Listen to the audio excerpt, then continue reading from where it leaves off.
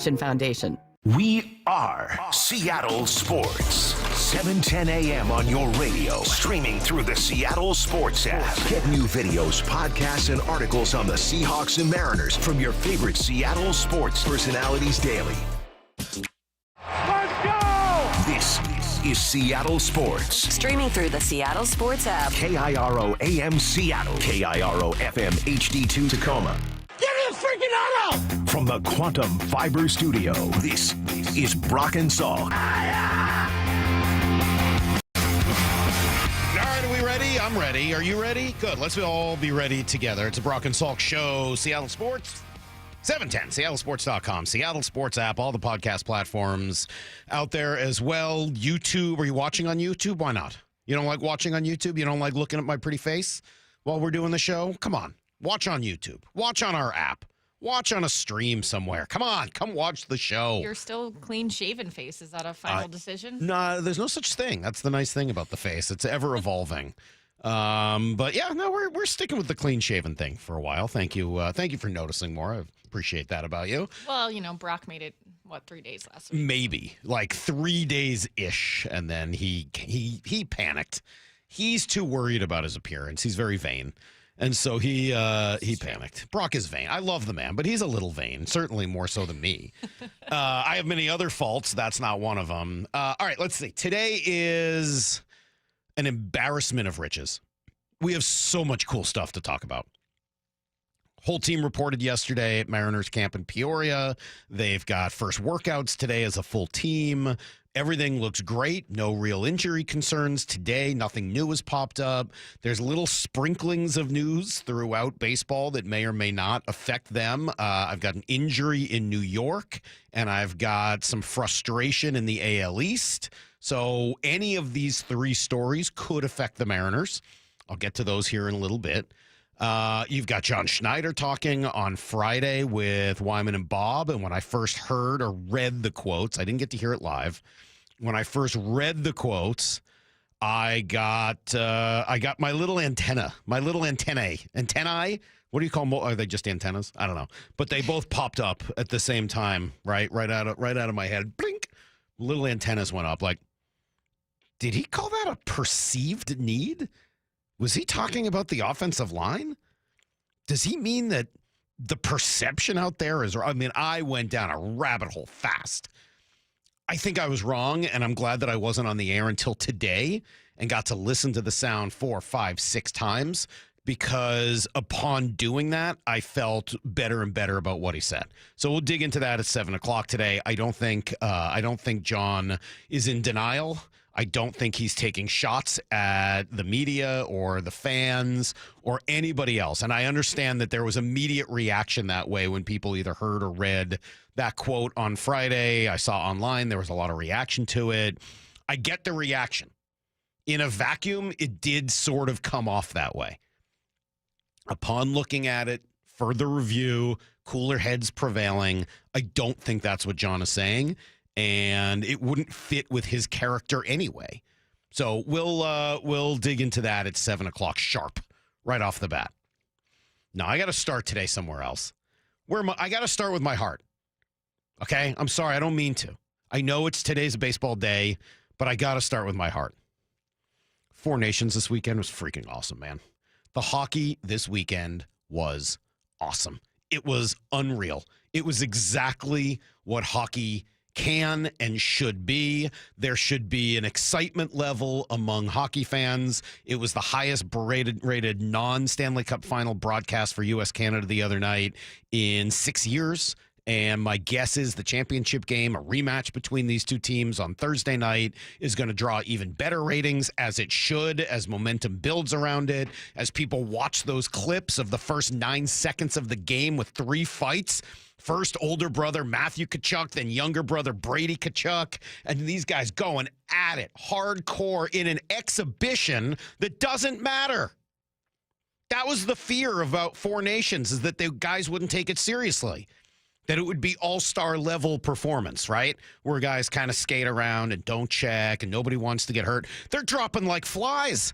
The U.S. team is all hurt. Because we've enjoyed it so much. Now I worry the fear is going to be teams aren't going to want to let them play because we're losing some of the best players to injury. The Kraken are going to be the best team out of the break because lucky for them, they don't have anybody in the Four Nations other than Capo Caco.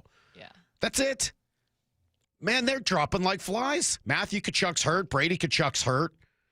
Charlie McAvoy's hurt. Austin Matthews is hurt. They're dropping like flies. Canada lost a couple of guys as well. And then Sweden had a flu move through their team. They had to start a different goalie, and then their other goalie ended up being money for them last night. Unbelievable. Even though that game didn't really matter. The U.S. was already in. But these games have been great. The passion level has been intense, and that shouldn't be a surprise knowing hockey players and the way they treat their game with respect.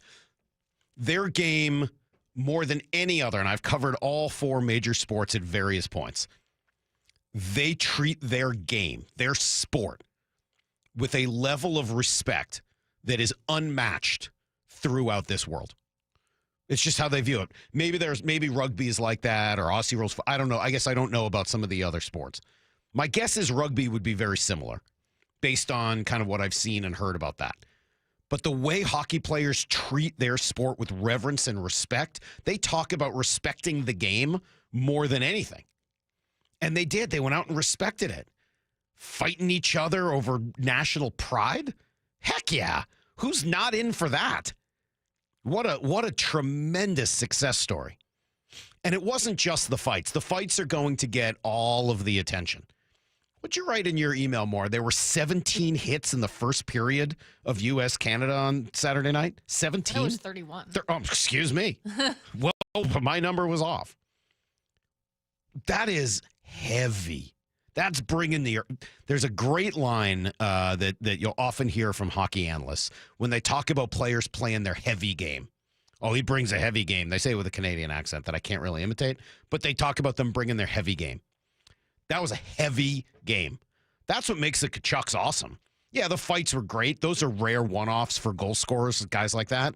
What was great is the heavy game they bring and the hits. Charlie McAvoy, one of the reasons he's hurt is because he was laying dudes out. Yeah. He was destroying people on Saturday night. One of the things you said, I think normally in an all-star game, people would maybe avoid, contact?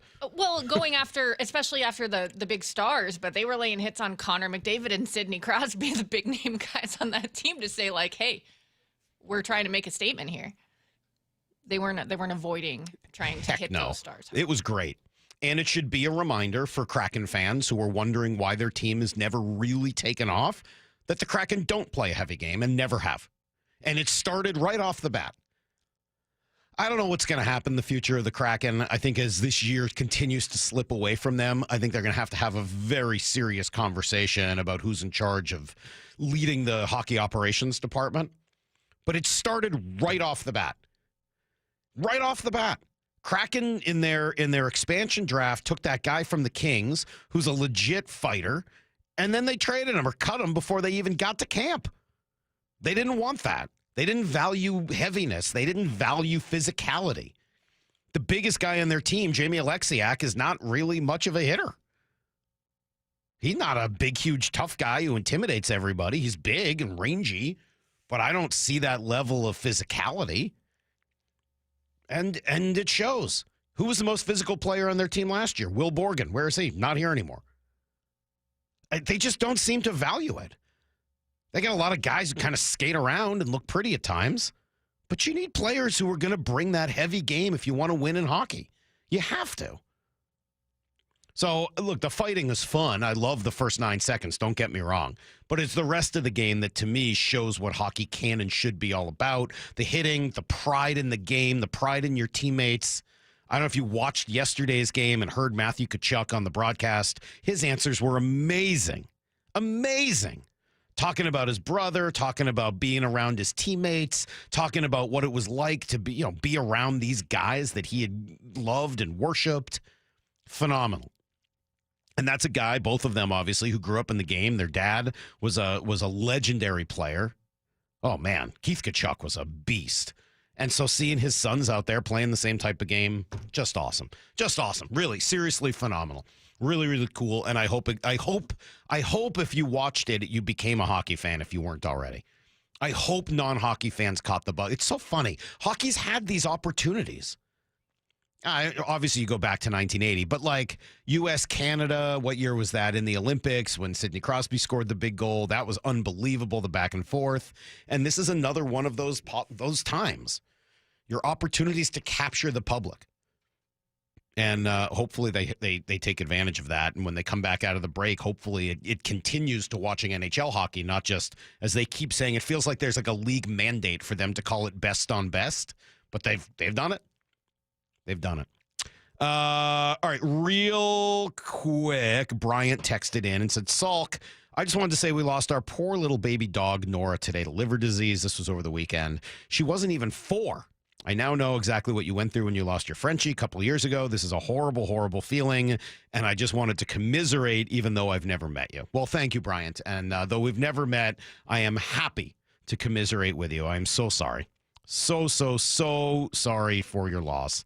It's a miserable experience. And I would love to tell you that, everything just gets better. It's been a couple of years, and I have a new dog that I love. I still think about Wendell every day. He's my guy. He's my little guy. I loved him. But it will improve. You will eventually move on. I know it sounds awful today, and I just my heart goes out to you, Bryant. Good luck. Good luck. My heart goes out to you. We'll come right back with everything you need to know, including some sound from Mr. Schneider on Friday. That's next on Brock and Salk. For Down Territory. Puget Sound. That's All Sound Plumbing. Puget Sound's plumbing experts. Have a sound? Visit allsoundplumbing.com.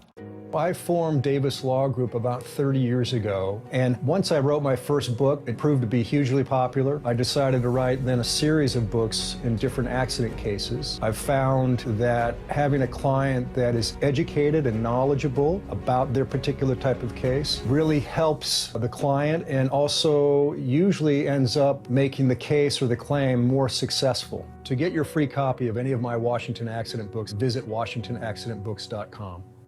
Someone asked me the other day, do you know how many devices the average home has connected to their Wi-Fi network? It's way more than I thought. So I actually went home and counted how many connected devices I own. It's more than a dozen. All to keep me connected to the good stuff. Streaming, gaming, all the interneting, you name it. Xfinity knows that the number of devices we have connected to our internet is growing by the year. And that's why they engineered their gateways to handle hundreds of connected devices. Hundreds, for real. And now through March 18th, get Xfinity Gig Internet for $25 a month for a year with no annual contract and Wi-Fi equipment included when you add an unlimited mobile line. And ask how to get an eligible free 5G phone with trade-in. Make sure your home Wi-Fi can handle everything you throw at it and then some. Visit Xfinity.com, call 1-800-XFINITY, or visit a store to switch today. Restrictions apply. Requires paperless billing and auto pay with store and bank account. Taxes and fees extra after promo regular rates apply. Xfinity Internet required. Reduce mobile speeds after use of monthly data included with your data option. Data thresholds and actual internet speeds vary. Guys, did you know your testosterone level impacts your energy, libido, sleep, weight, hair loss, mood, and even ED? And right now, Revive Men's Health Seattle will check your testosterone for free. They've helped thousands of men since 2011 feel and perform better. They're so confident they can help you, they even guarantee it. Schedule your free testosterone test, exam, and consultation today. Call 206-529-1111. That's 206-529-1111. Or visit ReviveMen'sHealth.com. Emerald Queen Casino, the entertainment capital of the Northwest. The best place to watch all your favorite sports. Featuring wall-to-wall viewing screens, 6 windows, and 30 kiosks. Be there at EmeraldQueen.com. Emerald Queen Casino, the entertainment capital of the Northwest. Texting enrolls you into recurring automated marketing text messages. Consent not required to purchase. Message and data rates may apply. Man,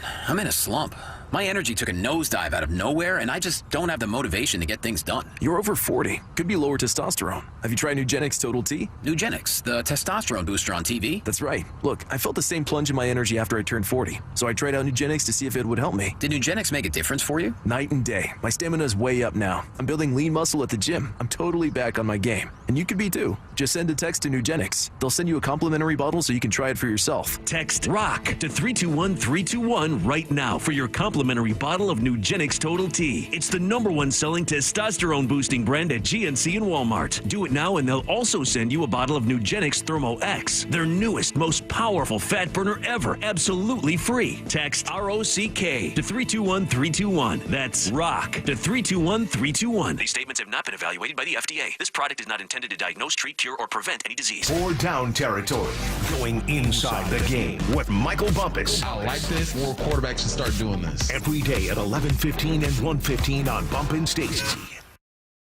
If you're looking for a new Mazda, go see our friends at Mazda of Everett. With over 790 new Mazdas in stock at 11409 Highway 99 in Everett, they have something for every budget and credit type. Save up to $3,970 on new Mazda CX-5s. Come meet the team and see why they've been Washington's largest Mazda dealer since 2015. Exceptional service and always their lowest prices. Visit in-store or online at MazdaofEverett.com today. MSRP for stock number 26315 is $30,585. At Sound Pain Solutions, some of the most difficult cases we see are patients suffering from failed back surgery syndrome. Bill is an avid golfer, but his pain got so bad he couldn't play and was considering surgery. My back was killing me. I could not play any more golf. I could not walk more than half a block. I did not want surgery on my back, and I researched many different ways of getting this fixed. Behind that was horror stories from my friends who had back surgery, but it wasn't worth it, and I just made conclusion to that. There's got to be another way. I'm Dr. Mark Shelley, a chiropractic neurologist at Sound Pain Solutions. We were able to get Bill back on the course without the risk of surgery. We did this using non-invasive, FDA-cleared procedures like non-surgical decompression, laser, pressure wave, and bioelectrical treatments. Now, Bill is back to playing golf and enjoying life. Schedule a free consultation to learn if you qualify for our non-surgical and drug-free treatment by calling Sound Pain Solutions or visiting soundpainsolutions.com. It's time to go all in at Toyota of Kirkland. All in on their commitment to quality, innovation, and durability that makes Toyota of Kirkland certified pre-owned and used vehicles the best in the market. When a product is made better, it lasts longer, and Toyota of Kirkland is the place to be to go all in on your next used vehicle for that reason. With a large inventory of certified pre-owned and used vehicles with incredible savings, why not visit their wonderful staff and beautiful showroom today at Toyota of Kirkland or online at toyotaofkirkland.com and go all in on your next car. O'Brien. Need to know. 15 minutes past every hour with Brock and Salk. Here's what you need to know. Up first. Well, the players have all reported first full squad workout today in Peoria so far. Honestly, we've seen a lot of good news, especially in the health department. Matt Brash back on the mound throwing all fastballs for now. Gregory Santos, an X factor after not giving them much last year. He was healthy and throwing early this spring. So was Jackson Kowar, another guy who looked like a lock for the roster last year before getting hurt, and we'll see what he's got. Put those three guys healthy in the pen this year. That's a significant difference from last year where none of those three were able to deliver much after all being considered, likely starters in the rotation at the beginning of the year. So that's good news. I like that. First game will be Friday against the Padres, of course. A lot of conversation about Logan Gilbert yesterday as he went to the podium and talked a little bit, but Dan Wilson explained just how much Logan means to the org. Yeah, Logan, I think you don't talk about Logan without talking about his work ethic and what he brings, in terms of his preparation and has really helped him to really excel over the last couple of years. Took a huge step forward of getting over 200 innings last year. All-star season for him. He's really become a leader amongst that pitching staff, and what he continues to do is get better, and he continues to work at it, and there is no quit in him. Yeah, I mean, his work ethic, and really that's sort of a hallmark of all of the guys on this in this rotation. I almost found it more interesting to hear what Logan had to say about Dan, trying to learn a little bit about what the messaging is going to be this year, and it fits with everything we've heard from Dan Wilson as well. Yeah, so a big thing he hit on last year and already touched a little this year is just the going to battle aspect. Almost the, warlike mentality of 162, because it's a long year and there's so many games, but at the same time, past 3-4 seasons, you see it comes down to 1 or 2 games. And I think that's the big mentality here is every single night is a battle, and we want to earn every single win, because at the end of the year, it comes down to 1 or 2 a lot of times. All right, well, we'll follow that, and it fits with Dan talking and using that word. What do you say, 162 battles? Yeah, that seems to be the the messaging from the manager this season. No deal between Vladdy Guerrero and Toronto. He says he won't negotiate during the season and that the offers made to him by the Blue Jays weren't close. So we'll monitor that. If they fall out, he could be a trade candidate in July. Mike Trout is going to move to right field, and he seems happy about it. A lot happier than Rafael Devers does about the possibility of moving from third to first. He was not wild about that, said, no, I'm a third baseman. And Alex Cora was like, yeah, not so much. We'll see. And then pitcher injuries, another thing to watch. I'll tell you which one jumped out to me more than anything. You see Frankie Montas injured in New York for the Mets. The Mets don't love their rotation to begin with. If there is still a possibility of the Mariners making a deal to trade away pitching and get back hitting, just pay attention to that one a little bit. Montas, if that injury is significant, or maybe they suffer another one, the Mets have so much invested in this season, they can't afford to allow pitching to be the problem. Just wait and see if maybe something pops up there. Here's the second thing you need to know. John Schneider Show offered a first look into what he and the team may be thinking this offseason. Here's what they've been up to. Yeah, then we just got right back after it. You know, all the stuff with the offensive coordinator hire with Clint and everything was awesome. And then free agency meetings and, yeah. We just go, you know. I mean, we just keep going. It's not, you know, like half of June, like I say, half of June, the first, like, 2 weeks in July is like, okay, like, let's try to, like, go see family, go see, do the vacation stuff. It doesn't stop. We got the guys in here now. We started draft meetings this week, so it's awesome. Yeah, so they are moving full steam ahead. The fan base has certainly made it clear. It wants big people up front to be the priority for the team this offseason, and my guess is that that will actually be the case. A lot of conversation about their wide receivers. Will DK Metcalf be traded this offseason? We saw another article come out this weekend that said yes, that's a good possibility. And then what the future is for Tyler Lockett, and that one's probably much more likely that something happens and that he is not back with the Seahawks next season. Here's the third thing you need to know. All right, did anybody become a hockey fan this weekend? I hope so. The league has certainly accomplished what it had hoped for with this Four Nations face-off. The rivalry day on Saturday was all anyone could ask for and more. First, it was Finland knocking off Sweden in overtime in a bit of an upset. That game was tremendous, but obviously it was U.S.-Canada taking center stage for the evening primetime game. It started like this. Face-off matchup is underway, and the gloves are off. Matthew Tkachuk and Brandon Hagel. Hagel from Tampa Bay, Tkachuk from Florida. Did not see this coming. No, I don't think anybody did, nor did they see 1 second later on the ensuing face-off, Matthew's younger brother Brady dropping the gloves, and then another one 7 seconds after that. It was tremendous. 3 fights in 9 seconds to start the game, and then the game itself was tremendous, right? The hockey took over. McDavid gets Canada on the board first, and then the U.S. scores 3 unanswered. Jake Gensel with 2 of them. Guess what? There's more. It's not over yet. These same 2 teams are going to meet in the finals on Thursday night. The U.S. beat up Austin Matthews, both Tkachuk brothers, Charlie McAvoy. They are definitely dealing with injuries, but that should be amazing. According to ESPN, that game averaged 4.4 million viewers on ABC, got up to 5.2 at its peak. The most viewed non-Stanley Cup final game since 2019. Pretty cool. All right, that's everything you need to know. A quarter past every hour here on the Brock and Salk Show. Yeah, 206 saying it started with Canada booing our anthem. No, it didn't. I mean, I don't support that. I think that's lame, and I don't care what problems you have with any country. Booing their anthem, to me, is completely disrespectful. Completely. And I certainly hope that when the U.S. plays Canada on Thursday night, I hope that the fans in Boston don't return the favor. I think that's awful. I got no room for that. None. Zero. Don't boo the other country's anthem. That's lame. And the Canadian fans should be embarrassed that they did it. And the U.S. fans, I hope, don't do the same thing. But that's not why those guys were fighting. They're not fighting about that. They're fighting, and it was spur of the moment. You hear them say it. It wasn't expected. They weren't expecting to go toe-to-toe like that. It just kind of happened. And right off the bat, like, let's do this. This thing matters. I think, yeah, there's maybe national pride on the line, but I did not in any way get the sense that it was about the actual national anthem booing. I hope not, because it's not like the players had anything to do with that. So I don't think so. I don't think that's why they fight.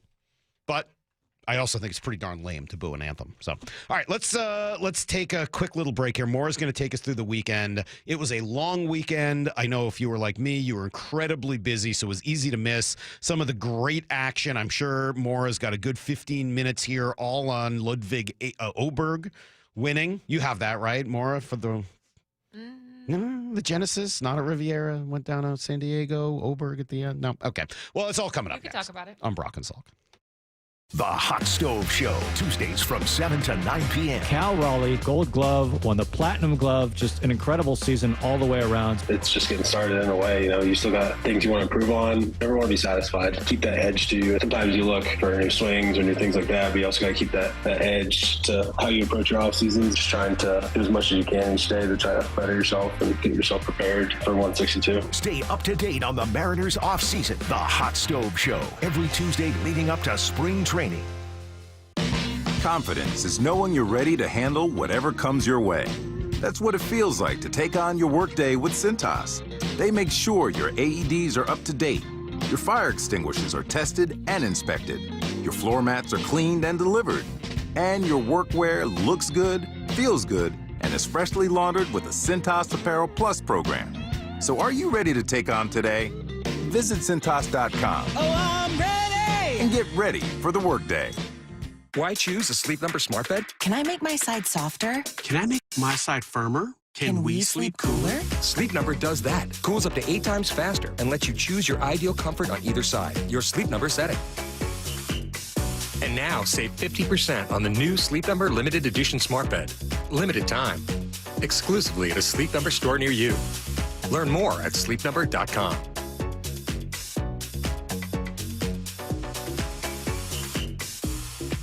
Okay, I have to tell you, I was just looking on eBay where I go for all kinds of things I love, and there it was. That hologram trading card. One of the rarest, the last one I needed for my set. Shiny like the... Designer handbag of my dreams. One of a kind. eBay had it, and now everyone's asking, ooh, where'd you get your... Windshield wipers. eBay has all the parts that fit my car. No more annoying... Just beautiful...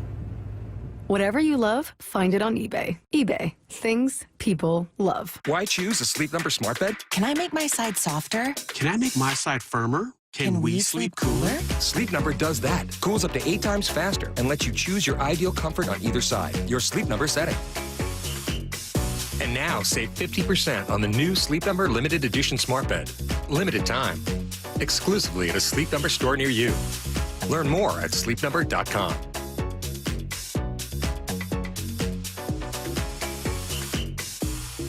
Welcome to TGL presented by SoFi, golf's newest league. It's sharp and it's electric. How is it sharp? How is it electric? Good questions. Try this on for size. 2 hours of hammer dropping, overtime, forcing, playoffs on the line, golf. With 24 of the best players from the PGA Tour. Split into 6 teams. Atlanta, Boston, Jupiter, LA, New York, and the Bay. This isn't your average Sunday pickup game. Tune in every week for TGL matches, only on ESPN. Keep up. It's golf. You still thinking job change in the new year? Yeah, I need something that's in high demand and more stable in this economy. IT? Yeah, cybersecurity, maybe even AI. That's what I did. Really? How? Went to My Computer Career. You don't need any prior experience, and you could start your new career in a matter of months. A lot of IT pros go to school there, too, to level up. Sweet. Are classes online or on campus? Both. Wow, I'll check it out. Thanks. Make this your year. Take the free career evaluation now at mycomputercareer.edu. Financial aid is available for qualified students. Bring on the sunshine with a trip to see your Seattle Mariners. Come to sunny and warm Peoria, Arizona for another great year of spring training baseball. There's no better time to wind up at the Peoria Sports Complex where you can see all your favorite Mariners up close. Spring training in Peoria has plenty of sunshine, warm temperatures, and the best seats in baseball. It's family fun for all ages. Book your trip today. Support your Seattle Mariners in Arizona for another exciting spring training season. Get your tickets at peoriabaseball.com. Seattle Sports is heading to Arizona for spring training baseball. Go behind the scenes with Brock and Salk all next week from 6 to 10 on Seattle Sports. Every window tells a story, whether it's watching your kids play outside or enjoying a beautiful sunset. This is Justin Shirley, CEO of State Roofing and Exteriors. Our replacement windows are designed to frame those moments. Brighten your home with our exclusive offer. Buy 3 windows and get 1 free. Call today to take advantage of this limited deal. 866-ROOF-ROOF or visit stateroofing.com today to schedule a free estimate. State Roofing and Exteriors, held to a higher standard since 1968. The LJ way is the Lee Johnson Auto Family. Hello, hello. Welcome to Lee Johnson Auto Family. This is King. This organization's a special one. They call it the Lee Johnson Auto Family, and it's not just a name. It's not just some cliche. They foster an environment for us to become a family, to work together, to really become close. And they show us in a lot of different ways that they do value us. Is it perfect? No, no place is. But I've been very thankful to be here in the almost 10 years and have every plan to stay here for a lot longer and just watch it continue to grow.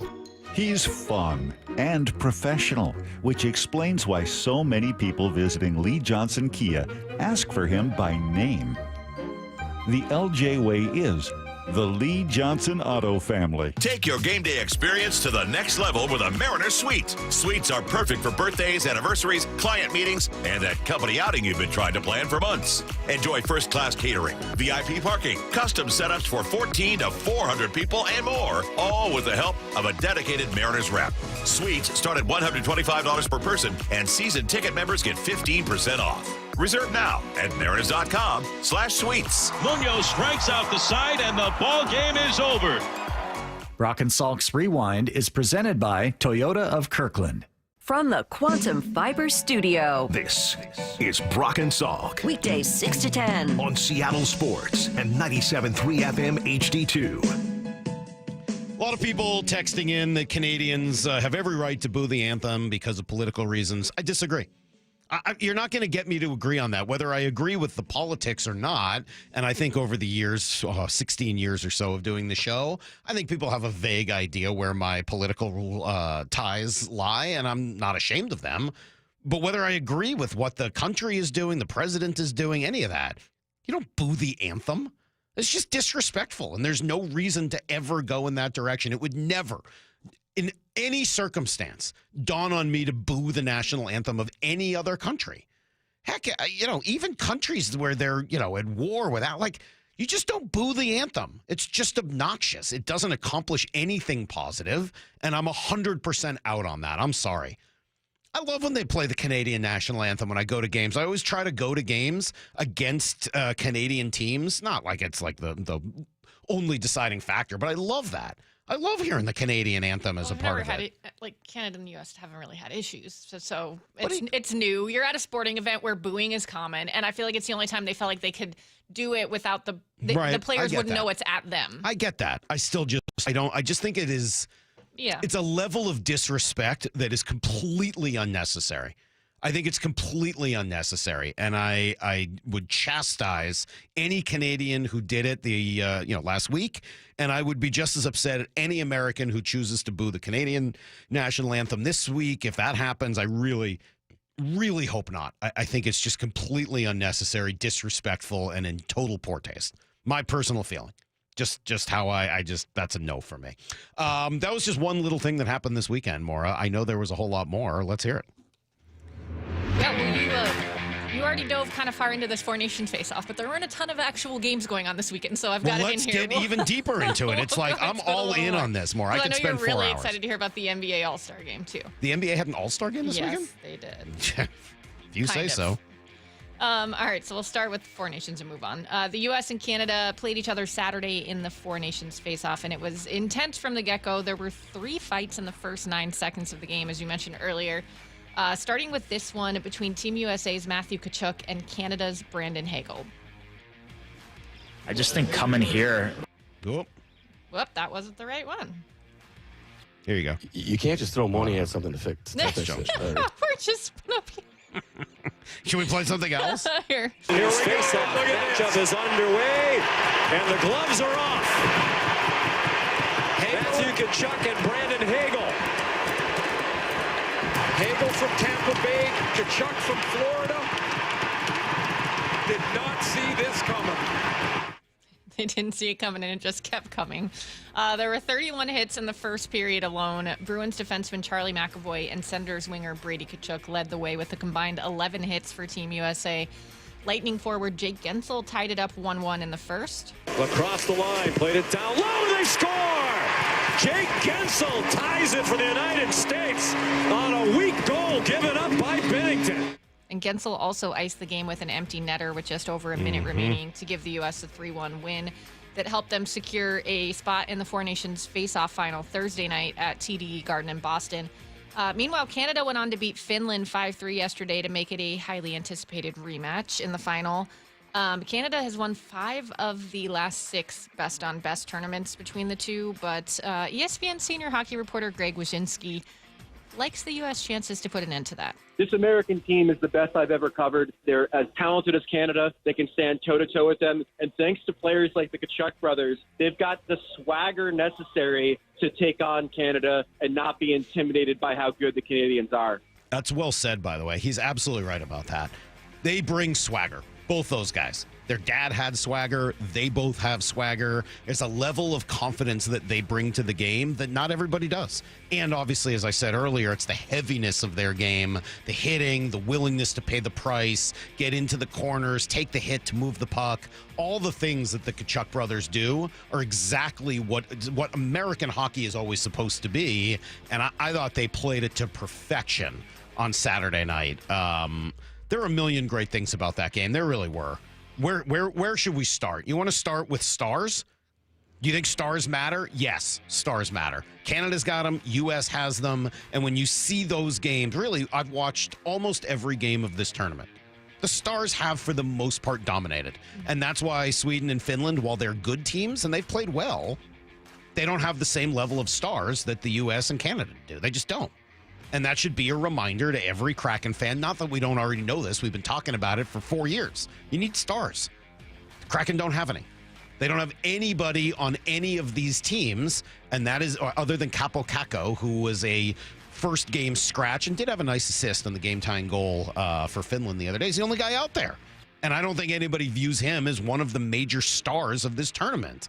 He's like one of the last guys added to the worst of the 4 rosters. No. And that's not a shot at Kakko. He's a really good young player. And, like, the fact that he's in it is great. But let's be clear. Who's scoring these goals? McDavid, Crosby, Gensel, Tkachuk. Like, the best players are, for the most part, playing like it. That happens in hockey.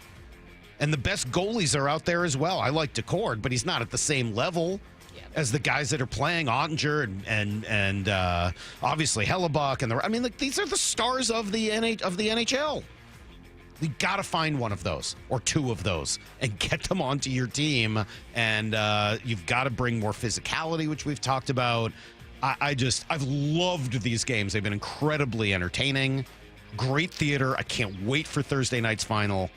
But you gotta, if you want to build the Kraken into something that is going to be truly challenging for Stanley Cups, well, you've got to get some stars on this team. You just have to. Yeah. I hope they make some moves soon. That would be fun because they do have. I mean, we saw when they made it to the playoffs against the Avs, they have some pieces that can do it, but they need a lot more. The U.S. did still have to play Sweden Monday night, even though their spot in the finals is locked up, or was already locked up. So the team seemed to take a cautious approach with injured players. They went without team captain Austin Matthews, defenseman Charlie McAvoy, and forward Matthew Tkachuk. They had to play a man short, but could add a player before Thursday's game if needed. Sweden also had issues with the flu sweeping through their roster, including their goalie Linus Ullmark. So it was not quite the matchup that was originally anticipated, but it was still a pretty good physical game. Brady Tkachuk left with an injury in the first period and did not return. It sounds like there's not any concern that the Tkachuk brothers won't play on Thursday night. Yeah, they don't seem that hurt. Yeah, head coach Mike Sullivan said they were just being cautious, but I did read that Charlie McAvoy was taken to Mass General Hospital with his upper body injury, so that sounds like that one could be a little more serious. Yeah, I did see that as well, and hopefully it's not. As we were talking earlier, he had a great game against Canada, just laying the wood to anybody who came into his corner. Pretty awesome. When you've talked about the effort in these games, it just makes me wonder if someone ends up being out for a long period of time once the NHL season starts back up, if teams are going to be a little more hesitant to let their guys do this. I don't think teams are going to have a choice. This seems like an NHL mandate. This is something, first of all, as of right now, this is a one-off. There is no next time scheduled for this. This was a one-time thing. That's obviously going to change when you put up the kind of success and ratings that they've had. That will change. But I did see Wyszynski from ESPN say, don't expect this to be an every year thing. It will probably be like maybe every couple My guess is they will do it every 4 years opposite the Olympics. Because you're Makes a year sense. away from the Olympics, and then my guess is we'll get this in 3 years or something like that, that they'll do some sort of a off time from the Olympics so that every 2 years you get, kind of like the Ryder Cup, you get a little something that gives you this best on best version of hockey. One other thought on this, I don't know how much more you've got, but one more thought on why this has been so cool. There wasn't a lot of buildup to it. There wasn't a lot of anticipation. I mean, I knew it was happening, right? But it was just sort of like, oh, this is going on tonight? Awesome. And the next thing you know, people were into it. Yeah. Do you think that was part of the success? Like, maybe sometimes when you build these things up, it doesn't, it's harder for them to, maybe it's go viral or be shared or surprise people. And maybe it disappoints because, oh, this was supposed to be great and this is all they're doing. I don't know. Maybe it just kind of took people by surprise. I don't know. You have to talk to a marketing person about that. All right, let's get to what I know you've been waiting for, the NBA All-Star Game. They changed up their format this year after last year's game resulted in almost 400 total points scored and a lot of criticism. This year, they went with a 4-team single elimination tournament that went to 40 points for each round. 3 of the teams were drafted by the Inside the NBA crew, Charles Barkley, Kenny Smith, and Shaquille O'Neal. The 4th team, Candace Parker coached, and it was comprised of the winning squad from Friday night. They did a Rising Stars event, so it had rookies, second-year players, and G League players. Okay. And the winner from that Friday night's event got to be in Saturday night's event with all the other teams. So how many teams were there? There were 4 teams total in the main event. I know. And in the main event. And then there were tons. I guess. There were tons of commercial breaks, and I did not. I can't say I watched this. There were tons of commercial breaks and stoppages for comedian Kevin Hart to perform. They did a 20-minute tribute to the TNT broadcast team. Oh my God! Hawks guard Trae Young, not a fan. No, I didn't like it at all. To be honest with you, I don't know what the fans' reaction is yet and things like that. But I think there's too many breaks. You know what I'm saying? It's too long of a breaks, and guys are over there ready to play and stuff like that. I thought it was very competitive at the beginning. But then as the games kept going on, I think it was just too long of breaks for sure. Yeah, that does seem like, we're talking about people getting hurt, right? It's one thing getting hurt when you're just playing all-out hockey.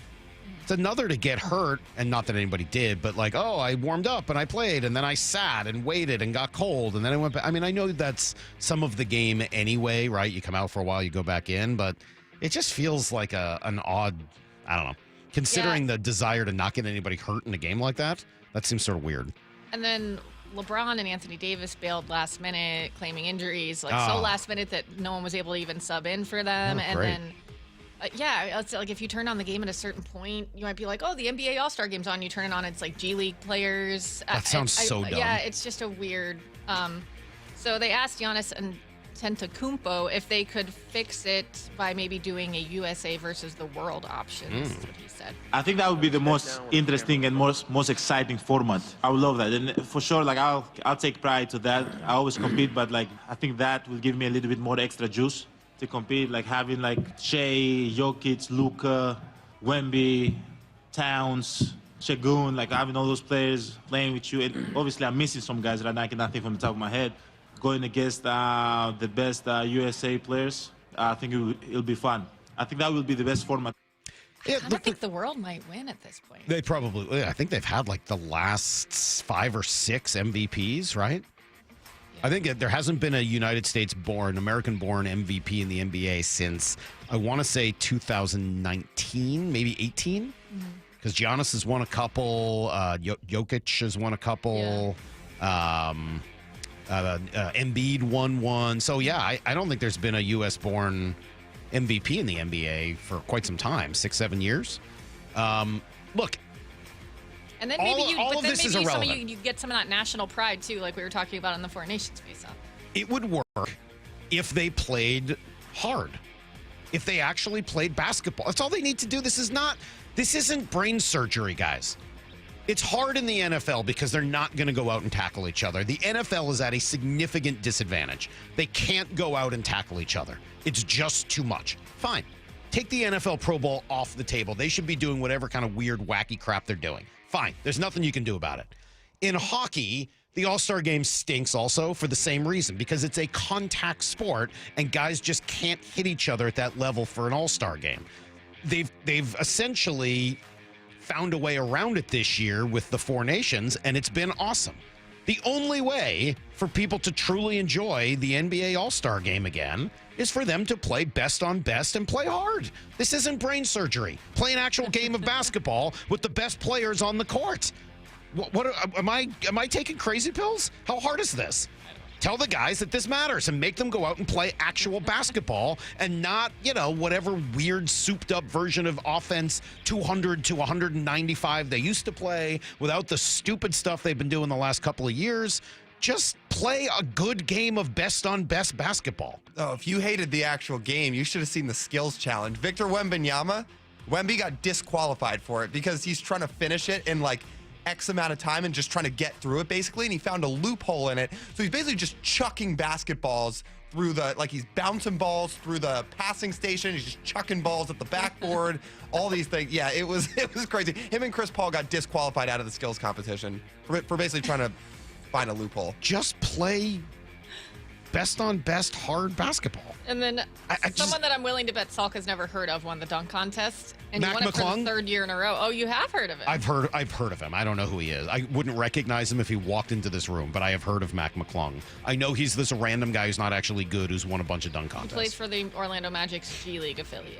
He's not even in the NBA. He had four dunks. The that best scored him a dunker in full the NBA 50 doesn't play in the NBA. Well, because none of the big names want to do it anymore. Oh my God. Stupid. That's stupidest sport. Hey, I got a quick update for you, Maury. You'll like this. According to Frank Saravalli, sources say Team USA defenseman Charlie McAvoy was admitted to the hospital on Monday night with an infection stemming from a minor injury. Oh, okay. He's fine. There's no long-term concern. His status for Thursday's final is undetermined, but he has not been ruled out. So there you go. Well, that's probably good news because I didn't know this, but my dad informed me this weekend that the coach of Team USA, Mike Sullivan, that Charlie McAvoy is married to his daughter. Oh. So she might have been mad at him. Sheesh. All right, good to hear. Good news. If he got seriously hurt during that game. Mike Sullivan was the first coach I ever covered. When I first started covering any team at all, the first team I started covering was the Bruins. I've told these stories years ago, but I mean, when I first got into the business, I was working for this rinky-dink station in Boston called 890 ESPN that had like a 5,000 watt signal that faced the water. Nobody could hear us except the fish. I mean, it was a tragedy. But I was getting paid $10 an hour. They'd only pay me for 30 hours a week. And I just started saying like, hey, can I go do this? Can I go do that? And the first thing I said is, can I go cover the Bruins? Because they were bad. Nobody really cared. They weren't hot in Boston at all at the time. And program director was like, well, yeah, you can go. I won't pay you for it, but I'll get you a press pass. And I was like, yeah, sounds great. Like, count me in. I'll go at night. And so I just started going to cover the Bruins. And Mike Sullivan was the coach. He was super, super intense. He would always sit there with like his hands folded like in a prayer-like thing. And just like, you could see the knuckles just like how intense it was after every, like he wanted to strangle someone. And he would always talk. I wish I could get, I've just mentioned this before. He had his 3 Ps that he cared about. And it was like, oh yeah, you have mentioned this. Something. Purpose was definitely one of them, and I wish I could remember the other 2 Ps. But I liked him a lot. I thought he got a raw deal. Didn't have much talent there, and obviously he's gone on now to be one of the best coaches in the game. It seemed like a really good guy too. Nice. Well, I did have one more thing from the NBA All-Star Game, which is that Adam Silver did give an update on possible expansion.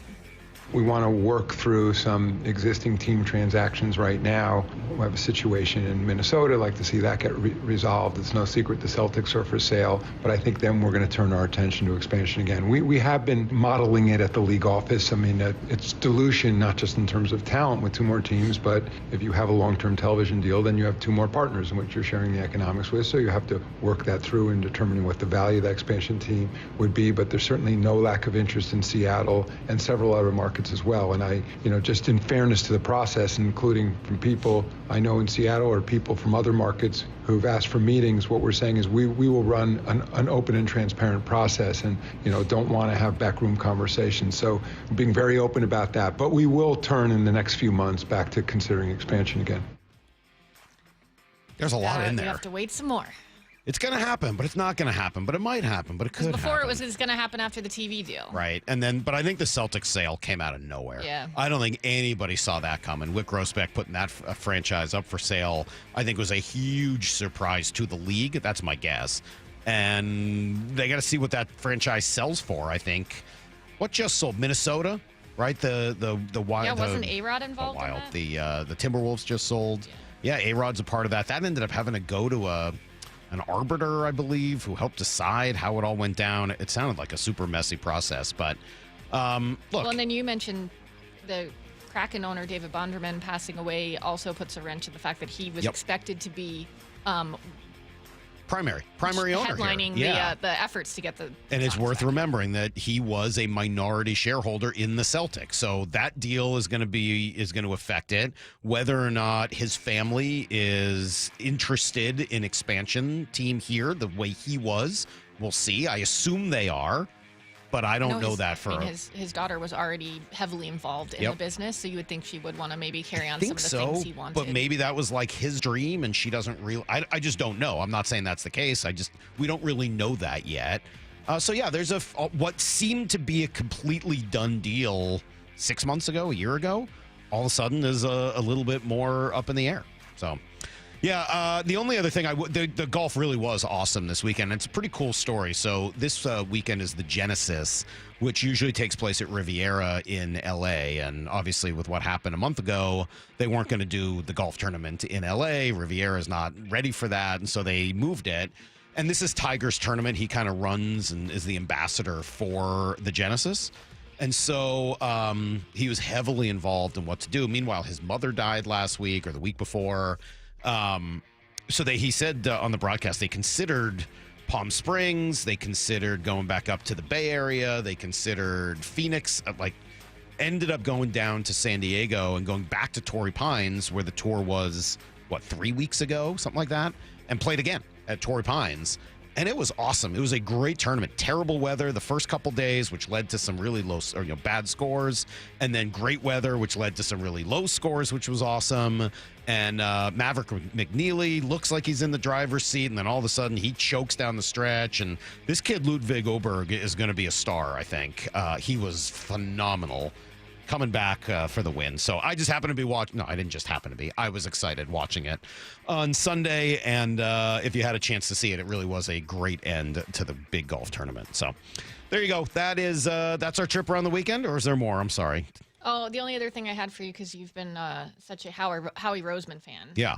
Seeing how he built the Eagles this season did you see at their parade the other day?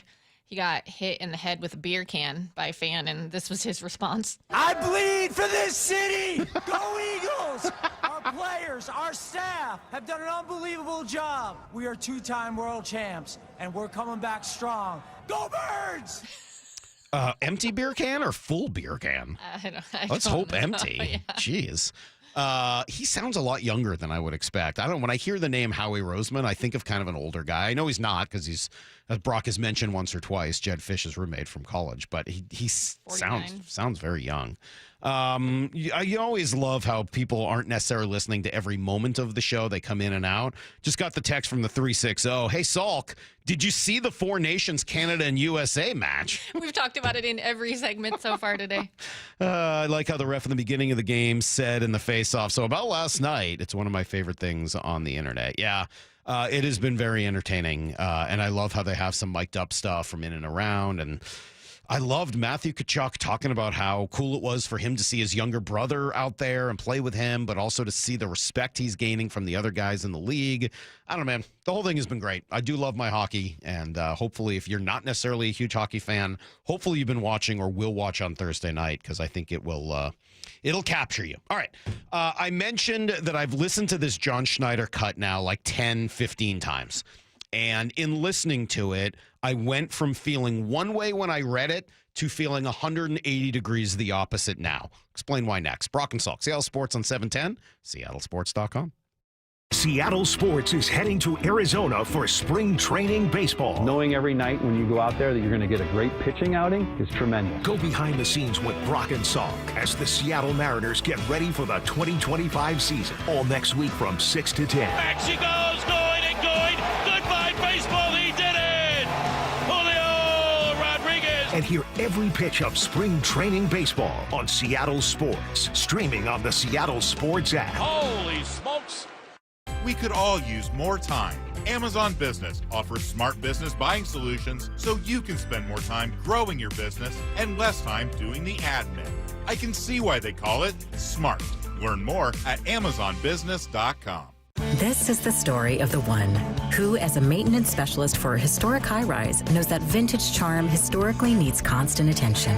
Which is why when it's time to upgrade turn-of-the-century mechanicals, they turn to Grainger. With easy access to 1 million+ products and the scale to deliver when and where you need them. The right tools and supplies are never far away. So the one can keep that vintage building running like new. Call, click Grainger.com, or just stop by. Grainger, for the ones who get it done. Right now, get up to a $15 gift card after rebate when you purchase select Superstart batteries exclusively at O'Reilly Auto Parts. O'Reilly Auto Parts. Hi, Justin Shirley, CEO of State Roofing and Exteriors. For over 55 years, you've trusted us for roofing, siding, windows, decking, and gutters. Call 866-ROOF-ROOF or visit stateroofing.com today to schedule a free estimate. State Roofing and Exteriors. You never get a second chance to make a first impression. Superior Linen Service. 98 years providing logoed apparel, uniforms, floor mats, linens, and more.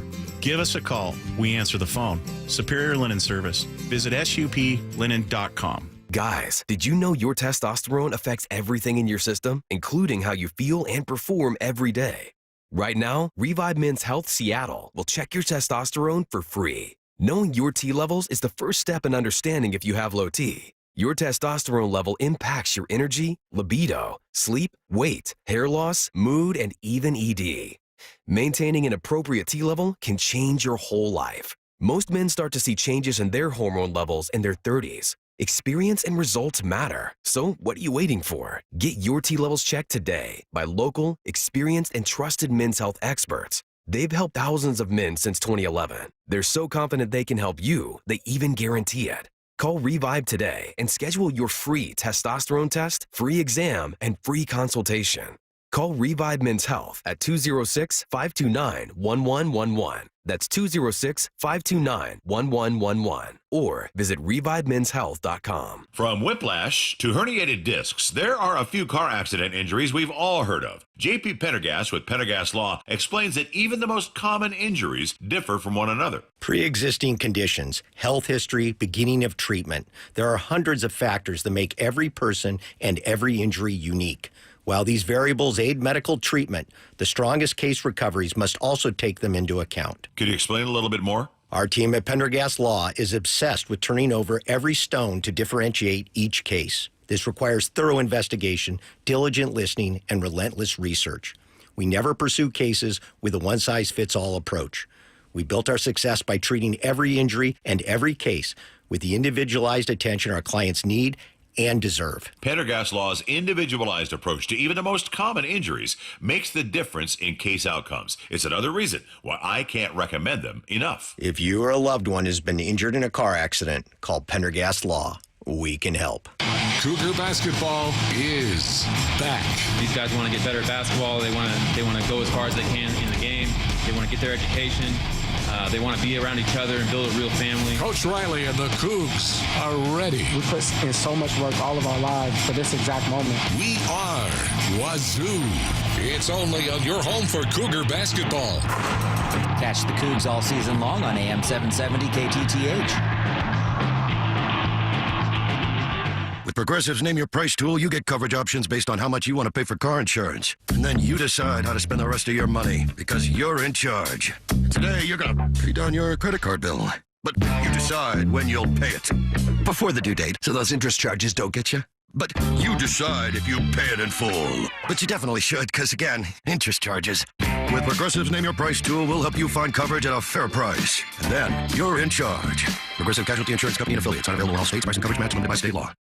A great lawn is like a great sports team. It takes expertise and a little extra care to really stand out. That's where True Green comes in. They're the official lawn care treatment provider of the PGA Tour, so they know a thing or two about keeping grass looking like a fairway. It's more affordable than you think, and they'll even match any competitor's price. Plus, True Green backs it all up with a satisfaction guarantee. Head to TrueGreen.com today. Let the pros do the work while you sit back and enjoy the results.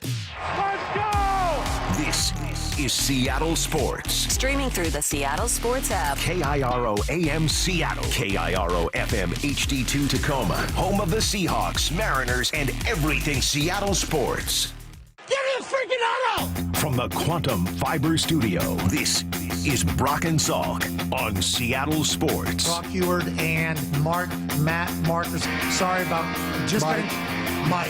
Heward, not exactly Joe Cap there in the pocket. Now here are your hosts, Brock Heward and Mike Salk. Great job by Wyman and Bob on Friday as they did their first of many interviews with John Schneider. The John Schneider Show will generally be Thursday afternoons at 4, but it was on Friday for the first one just because of some scheduling stuff. So great job done by them, Brock, as we came to expect last year and looking forward to more this year. But one little soundbite became the thing that went viral afterwards. Well, yeah. Well, one about as viral as the soundbite that G said about you. You've been kind of floating on cloud nine all weekend long, from what I understand. I mean, hey, the he's a smart guy. He reads the room very well. He's absolutely right about the things he says. That's right. This Schneider cut, Brock, I want to get right to it. I want to make sure we have time for this. Because when I read it, I was in the camp of the many that were disturbed by it. I've now listened to it 10, 15 times. And I have turned around probably 180 degrees on what I think about this quote. So here it is. He's asked about essentially their offseason and the best ways to find people, the draft, and through free agency, et cetera. And here's what Schneider said about it. You can't just throw money at something to fix it, or to fix a perceived need. That's we've made mistakes there in the past, and we're not going to repeat. I'm going to try not to repeat the mistakes we've made. Okay, so when it first came out, I think the immediate reaction was perceived need. Are you kidding me? You think there's only a perceived need on the offensive line? And I think, like many, I was ready to come in here and be like, I'm sorry, man, this sounds familiar. Like you're blaming other people for a need that you have. That was my immediate reaction. And I know that was the reaction of many out there, especially online, as soon as they read it. I don't, upon further review, listening to it multiple times and hearing the rest of the interview, I don't think that's what he's saying.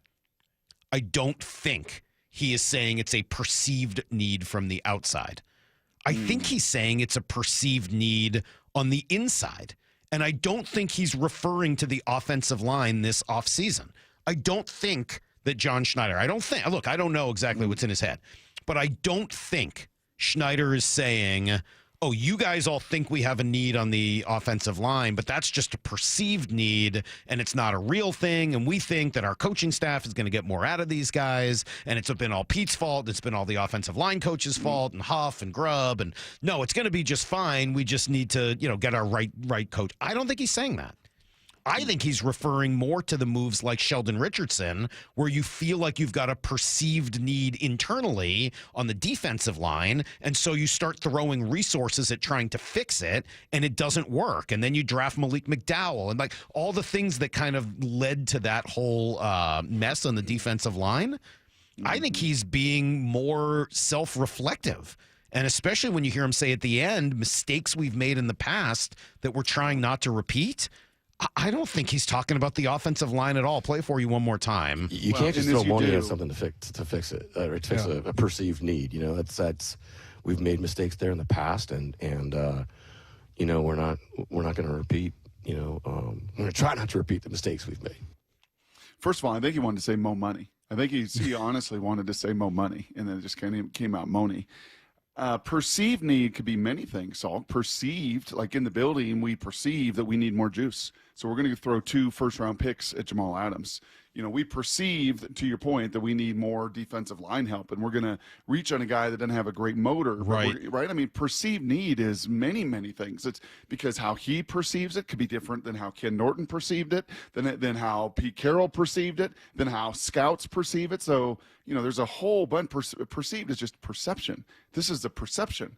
And coaches, scouts, general managers, head coaches can have different perceptions on what they think the issue is. So, and if you just think money and resources, well, we have a perceived need. We need a game-changing, one-on-one difference maker in the red zone.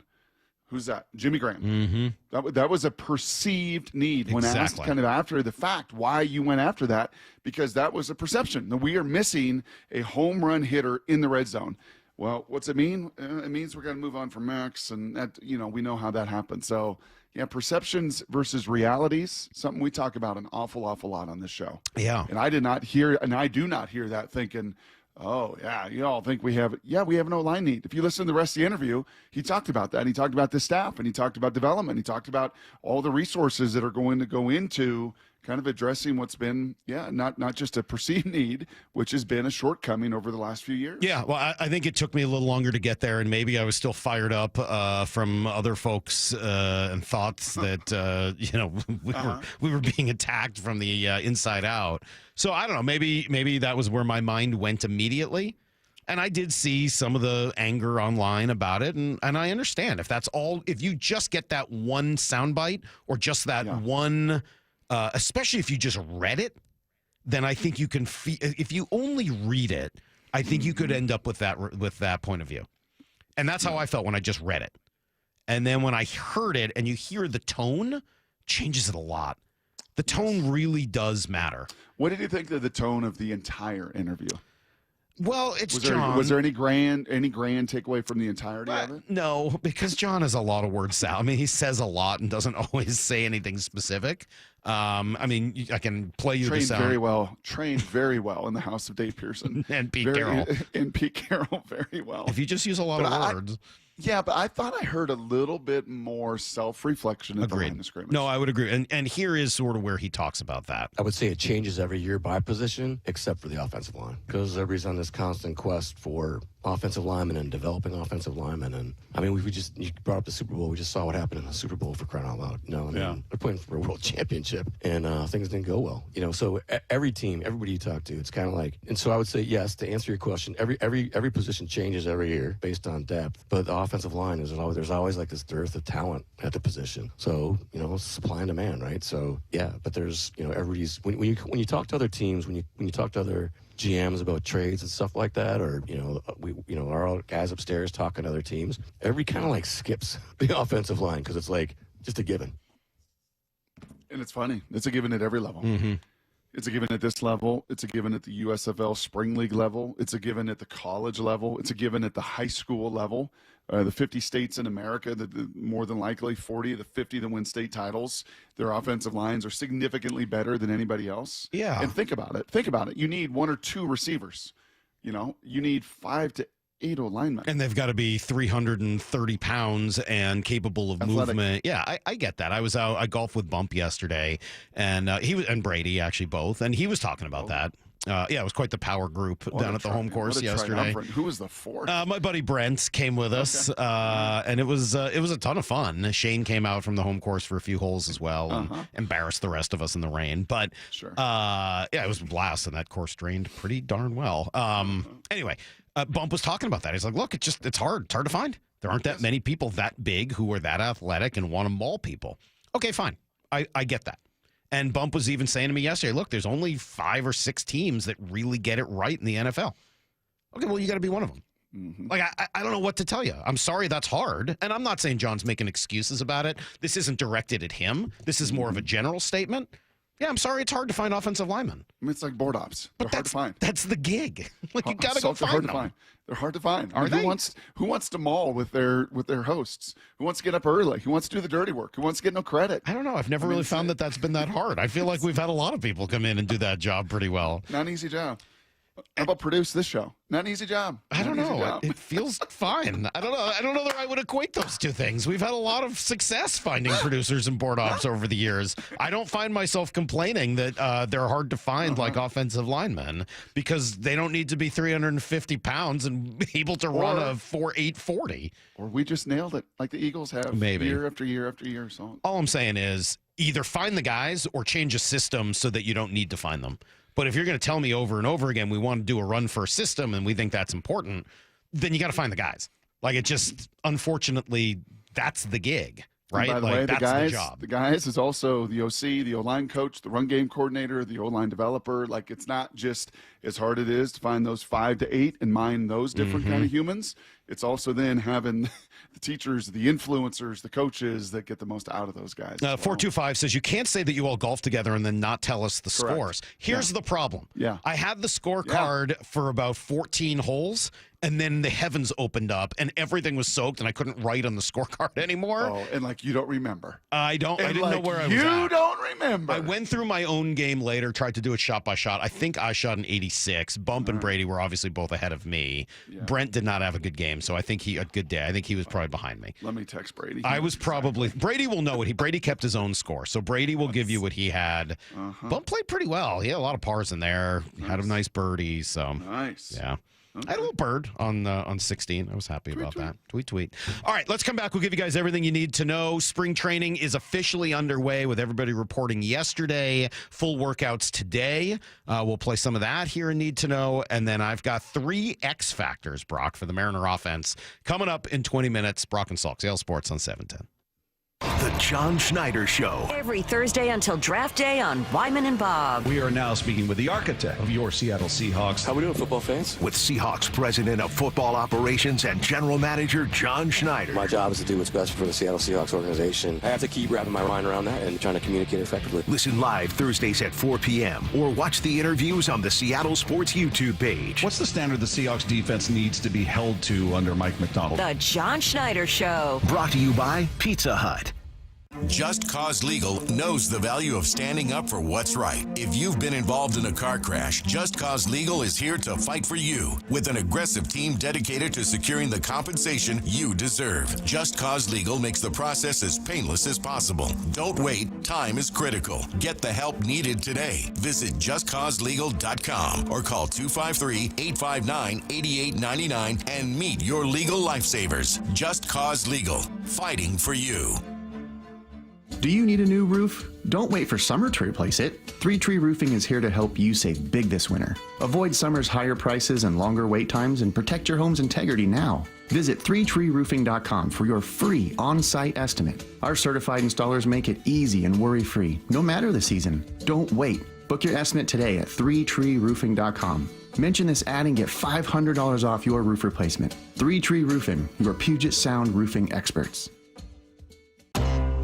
If you're 55 and up, T-Mobile has plans built just for you. 2 lines of unlimited for just $30 a line. That's a 45% savings compared to Verizon and AT&T. But don't just take our word for it. It's not just the savings that are great with our T-Mobile plan. There's all this value from all these other things that T-Mobile offers. T-Mobile has been such a savings for us. We love it. Switch today and get 2 free 5G phones like the Motorola Edge with Turbo Power charging that gives you power for the day in just 15 minutes. And customers 55 and up can get 2 lines of talk, text, and data for only $30 a line. Go to T-Mobile.com/choice55 to learn more. With AutoPay plus taxes and fees, plus $5 per line without AutoPay. Debit or bank account required. 45% off 2 lines versus AT&T Starter and Verizon Welcome. Plan benefits vary. Motorola Edge on us with 24 monthly bill credits and new line for well-qualified customers, plus tax and $35 per line connection charge. See details at T-Mobile.com. Motorola Edge requires 68-watt charger. Charger sold separately. Actual performance will vary based on usage and configuration.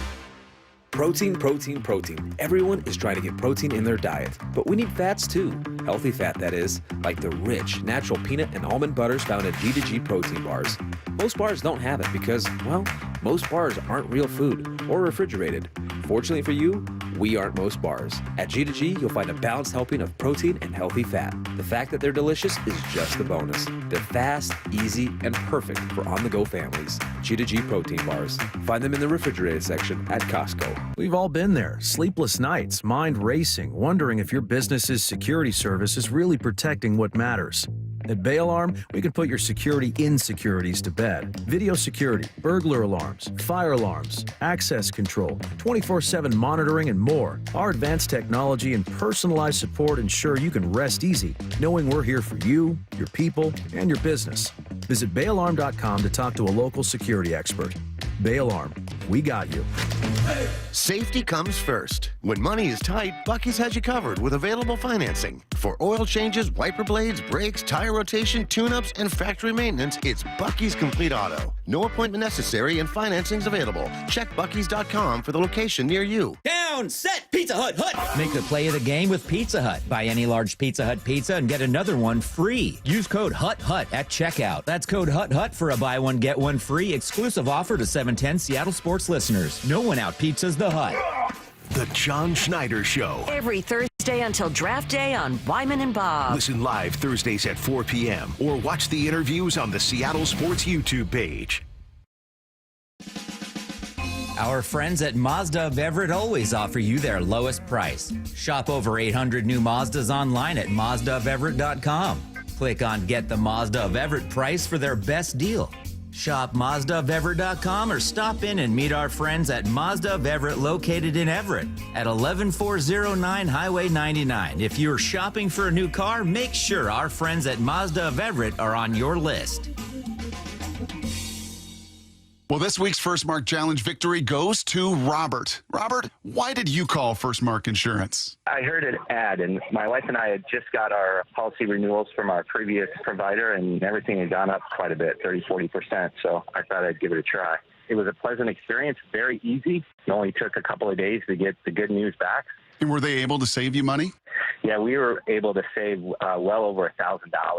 Not only did we save money, our agent found that we had some gaps in coverage, and they were able to not only save money, but improve our coverage. Well, now you can be a good friend, and you can tell everybody about it. Oh, I have.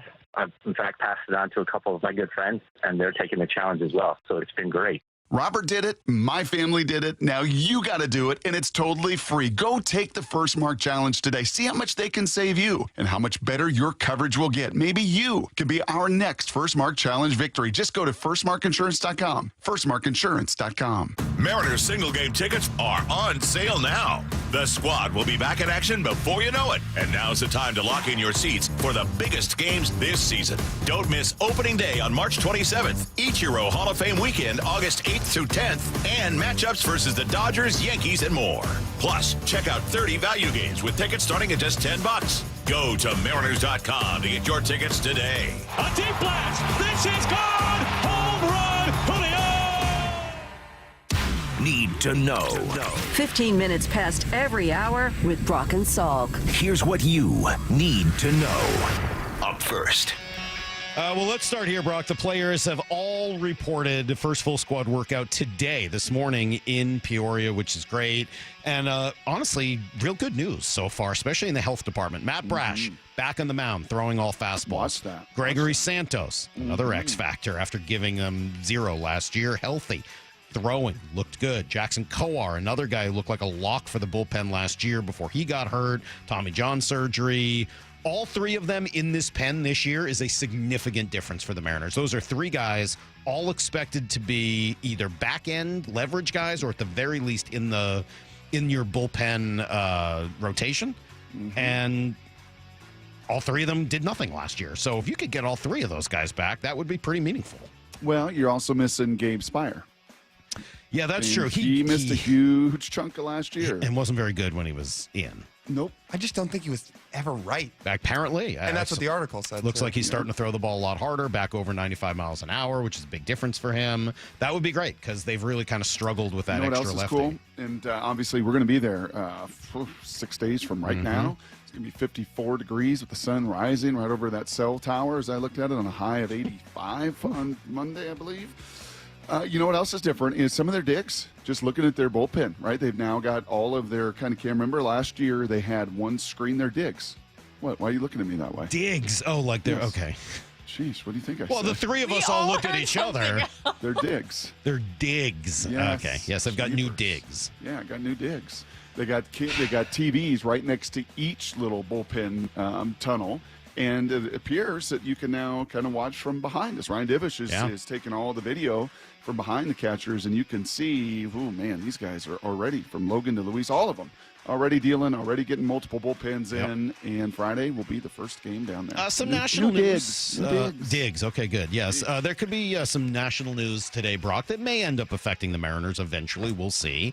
No deal between Vlad Guerrero Jr. and Toronto. Last night was his deadline, self-imposed. He says no more negotiation during the season and that their offers were not close. So we'll see if they fall out, if he's got a possibility of being dealt this offseason. Mike Trout's moving to right field, something to note. And then this one jumped out to me, pitcher injury, Frankie Montas for the New York Mets. I don't know whether there's ever a deal to be done with the Mets, but if the Mariners are in any way going to deal one of their starters, the Mets would be an opportunity, right? A team that needs to win right now, has everything in place, obviously has the payroll if they want to take on more. And I don't know whether you could get Mark Vientos out of that or what, but it would have to at least be a conversation, right? I would think so. Excuse me. Yeah, and they went in, obviously, with Soto and Alonso, and you've got all that offensive pop, and, yeah, a rotation that would be, it appears, in some need. Here's the second thing you need to know. Let's see. John Schneider show on Wyman and Bob on Friday with a first look into this offseason and what the team may be thinking and what they've been doing. Here's John Schneider on the last couple of weeks. Yeah, then we just got right back after it. You know, all the stuff with the offensive coordinators hire with Clint and everything was awesome. And then free agency meetings and, yeah. We just go, you know. I mean, we just keep going. It's not, you know, like half of June, like I say, half of June, the first, 2 weeks in July is like, okay, let's try to, go, go see family, go see, do the vacation stuff. It doesn't stop. We got the guys in here now. We started draft meetings this week, so it's awesome. It never stops. I mean, really. I remember talking to Jerry DiPoto about this when we were doing the Jerry DiPoto show on a weekly basis. The same deal. Like every single week there's something going on in the international world, in your local world, in your scouting world, and pre-draft, and all your visits, and it just never, ever, ever stops. Other than, as he said, those couple weeks at the end of June and early July where the league says, okay, no business. Everybody go meet your kids again and kiss your wife and go on a vacation somewhere. And outside of that, man, it is just go time. And, oh, by the way, the Combine, already next week. And then the new league year. And free agency, and the draft, and let's go. Here's the third thing you need to know. I know you're busy with a lot of Oklahoma State stuff, Brock. How much of the hockey did you get a chance to watch this weekend? Because it was incredible. Bro, am I the only one that thinks they should rename those guys and sell T-shirts the Nunchuck Brothers? Yes. Because you are, yes. You ever worked nunchucks back in the day when you were a kid? I was never a big nunchucks guy, no. I tried. Okay. Even I tried. Hit yourself in the face? Pretty much. Which is pretty much what the Chuck brothers their did. Dad was already a big time player himself, and then they came out. I mean, what an unbelievable experience this has been. Is he calling them nunchucks? Yeah. This is like me and Rambo. They're nunchucks. Well, I call them nunchucks. They're nunchucks? Yes. I always thought there was numchucks, too. I always thought it was with an M. It's N-U-N? Is that true? N-U-N, yes. Really? I honestly, my entire life, almost 47 years, thought it was nunchucks with an M. Because it makes your knuckles numb. I did not know that. It's really nunchucks? Seriously? Yes. Are you sure, Google Maura? it. Yes, I swear. It may be spelled that way, but I think it said nunchucks. You think the N is pronounced M? I think so. That makes like sense. Mozart. Yes. Just like that. Anyway, the hockey's been unbelievable, Brock. It is. I mean, not just the 9 seconds of glory with the 3 fights to start the game, but everything that happened after that, right? McDavid scores to put Canada up. Then you get 3 straight. Jake Gensel with 2 of them. Across the line, played it down low, they score! Jake Gensel ties it for the United States on a weak goal given up by Bennington. And, they... Throw in all the geopolitical stuff going on between the nations, throw in Montreal, throw in the fervor. It was incredible. And then to contrast it with the garbage of Saturday night, I mean, the pure, absolute garbage of the NBA. Titus, we had 7 freshmen stay overnight. Oh, my gosh. 7 in our basement. Ugh. Tried to watch some of that, and even they were like, I'm not watching this. They're not even trying. Not even trying. And those guys were out there bleeding for their country. It wasn't even just the 9 seconds of fighting. It was the hits and the Correct. heavy game, and all those guys got hurt. My only concern is, like, can you possibly – can the sequel possibly match that? Yeah. With all the injuries and everything else. Yeah, but all those guys are going to be back. The emotion Kachucks are both fine. It looks like Charlie McAvoy just had an infection. He should be back. Austin Matthews might be the biggest question mark. So, yeah, I think it's going to be pretty darn great on Thursday night. We'll talk more about it. Think they're going to boo the anthem again? I hope not. As I was saying earlier, I think that's stupid. Yes. It's going to be in Boston, so it would be the Canadian anthem that would be booed, and I certainly hope that doesn't happen, just the way I thought it was stupid to boo the American anthem. I don't care what your political issues are with another country. Yep. There's Show some respect. There's just no need to boo someone else's anthem. Nunchucks. That's just not right. That's everything you need to know. Quarter past every hour. Nunchucks. God, my mind is just blown this morning. Maura, don't do that when we're live. Just go to break. I'm sorry. Just say in break, like our producer when I screw up a name, and if we go to break, he's like, "Hey, make sure next time." You kept repeating it. Yes. Well, you kept. I mean, let's be clear. It's definitely Diggs with a G. That I know. Yes. But I did not know it was nunchucks. That is going to be new information. Just like I didn't know it wasn't Rambo. Yeah, Rambo made no sense.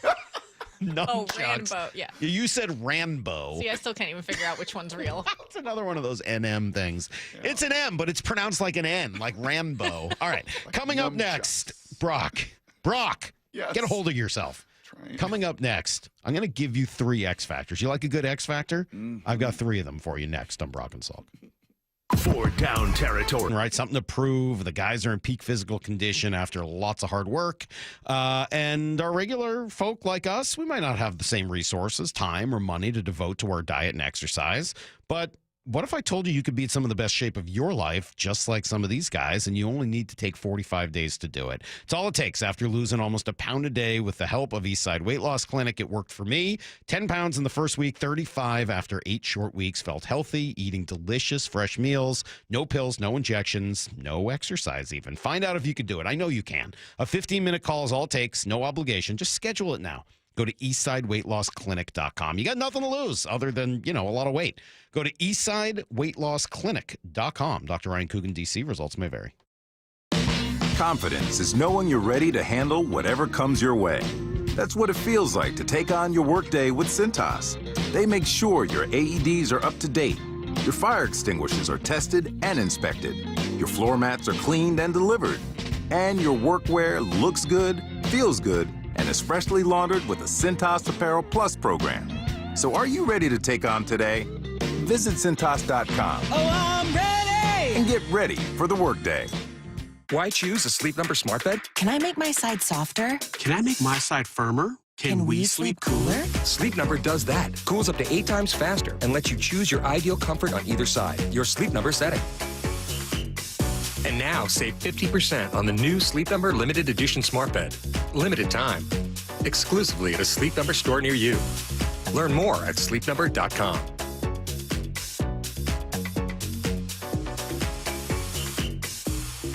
Hey guys, did you know that half of men over age 50 have erectile dysfunction on some level? Whether you have mild, moderate, or severe ED, West Coast Men's Health can help. We don't prescribe pills and hope they work. Instead, we treat the root cause of the problem with acoustic wave therapy, which breaks down plaque, unclogs arteries, and restores blood flow. We have treated thousands of men across our 11 locations nationwide and have established ourselves as a leader in the industry. So whether you have ED, Peyronie's disease, or suffer from chronic pain, such as neuropathy, carpal tunnel, or Dupuytren's contracture, West Coast Men's Health can help. No pills, no shots, no surgery, just results.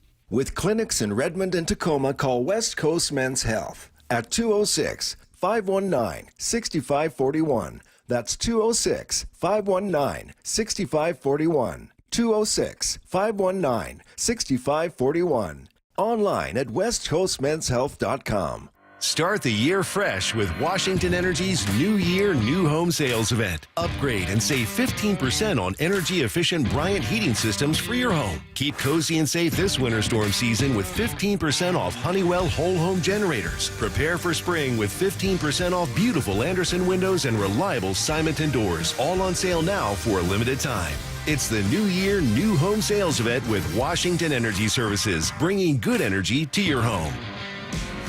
Subscribe to the Seattle Sports YouTube page to find new and exclusive content from your favorite shows and personalities daily. Just head to YouTube, search Seattle Sports, and click subscribe. It's time to go all in at Toyota of Kirkland. All in on the largest savings opportunities on the largest inventory of Tacomas, Tundras, Prius, and the BZ4X. The incredible team at Toyota of Kirkland is all in on your car buying experience. They'll set you up with a test drive and you can take that car home on the same day. Come on down to Toyota of Kirkland and get all in on the best deals with the best inventory. Check out their wonderful showroom today or go all in online at toyotaofkirkland.com. O'Brien. Tingling and numbness or burning pain in the feet or hands are warning signs of peripheral neuropathy. For years, Sound Pain Solutions has helped thousands using our innovative, narcotic-free approach.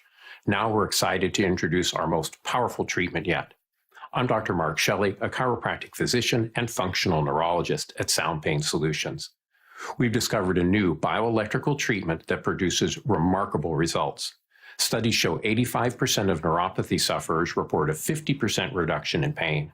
Our new therapy can reduce pain and regenerate damaged nerves. It's performed by medical providers and naturopathic physicians. It's a breakthrough treatment that has changed the lives of thousands who suffer from nerve pain. At Sound Pain Solutions, all our therapies are non-surgical, FDA-cleared, and narcotic-free. Learn if you qualify for our new neuropathy treatment. Schedule a free consultation by visiting soundpainsolutions.com. soundpainsolutions.com. If you're looking for a new Mazda, go see our friends at Mazda of Everett. With over 790 new Mazdas in stock at 11409 Highway 99 in Everett, they have something for every budget and credit type. Save up to $3,970 on new Mazda CX-5s. Come meet the team and see why they've been Washington's largest Mazda dealer since 2015. Exceptional service and always their lowest prices. Visit in-store or online at MazdaofEverett.com today. MSRP for stock number 26315 is $30,585. This hour of the Brock and Salk Show is powered by Star Rentals, preferred supplier to the West's best contractors. From the Quantum Fiber Studio, you're listening to Brock and Salk. Weekdays 6 to 10. On Seattle Sports and 97.3 FM HD2. Some triumphant music for us here, Brock. Nice. It is the Brock and Salk Show, Seattle Sports on 710, seattlesports.com. Next week, we will be in Peoria for spring training. Traditionally, if not my favorite week of the year, certainly right near the very, very top. Every Friday, as you know, when we're down there, I start getting super depressed about having to leave, and I just love it. I love the weather. I love being around baseball. I love the conversations. I love the guys. Walleye at Culver's. I do love Lance. the Culver's. Yes, yeah, I do like a lot of that. I like it. It's a great weekend, or a great week rather. Every time people text me and say, "Hey, should I go down?" Yes, flat yes. It is just it's a phenomenal experience to go down to spring training, and I would. I think it's going to be our hottest. Like, I don't remember too many. I remember a bunch of them sitting in there in the 60s, right? And mid to high 80s. Mid to high 80s. Oh, it's so beautiful there. Can't wait. So, yeah, looking forward to the nonstop baseball talk. But they reported yesterday, full squad, and today they have their first workout for all of the conversations we've had. For all of the, back and forth and disappointment about the moves made this offseason. For all of the conversation.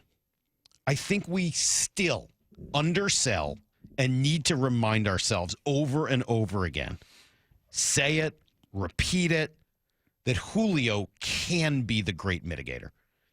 Of all of the potential disappointments and things all around the roster, if Julio puts up superstar numbers, it will cover for any number of other holes in the lineup, of any other ailments that could befall this team. Other than health, which is an obvious one, it is the single most important deciding factor in how the Mariners season goes by a lot. More than philosophy, more than hitting coach. How Julio plays will be the biggest decider of this team other than health. So he's the biggest X factor. Is this your first of 3 X factors? It's not even close. No, I mean, he's such a big X factor. He's not even on my. I'm going to give you the next 3. Okay. But Julio right. is one so question. far above them, Right. It's not close to me. Okay, so one question regarding that. Because you've taken some fire and some shrapnel over the years, putting it on, well, as Julio goes, the team goes, and it's all about Julio, and it's all Julio's fault if it doesn't go well, right? There's been some of that. Are we to the point now in year number 4 where we're done with the excuses? We're done with, too much is on him. Well, too much is expected. Well, he doesn't have enough coverage in the lineup. Well, when you're going into your senior year, your 4th year in Major League Baseball, do we end some of those excuses? And they were totally fair explanations. And in fact, in year number 2, I think I landed on that explanation a lot. Like, man, you really needed more people around him. You need the Nelson Cruz, right? You need that veteran voice. Too much is being asked of him in year number 2 as a sophomore after a phenomenal phenom freshman season that too much was asked of him. Now going into year 4, can we kind of stop some of that? Or is there still like... And I'm not saying that he's a finished product and that he can't continue to ascend. I'm just talking about there's too much on him, too much pressure, too much expectation. I mean, yes, I don't think we need to talk about that. I think it is fair to say that they could put more around him to ease some of that. I mean, like, it's great that Aaron Judge is awesome, but they've put people around him. I don't think it's an accident that he was even better last year with Juan Soto in that lineup. I mean, like... It is helpful to take the pressure off of people and allow, more of that to be spread out. So I don't know if that's an excuse. I think it's just it would behoove them to put people around Julio who can really help him get the best out of himself. But as far as just too much was on, I'm not going to say that. No, he's the great difference maker. He's the reason why this offense should go. And unfortunately, his numbers have kind of gone the wrong direction the last few years, right? On base percentage, 345, 333 to 325. Slugging from 509 to 485 to 409. Like, OPS goes from 853 to 818 to 734. Those are, even 734 is 16% above average. But you need more than that out of Julio Rodriguez if you want to be a big-time contender. He's got to be putting up... at least 30 home runs and 30 steals. And last year, those numbers were in the 20s, 20 home runs and 24 steals. That's not the same Julio Rodriguez that came out as rookie year, 28 and 25, and then 32 and 37 as a sophomore. Like, you need that full game that Julio brings. So that, to me, is number 1. It's not even close. But I'll give you 3 other potential X factors, Brock, for this team this year. This is the X Factor theme? I don't know. There's some show. Is it NBC? Maybe it's Fox. They seem to like, both NBC and Fox like these reality singing shows. This is horrendous. Wow, I can't even listen to that. Real bad. That's just horrendous. That's a non-starter. That's awful. Maura, why did you roll that in? That's awful. I can't believe. Told me to. Oh, is that why? Because I told you to? Since when do you listen to me? I tell you to do all sorts of things that you don't do. That you roll in? Ugh. And then he was like, is there a part where they say X Factor or something? I don't know. I don't watch the show. I don't either. I have no idea. This is why we have you around, right? You're supposed to watch these things. It started in the UK with Simon Cowell. It did? So did American Idol. I don't know how that goes either, to be perfectly honest with you. Anyway, you want the next 3 X Factors, Brock. Sure. No philosophy, no coaches, nothing like that. These are just X Factor offensive players for the Mariners this year. Here you go. Here's some X. Mr. X is the exhibit. Number 1, Brock. Number 1 X Factor, other than Julio, is Randy Arozarena. Probably the most talented offensive player on the team other than Julio. And if they get the guy who put up high 700 to mid 800 OPS seasons early in his career, mix of power, clutch, speed, working counts, that gives Julio and Cal and the other players they need with thump. It gives them that extra, just dynamic type of player near the top of the lineup who I think can do real damage for them. Do you have his numbers pulled up in front of you there? As you went through kind of Julio's and you looked at kind of year by year, I'm kind of curious over the last 2-3 seasons for Randy, who, by the way, as we understand it, we're going to go to Peoria in about 50 minutes and check in with Polo Man down there. And I don't know if it's his report or everybody else's that Randy's gone blonde. Salky's gone not platinum, he's gone blonde. Is that true? Yeah. So we'll see. See if that was just a kind of a one-day appearance as he makes his introduction to Mariners spring training. But that's what my sources say. I do have his numbers. What are you looking to find out? Yeah, how much have they? We talked about Julio's there, kind of unfortunately on the descent.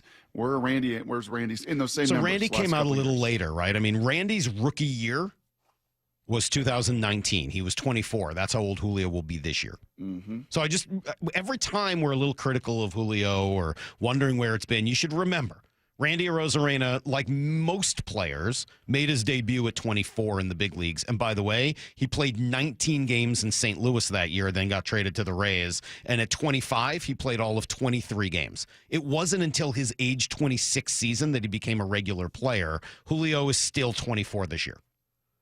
Think about that for a moment. But in his first 2 seasons, the little, the 20-game stretches, he was great. OPS is of 891 and 1,022. That's tremendous. His first full season in Tampa, 2021, 141 games, 815 OPS. The next year, 153 games, 773 OPS. And OPS plus is, by the way, 129, 123. That accounts for the park factor, and that's not a great hitter's park either. The next year, 2023, again, 789, right? I mean, like right up and near that 800 mark. That's pretty good in today's game. Last year, struggled with Tampa, as you know, 712. With the Mariners, it was 733. But if he gets that OPS back up near 800, Brock, that's a huge difference for this team, no? It is. Yeah, it is. It just kind of comes back, and I think of Ryan Divish, in that word he used last year at times and over the last couple of years of just ascending. You want ascending talent. Farm system sure feels like it is just ripe with these young players that are just ascending, and fun to see Laz Montez and these guys in Major League camp. I think other than last year, though, I don't see him as a descending player at all. I think Randy Arozarena was 773, then 789 the next year in 2023. He didn't have a great year last year. I don't know whether I see that as descending, and he's only 30 this year. So I think he's coming off of a rough stretch. Yep. But I got a lot of hope for Randy. He is an enormous X factor. Number 2, yes, is J.P. Crawford, and you mentioned it last week, and you were absolutely right. Dude had a 133 OPS plus 2 years ago. Yep. He was worth over 5 wins for that season, according to Baseball Reference in 2023. So it's in him, right? I mean, he's only 30, same age as Arozarena. He needs to be that on-base machine, team leader, guy who starts huge rallies. And I would think that this new style, not that he's a base stealer, but he's a good base runner. I would think that this style should really fit JP more than anybody. I would hope so. I mean, last year was just really, really rough. It was rough. And the health didn't help. And, who knows? We don't know all of the circumstances all the time, but there was never a stretch where you're like, poof, there it is. There's flashes of 23, right? There's flashes of him carrying this thing. Yeah, it was a rough year, and he is a big time. If you remember that OPS Plus essentially measures your OPS compared to the rest of the league and takes into account park factors and everything. And 100 is league average. 100 is league average. Look at this discrepancy. In the 2 years leading up to that, 102, 100, so he was basically a league average hitter. In 2023, the breakout year, it was 133. He was 33% better than average.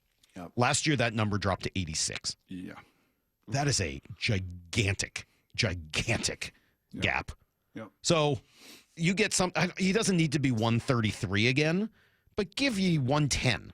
Yep. Right? Just be a positive offensive player in the league, 10% above average at shortstop with leadership and all the other things JP brings. That'd be great. Yep. So X factor, number 2, J.P. Crawford. Number 3, and I should probably go with Victor Robles here, but I'm not going to. I don't think what he did last year is sustainable. I love Victor, and I think he could be a fun player for them, but I think expecting him to do what he did last year is just, it's too out of character. So I'll go off the board, and I'll go with a guy, Brock, that you mentioned a lot last year, and that's Luke Raley. Did you know that Luke Raley, after Robles, had the second highest OPS plus on the team last year? I actually did. You did? I did. I was looking at these numbers, over the last couple of weeks, and there have been a bunch of these like comps with different free agents and what Luke did last year, and just from a consistency standpoint was when the hay was in the barn, it was a very impressive It really was. season. And contrary to everyone else in the world, he was a better hitter here than he was on the road. He was 240 OPS points better at home than on the road last year. That's insane. And now they're going to ask him to play a bigger role, to play first base almost every day, to hit more against lefties, where, by the way, he did struggle last year. That OPS was, again, 260 points lower against lefties than righties. So as you get, what's the defense going to look like at first base is a separate concern. But if Luke Raley is going to be kind of your everyday first baseman, and if he's not playing first, he's also sort of your backup in the outfield if Robles doesn't do what you'd hope. Like, he's a huge piece for them. I would put him third on my X Factor list. Yeah, and I know it's not a big deal, but, man, is he an unbelievable base runner. I mean, his instincts and his speed and everything else. And, I mean, he is tremendous on the base pass, and it's fun to watch that big man get rolling and get moving. And, yeah, he had a nice little bomb to left center field yesterday and some of their live BP stuff as well. And hopefully a confidence builder. Remember sitting with him last year and just talking about the ups and the downs over the course of his time in L.A. and even down in Tampa, just wanting some normalcy, wanting some routine, and feeling like he's earned the right, certainly in a platoon situation, to see a bunch of it. Now, will Danny and crew run out as many platoons and protect him against lefties? It doesn't feel like they want to do that. I think they want to try to get him out there. So we'll see. By the way, I would have guessed more than 11 stolen bases for Raley last year. It was only 11, but you're right, a good base runner. You know who led the team in steals last year, top of your head? Robles. No, second. And amazing because he did it in just a lot of games. Yeah. 77 games. So steals per game was Robles. You know who's number 1 on the Mariners in steals last year? With 32. Who stole 32 bases for the Mariners last year? Dylan Moore. 32 bags. And obviously, he's your starting second baseman to start this season. Let's do a little Blue 88. This is Brock and Salk's Blue 88. Blue 88! Blue 88! We take you to the field as Brock Heward breaks down 3 football questions as only he can. Now here's your hosts, Brock Heward and Mike Salk. Well, we already debated this a little bit at 7 o'clock, Brock, but let me play you the sound again because it was sort of the biggest thing that came out of the great Wyman and Bob interview with John Schneider on Friday, and that is John Schneider himself talking about what they wanted to do this offseason and needs, and he used a phrase that I think got a lot of people's antenna up. Oh, hold on. You got to pull my computer up. Let's try again. You can't just throw money at something to fix it, or to fix a perceived need. That's we've made mistakes there in the past, and we're not going to repeat. We're going to try not to repeat the mistakes we've made. Did you have 2 names that came to your mind when you heard that? Well, as I said, when I first heard it, I was thinking about the perceived O-line, not an issue, all that stuff. Okay. When I came around to the bit, other, who do you think is some of the bad I mean, money? the 2 names that came to my mind were Malik McDowell and Sheldon Richardson. Oh, interesting. See, not me. Malik was a draft pick. Traded back, lost a bunch of good players. Ramchek's still in this league as a really good offensive tackle from Wisconsin. You and I were sitting there in the convention center that year like, okay, get ready. Here come the balloons. Oh, trade. Okay, everybody, here we go. Let's get hyped. Trade. Like, oh, my gosh. And some real good players left the board. So I get that from a, kind of a risk-taking standpoint. From a pure money, throwing money at it, to me, it was Dre Jones and Luke Joeckel. They were going to throw $9 million at Luke Joeckel. He's, we have to address the offensive line. He was a former top 5 pick. I don't care if he's damaged goods. I don't care if he's injured.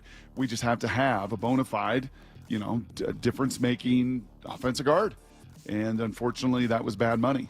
And then I think the Dre Jones, there was a lot of pressure. Remember how bad that D-line was with Puna and LJ and Al, and just both schematically and productivity. Like we've got to get a first wave D lineman. And Dre was a bit of a tweener then. I think Dre's a bit of a tweener now. And before Leonard Williams, that was the most money they threw at a free agent. So those are the two names that came to my mind of, hey man, you can't just throw money at an issue and think it's going to fix it. There's a lot more to it, right? Everybody's got to be on the same page, coaches, scouts, players, development. I mean, and money, as we know, in the first wave of free agency is often bad money spent around the league. All right, question number 2. We're going to talk about DK Metcalf and Tyler Lockett in about 10 minutes, but elsewhere in the NFC West, not just DK, not Tyler, not even Geno, what other decisions need to be made? You paying attention to what's happening down in L.A. at all? I am. It's bizarre. With Cooper Kupp, obviously, that whole scenario played out a couple weeks ago. Matthew Stafford. His wife's not happy. Wife really not happy. And I think right now, projected next year to be like the 16th highest paid, like $40 million or so, and he wants a new deal. And remember, they made it work last year, but that was with 2 years on the deal and moved some money around and incentivized and guaranteed some money. They're going to have to make a decision. And I'll tell you, man, Les Snead and McVay and those guys are aggressive. I've said it about the other name, Brock Purdy, down in San Francisco. Like, I'm going to be real curious. You want to affect and impact this QB market and this free agent cycle and everything else in the most dramatic of ways? Yeah, don't pay Brock Purdy $50 or $60 million and let Matthew Stafford walk and decide to go with the good-looking guy, who, by the way, played pretty good football against Seattle in that finale, Jimmy Garoppolo. I'm keeping my eyes on what's going on both in San Francisco and L.A., not just a Seattle Seahawks offseason question. All right, question number 3. So what do things look like now with UW going to the Big Ten last year, and that's going to start to change the monetary stuff coming in, TV deals. They only have the half share, right? They don't get a full share for the first year. That was like, we'll let you in, but... Yep. You're going to make half the money, you and Oregon and the rest of you. So what do things look like here for the next few years? Well, I saw this, and Tony Castricone retweeted it over the weekend, and I sent it to you guys last night. UW, and you and I had a lot of healthy debates from like 2009 to 2015. And maybe I was living in the 90s, and maybe, you came at it with a different lens and optics and like, bro, you're not a blue blood. You're not a big-time program.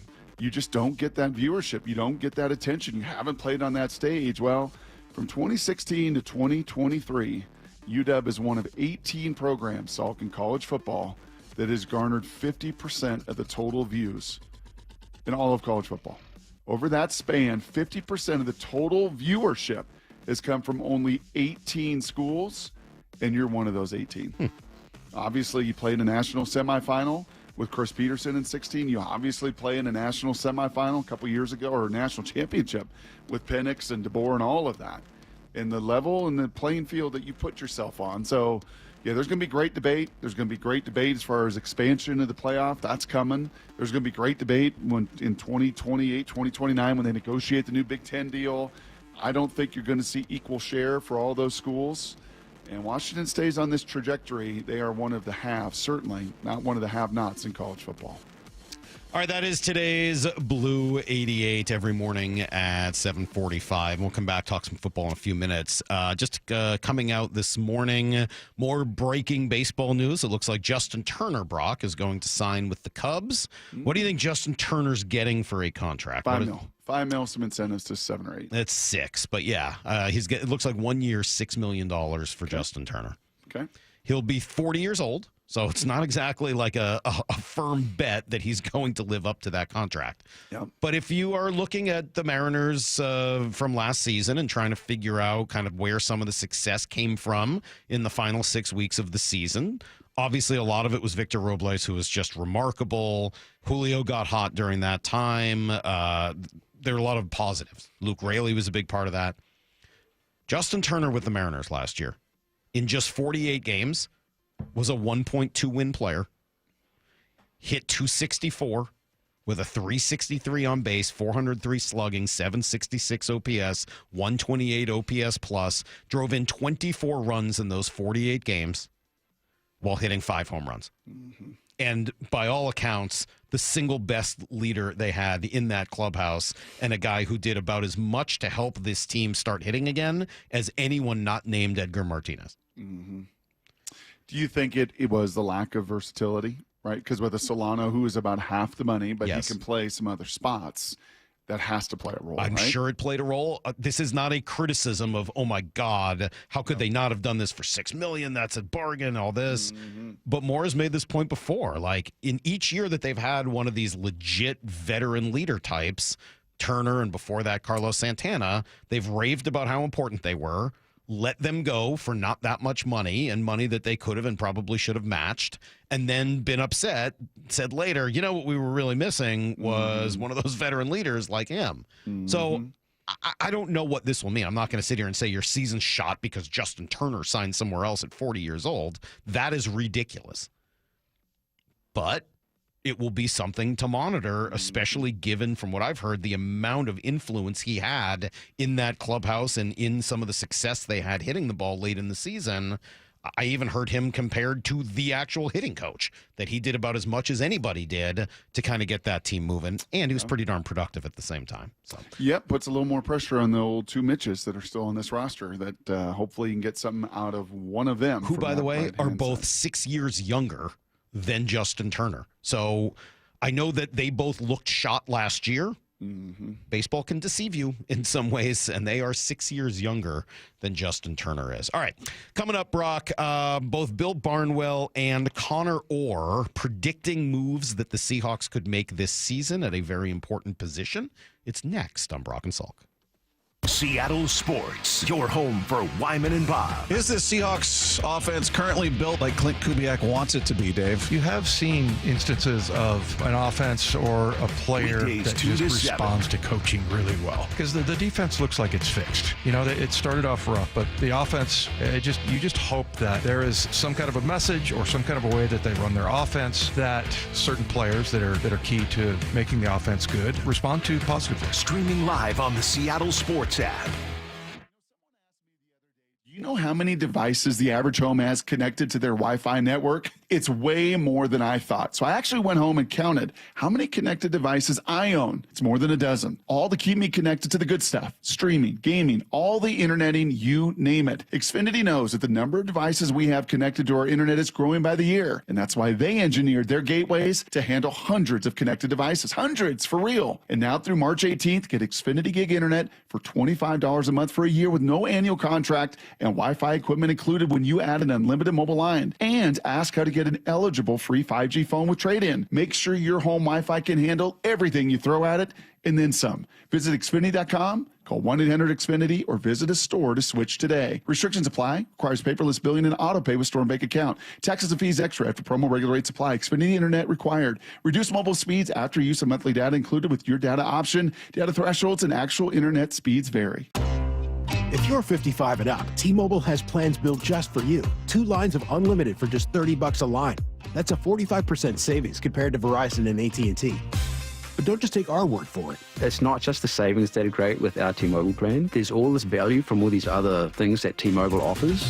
T-Mobile has been such a savings for us. We love it. Switch today and get 2 free 5G phones like the Motorola Edge with Turbo Power charging that gives you power for the day in just 15 minutes. And customers 55 and up can get 2 lines of talk, text, and data for only $30 a line. Go to T-Mobile.com/choice55 to learn more. With AutoPay plus taxes and fees, plus $5 per line without AutoPay. Debit or bank account required. 45% off 2 lines versus AT&T Starter and Verizon Welcome. Plan benefits vary. Motorola Edge on us with 24 monthly bill credits and new line for well-qualified customers, plus tax and $35 per line connection charge. See details at T-Mobile.com. Motorola Edge requires 68-watt charger. Charger sold separately. Actual performance will vary based on usage and configuration.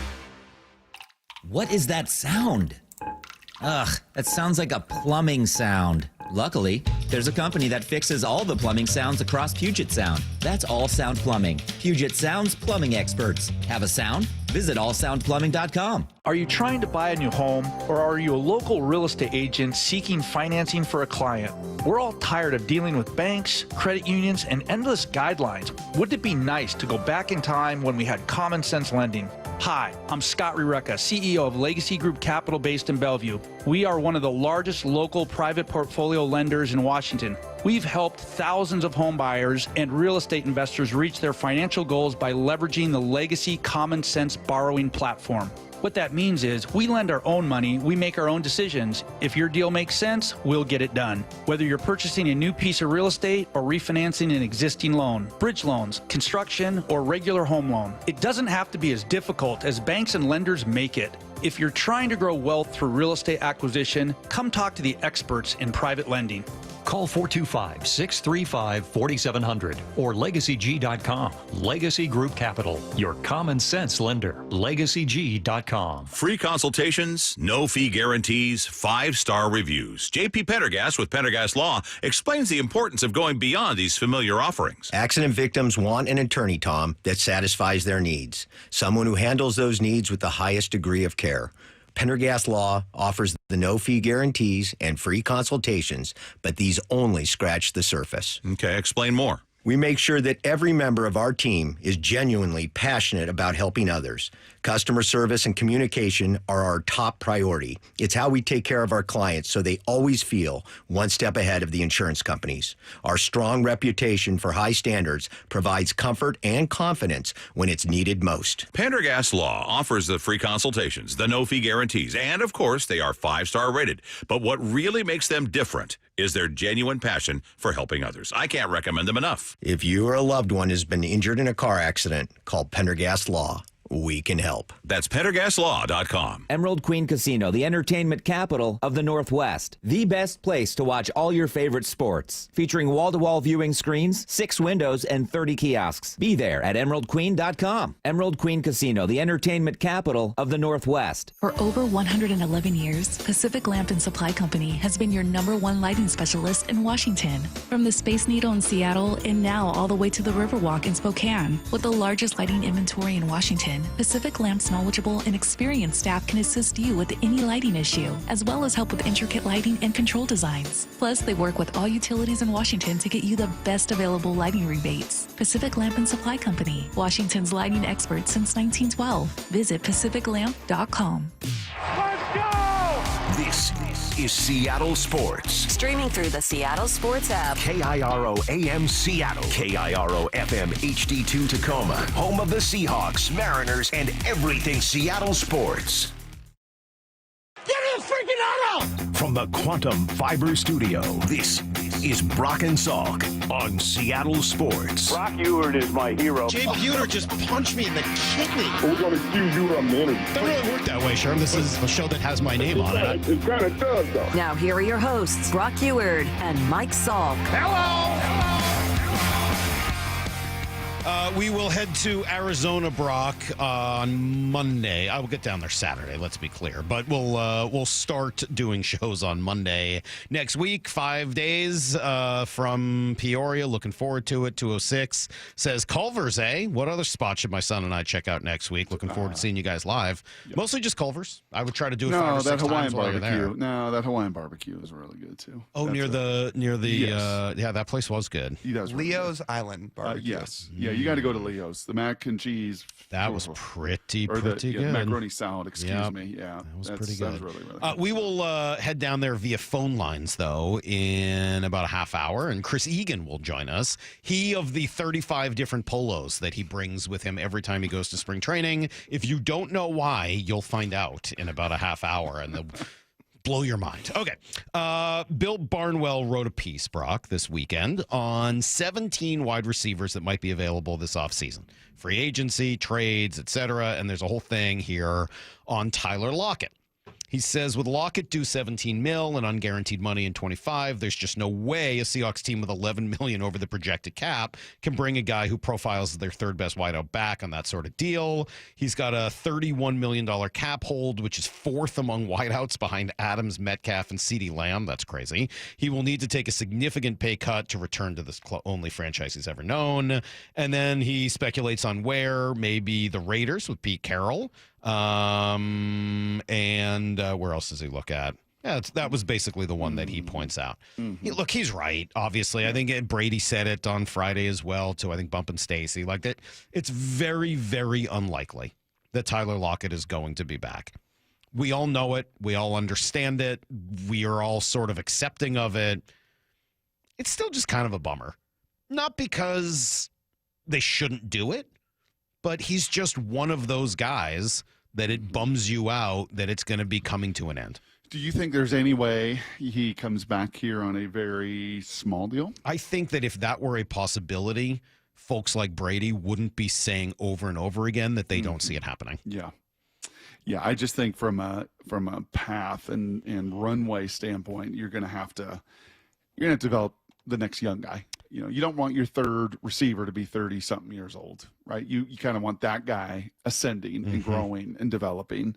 And I think also when you've made what he's made here and produced the way he's produced here as a future Ring of Honor, hard for those guys to just be on a league minimum kind of deal. So, yeah, you felt it at the end of the year. You felt it in his final press conference. You felt it when Mike McDonald kind of dodged a question when he met with the media with Kubiak last week. So, yeah. I don't know what he brings from a veteran leadership standpoint. I would imagine it's a tremendous amount that they will be missing if and when he moves on.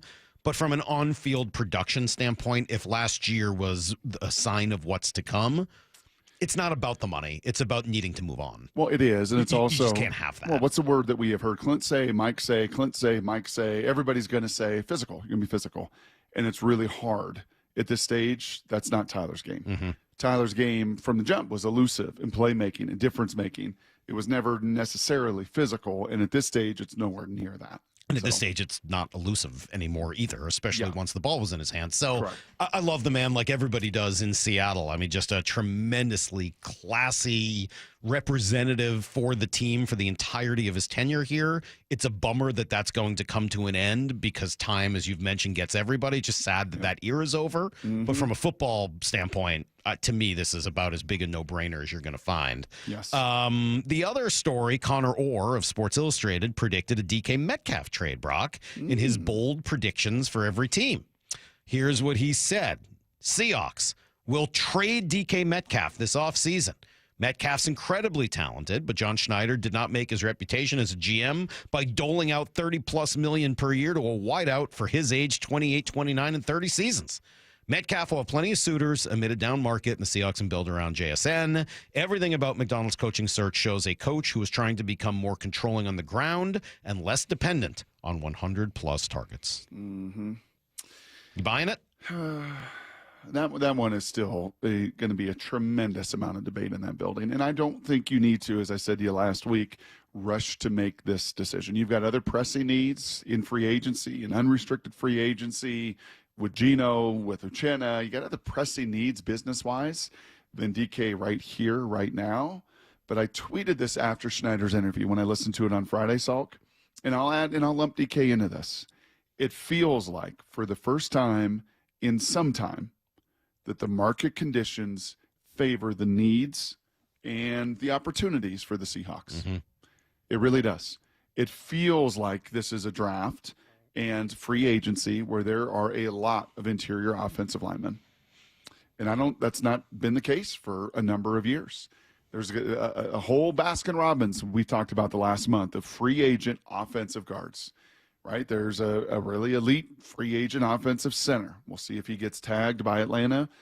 Franchise tags can start today, and that may change some of it. But there's some kids in this draft, including the kid out of North Dakota State, Zubel, that is a really talented interior offensive lineman.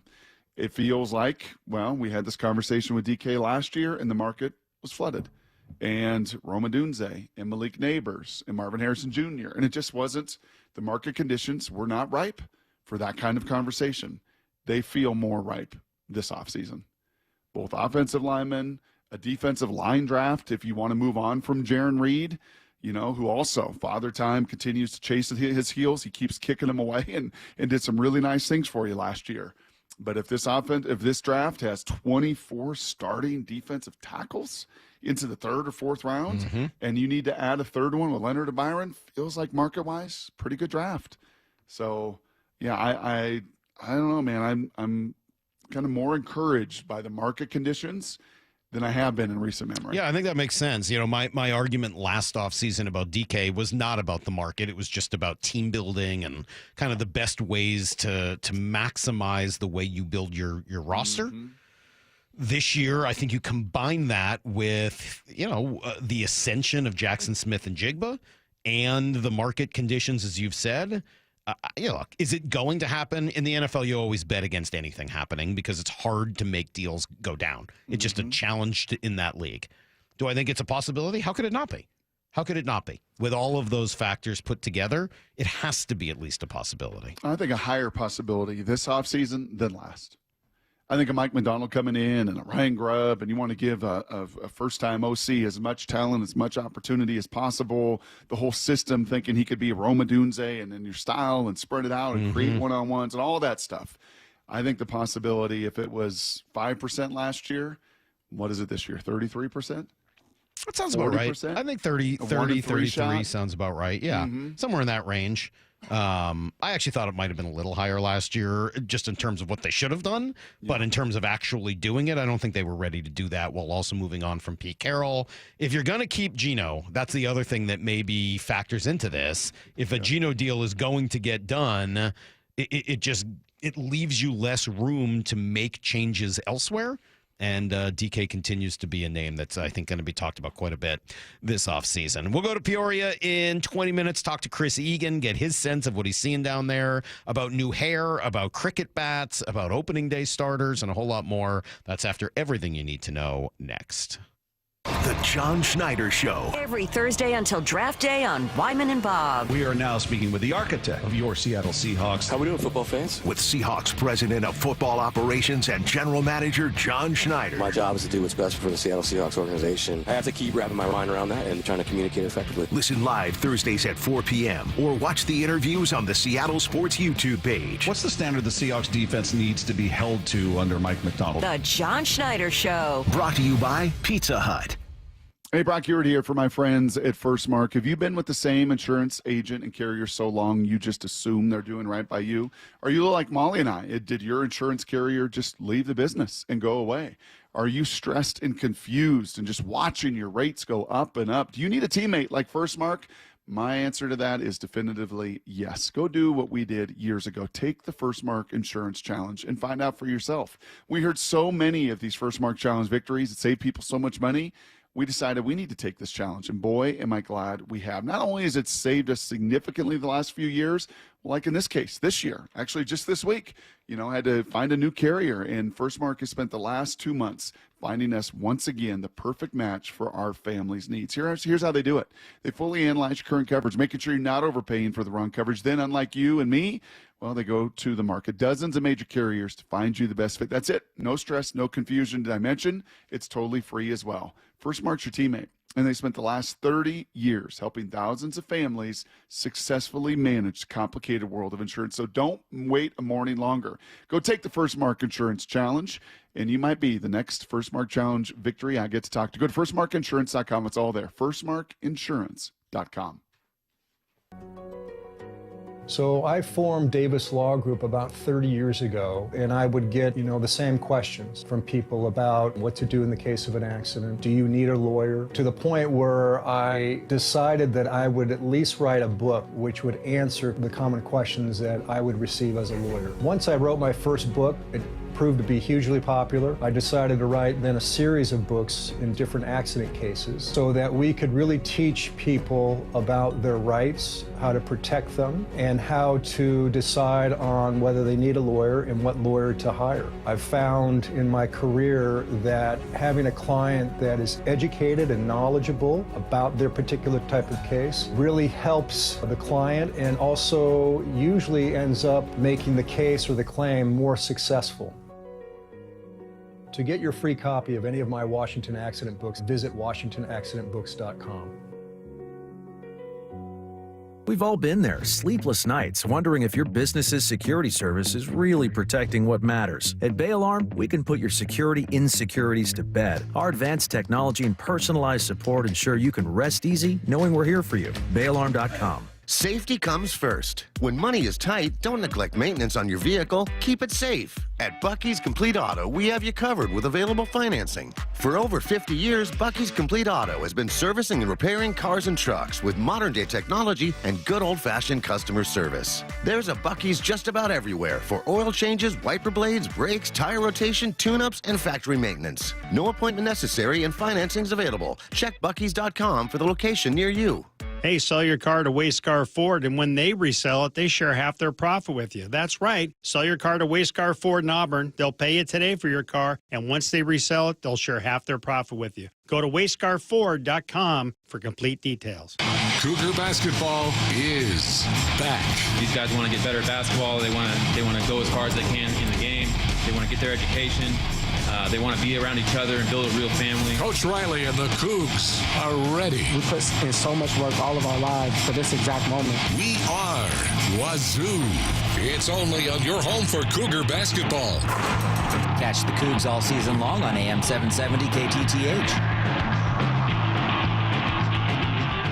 The John Schneider Show. Every Thursday until draft day on Wyman and Bob. Listen live Thursdays at 4 p.m. or watch the interviews on the Seattle Sports YouTube page.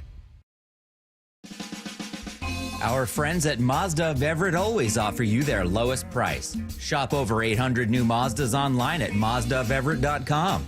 Click on Get the Mazda of Everett price for their best deal.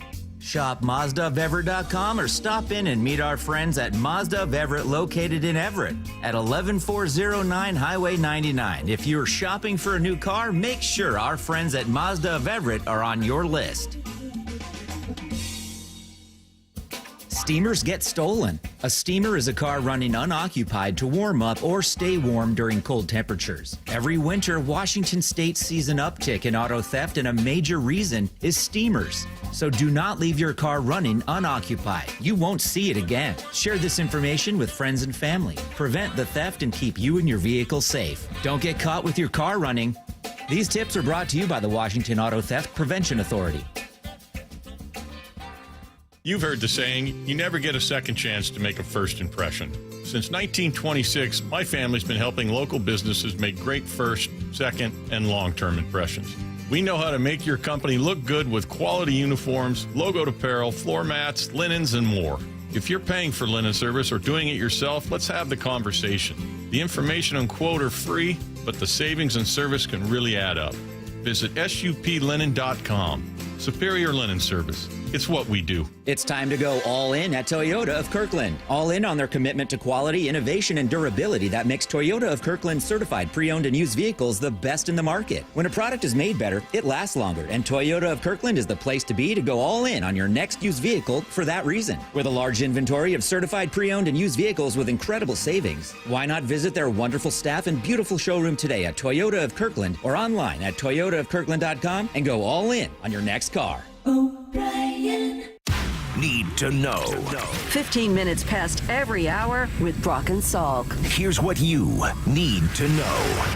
Up first. Well, we'll go to Peoria in 15 minutes, Brock. Talk to our buddy, Chris Egan, who is down there with all of his 35 polos, and he's seeing all the players reporting and knows who's got the blonde hair and everything else. I think the best news I've seen was just healthy relief pitchers starting to throw bullpens. Matt Brash on the mound throwing fastballs, great. Gregory Santos on the mound looking totally healthy, great. Jackson Kowar, who we didn't talk that much about last year, but I think was projecting to be in their pen to start the season, healthy, throwing again after Tommy John surgery. Those three guys in particular, but add Gabe Spire to that list and a couple of other names as well, could make an enormous difference for what I would say is one of the biggest holes on the team heading in. Yeah, I think for all of the offensive challenges and the ups and downs and the slow start by so many last year, the flip side of that were the shortcomings in that bullpen in the second half of the year. Right, and just as those guys wore down with so much usage, and the Thorntons and the guys that carried a heavy load in the first half when the offense was diminished, wore down in that second half, and then throw in the injuries to Brash and Santos and those leverage pieces that you were counting on. Mooney did his part, but he was looking around at a lot of new faces, a lot of new names, some young people that came up at the end of the year, and this has been an organization that built its bones. Jerry and Scott over their tenure really built their bones on finding and developing those relief arms, and let's hope those leverage pieces can come back and stay healthy. 5 Mariner pitchers had 50-plus appearances last year. Can you name them? Oh, jeepers. Mooney? I take it back. It's only 4, but yes. Thornton. Mooney had 60. Yeah. Thornton had to be up there. Thornton was number 1, 71. Yeah, there was a lot. Gosh, did our lefty? Is there a lefty on the 50-plus? There's one, but it's not Spire, who only had 29. Nope. Taylor Saucedo had 53 games pitched in. Yep. Ryan Stanek came close with 46, as did Colin Schneider with 42. You know who second on the team was in appearances last year? Lyle? You got this name off the top of your head? I was just trying to go through the names. With 68 games pitched, he went 2-5 with a 3.69 ERA while giving up 9 home runs. Oh, was this Austin Voth? Austin Voth. There you go. Why is it important to get Matt Brash and Jackson Kowar and Spire and Santos? Yeah, because Austin Voth had 68 appearances for you last year. Trent Thornton had 71, and that's just too many. Here's the second thing you need to know. Meanwhile, Brock, we've been discussing throughout the day John Schneider's first John Schneider show of the year with Wyman and Bob. He'll be doing that every Thursday at 4 o'clock. He did speak quite a bit about off-season priorities and specifically here about Ernest Jones and what they'd like to do there. It's like, asking an offensive coordinator what the first 15 of the script is, So, yeah, there's definitely a priority. Okay. And, you work that out through, the early stages of free agency. Obviously, we want Ernest back. We talked to his guys. We've had great communication with them, and we're hoping we're able to accomplish that. Some guys, at some point, you can get too close to the end of the season where they want to see what free agency looks like. So now they can go out and see what their market is, and understandably so. Would sure love to get that done next week in Indianapolis, right? There, I'm sure, were conversations last week and a half in Mobile, and then as Daniel Jeremiah has told us, really business gets done down there in Indy. And there are a bunch of linebackers. I mean, that's a good news for the Seahawks. There's a bunch of other guys at that middle linebacker position, Bond in Philly, Greenlaw in San Francisco, other guys that are kind of his ilk. The market last year kind of showed about $7 to $10 million or so for a good quality inside linebacker. Hope to see that deal get done down there in Indianapolis, and then obviously announced right after that. Here's the third thing you need to know. I loved the hockey this weekend so much, Brock. Now, I'm likely to like it anyway, right? I'm a huge hockey fan, so it's not a huge surprise that I watched this Four Nations deal and came away loving it. You and about 5 million people. I mean, I think that's the relevant part of this, is that it's not just me. It's the 4.4 million viewers who watched the game Saturday night, peaking at 5.2 million. Biggest ratings the NHL's received for a non-Stanley Cup final game since 2019. So obviously, people were invested in this and watching it. And if they did, it delivered, right? Right off the bat, you've got 3 fights in the first 9 seconds. New face-off matchup is underway, and the gloves are off. Matthew Tkachuk and Brandon Hagel. Hagel from Tampa Bay, Tkachuk from Florida. Did not see this coming. I know you're an older brother as a middle child, Brock, but you're also a younger brother. If you were in a game like that and you saw Damon drop the gloves right off the bat and then you were right in there for the next face-off, think you'd do the same thing? Because that's exactly what Matthew Tkachuk's younger brother Brady did. As soon as it went down, 1 second later, he dropped the gloves. Older brother first, younger brother second, and then there was another fight a few seconds after that. You know what they say, man, don't mess with the Tkachuk brothers, don't mess with the Hewitt brothers. How do you think the Hewitt brothers would fight on skates? Actually, just Luke. Don't mess with Luke. How would Luke fight if he was on skates? Yeah. Think that would be an equalizer? He wouldn't quit, I'll tell you that. He would snap. Anyway, it was a great hockey game, even after the fighting, and just great for the game of hockey, Brock. Just really, really great for a game that I think can always use that infusion. The sequel can live up to it, huh? Thursday night? Why not? Because so much emotion because they're not going to fight first time around. Yeah. Because of just all the emotion and the booing and the turmoil and all of it. And can you crank all that up a second time? Maybe it's in Boston. I think you can crank up the hitting and all of that. There's not going to be 3 fights in the first 10 seconds again. No. And that's fine. Hockey doesn't need the fighting all the time. It's got to be organic. I think that's what made it so great. Hearing the ref afterwards and the fact that nobody really knew that's what was going to happen, it just sort of went down that way right off the bat. It was great. Yeah, you can't force it. It's got to be real. And I think that's why this has felt so special, is because these guys are taking it so seriously and it's meaningful to them. And on the opposite end of that spectrum, what guys did not feel, that no one took in a meaningful way, was the NBA. Just whole all-star experience. It was just bad. Yeah. Other than Mac McClung's dunking ability. He's not even in the NBA. No, he's not. But bless his heart, he's made more in the NBA slam dunk than he ever will in the NBA. It's great. He's an NBA G League player, right? Dude could jump. But he's not even in the league. No. The slam dunk winner doesn't play on an NBA team. Correct. I can't even process that. Correct. What? Well, Brock, you didn't enjoy Wemby basically cheating in the skills competition? I mean, okay, that's everything you need to know. One quick story before Egan joins us in a minute. Years ago, I was asked when I was at ESPN, they were going to do this like skills showcase down in Texas. Me and Booger and a few other guys. It's going to be great. We're going to watch 12 gauge throw at 80 yards. We're going to watch these guys do, I all these remember relays. this. And I was kind of excited about it. And then they got out there and they didn't even try. I remember that. They got paid, I don't know, 50 grand, whatever. Who was the quarterback from Ohio State? Yeah, 12 gauge, whatever his name was. And he had a rocket arm. I'm like, oh my gosh, he's going to throw it 80 yards. And he threw it like 50. Like, he didn't even try. It's the same thing. Like, you don't even care. And Adam Silver had to watch that thing yet again. And Draymond Green. Cardell Jones. Cardell Jones. And Draymond didn't hold back the other night on set. And I'm like, oh, Adam Silver's puking somewhere, like just in a garbage can, throwing up. When Draymond's like, this is a joke. This league's a joke. This whole thing's a joke. They don't care. Guys don't care. And, it was not Well, and when you contrast it to the NHL, right, as you said, I mean, the NHL and hockey in general, if there's one thing I would say about the sport, that there's one defining characteristic, it's the respect they have for their game. Yep. It just is it's built into the culture of hockey, the code, all of it is a respect for the game that they play.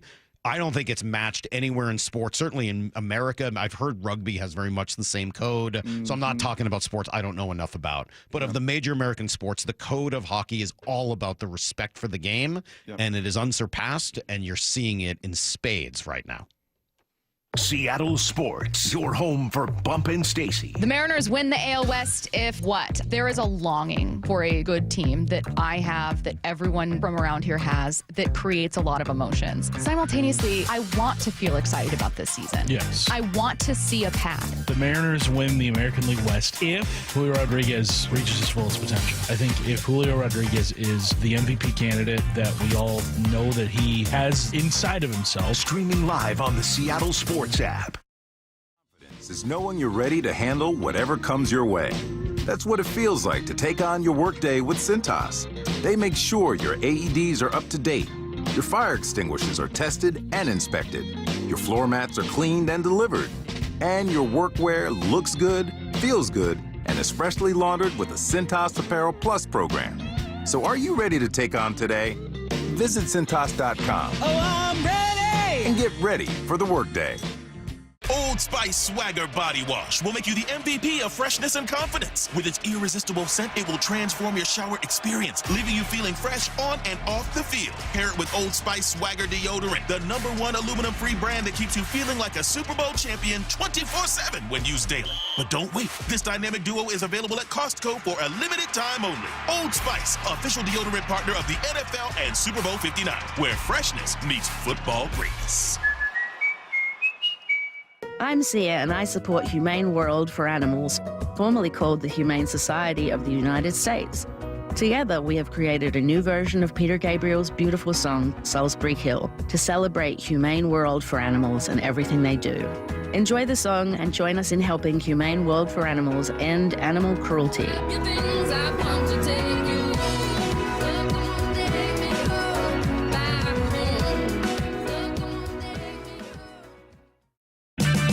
Check engine light on? Take the guesswork out of your check engine light with O'Reilly Veriscan. It's free. Ask for O'Reilly Veriscan today. O'Reilly Auto Parts. We could all use more time. Amazon Business offers smart business buying solutions so you can spend more time growing your business and less time doing the admin. I can see why they call it smart. Learn more at AmazonBusiness.com. Febreze. It's a classic odor tale. You fried fish for dinner, cleaned up, but the smell is still in the house. And the neighbors are coming over for game night. They're on their way. And then You spray Febreze Air Mist. Febreze Air starts working instantly to fight even your toughest odors, so you go from fish to fresh like that. Now, all you have to worry about is Pam cheating at charades. Breathe happy, Febreze, la la la la la. Why choose a Sleep Number smart bed? Can I make my side softer? Can I make my side firmer? Can we sleep cooler? Sleep Number does that. Cools up to 8 times faster and lets you choose your ideal comfort on either side. Your Sleep Number setting. And now save 50% on the new Sleep Number limited edition smart bed. Limited time. Exclusively at a Sleep Number store near you. Learn more at sleepnumber.com.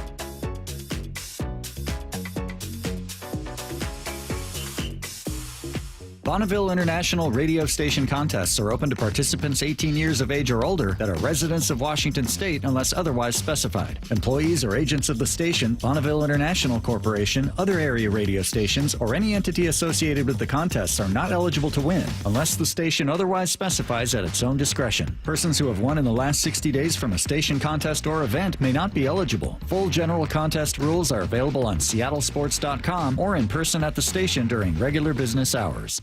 Seattle Sports is heading to Arizona for spring training baseball. Go behind the scenes with Brock and Salk all next week from 6 to 10 on Seattle Sports.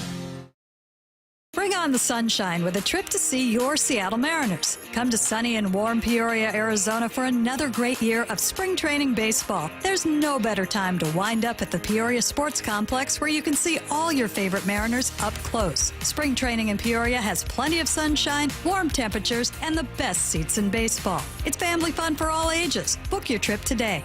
Support your Seattle Mariners in Arizona for another exciting spring training season. Get your tickets at peoriabaseball.com. Calling all pickleballers, Champions of Change and Safeway announced a multi-city pickleball tournament, including celebrity games with Seahawks legends Doug Baldwin, Mike Bennett, Cliff Averill, and more. In collaboration, Nourishing Champions campaign will be raising awareness and accepting donations to provide nutritious foods for student athletes in under-resourced high schools. You can help by donating at your local Safeway checkout. Open to all. The tournaments are in Seattle, Lacey, and Spokane. Register today at championsofchangefoundation.org/pickleball. Guys, did you know your testosterone affects everything in your system, including how you feel and perform every day? Right now, Revive Men's Health Seattle will check your testosterone for free. Knowing your T levels is the first step in understanding if you have low T. Your testosterone level impacts your energy, libido, sleep, weight, hair loss, mood, and even ED. Maintaining an appropriate T level can change your whole life. Most men start to see changes in their hormone levels in their 30s. Experience and results matter. So what are you waiting for? Get your T levels checked today by local, experienced, and trusted men's health experts. They've helped thousands of men since 2011. They're so confident they can help you, they even guarantee it. Call Revive today and schedule your free testosterone test, free exam, and free consultation. Call Revive Men's Health at 206-529-1111. That's 206-529-1111. Or visit ReviveMen'sHealth.com. From the Quantum Fiber Studio, you're listening to Brock and Salk. Weekdays 6 to 10 on Seattle Sports and 97.3 FM HD2. Oh, what great music. A little war on drugs this morning to get everybody into their day and what is for many a vacation week for the kids. It's not a vacation week for Chris Egan. I can assure you that. King 5 Sports, Chris Egan, the hardest working guy in our industry by far. And he is in Peoria this week working, like a dog. It's just tough. It's a ridiculous assignment, and it's amazing he makes it through. Chris, good morning. Seriously. How are you? Mike, Salk, Brock Huard, good morning to you two. And I'll paint the picture. And, Mike, you mentioned dog. I literally just spent the last 5 minutes throwing a tennis ball to Tucker. So Tucker is ready to go. But I'll paint the picture for everybody up in the PNW right now. Blue skies, sunshine, 60 degrees, no wind in the air. They're expecting to reach 77 by later on today. As we speak, Dan Wilson is holding his first spring training meeting. You know these Mike, these are big meetings. Dan's ready to go. We actually asked Logan Gilbert, what are you expecting from Dan tomorrow? And he says, I want him to come in there and just start screaming. I don't think we'll get that from Dan Wilson today, but he's meeting with all the players. Jerry DePoto is in there, and then they'll be out on the field in about a half an hour's time, ready to go for the first official Pulse Squad workout. And interesting, Mike and Brock, Dan met with the media earlier today, and I asked the question, there's so much complaining going on about the Mariners didn't go out and pick up any big names, didn't make a lot of moves. And they talked about just the comfort level of there's no introductions today. Everybody knows each other out here, and there's a comfort around these guys, and they're ready to go to work. So it's going to be fun to see. Just checking, I think Bryce Miller is going to throw later on today. But Brock and Mike, the big news yesterday, Matt Brash throwing fastballs yesterday. So good stuff there. Why are you treating us like we're news anchors? We're not news anchors. We're just radio hosts. We're not reading off a prompter. No, I like it. And now we go to Chris Egan, who's on the scene. Like, when did this become that? Wait, is this not TV? Am I doing radio right now? Is that what's going on? I tell you, Mike, since Paris, I don't even know where I'm at half the time. It's just you just keep grinding. That's all I do. I'm throwing a tennis ball at Tucker. I don't know what my job is anymore. How many stories has Tony White asked you for this spring training, and how many polos are along for the ride? I told people about the polos. How many polos did you bring, and why do you bring that many?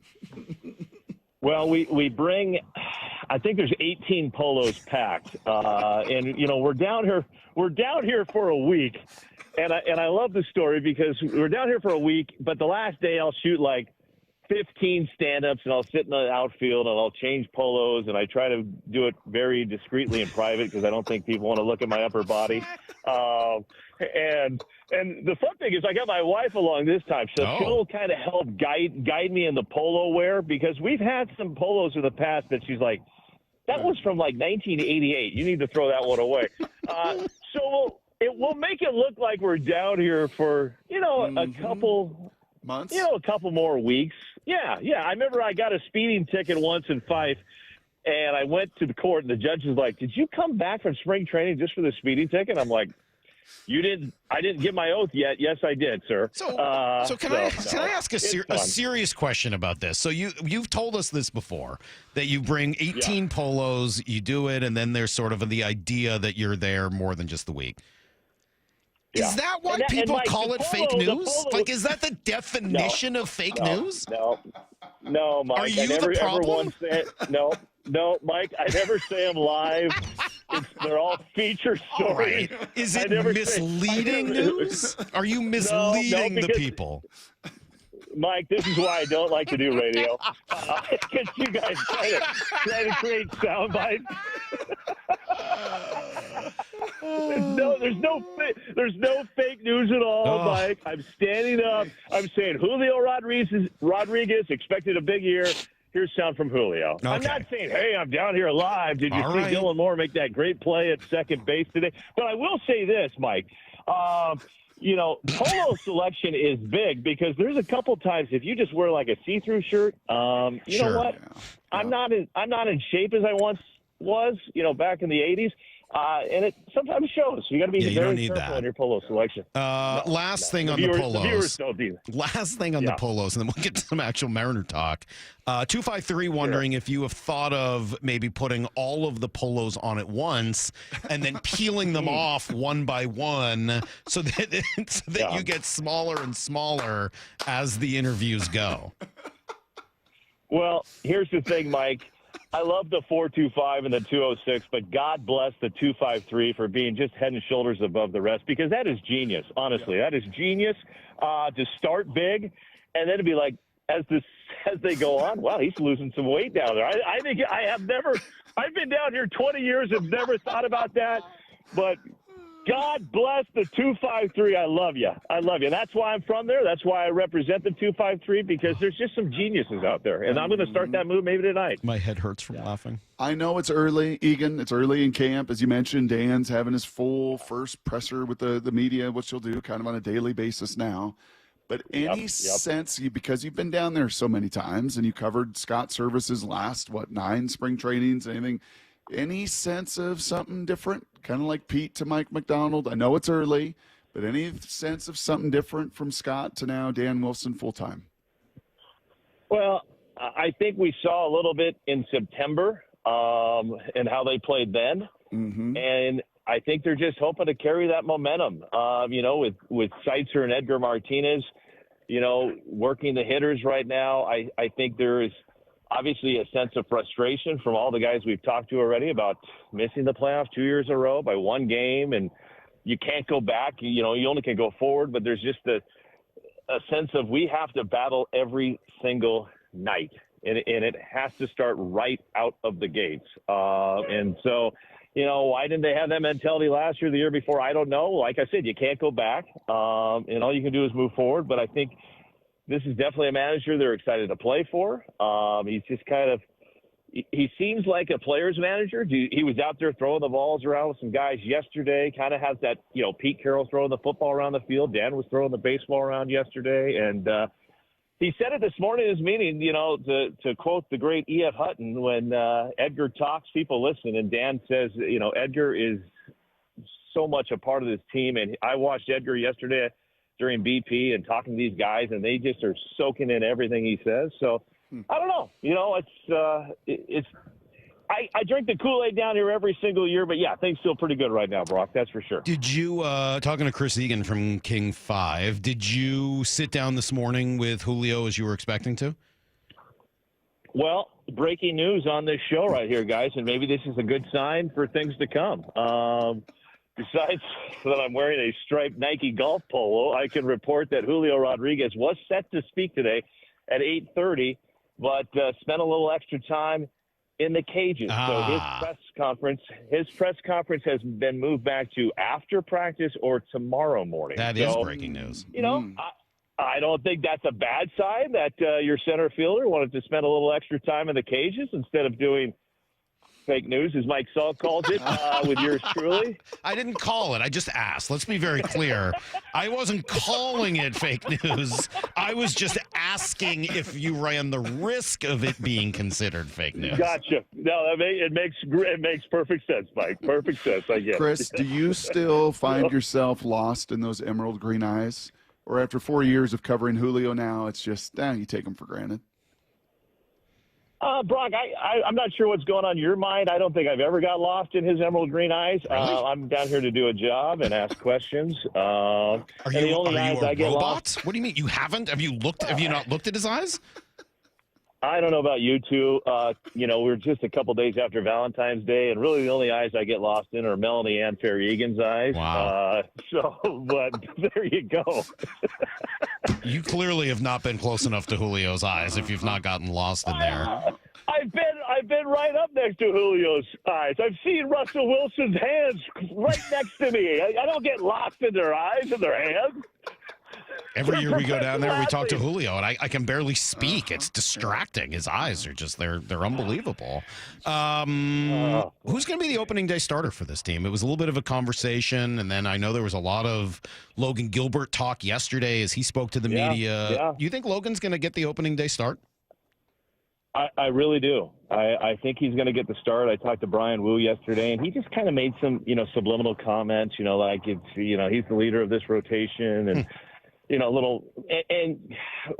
why wouldn't you want Logan Gilbert to be the leader of this rotation and take a little pressure off the rock and put him down a little bit in the rotation? And I think Logan's earned it. I think he deserves it. And I wouldn't think it's a bad move. Now, Dan Wilson has made no mention of that. The only thing he mentioned regarding the starting five pitchers was earlier today. He said we will not see any of them in the first three Cactus League games. So you'll see one of them in game 4. But that was the only mention he's really made of pitching time and who's going to be pitching and what. So that's the latest from down here.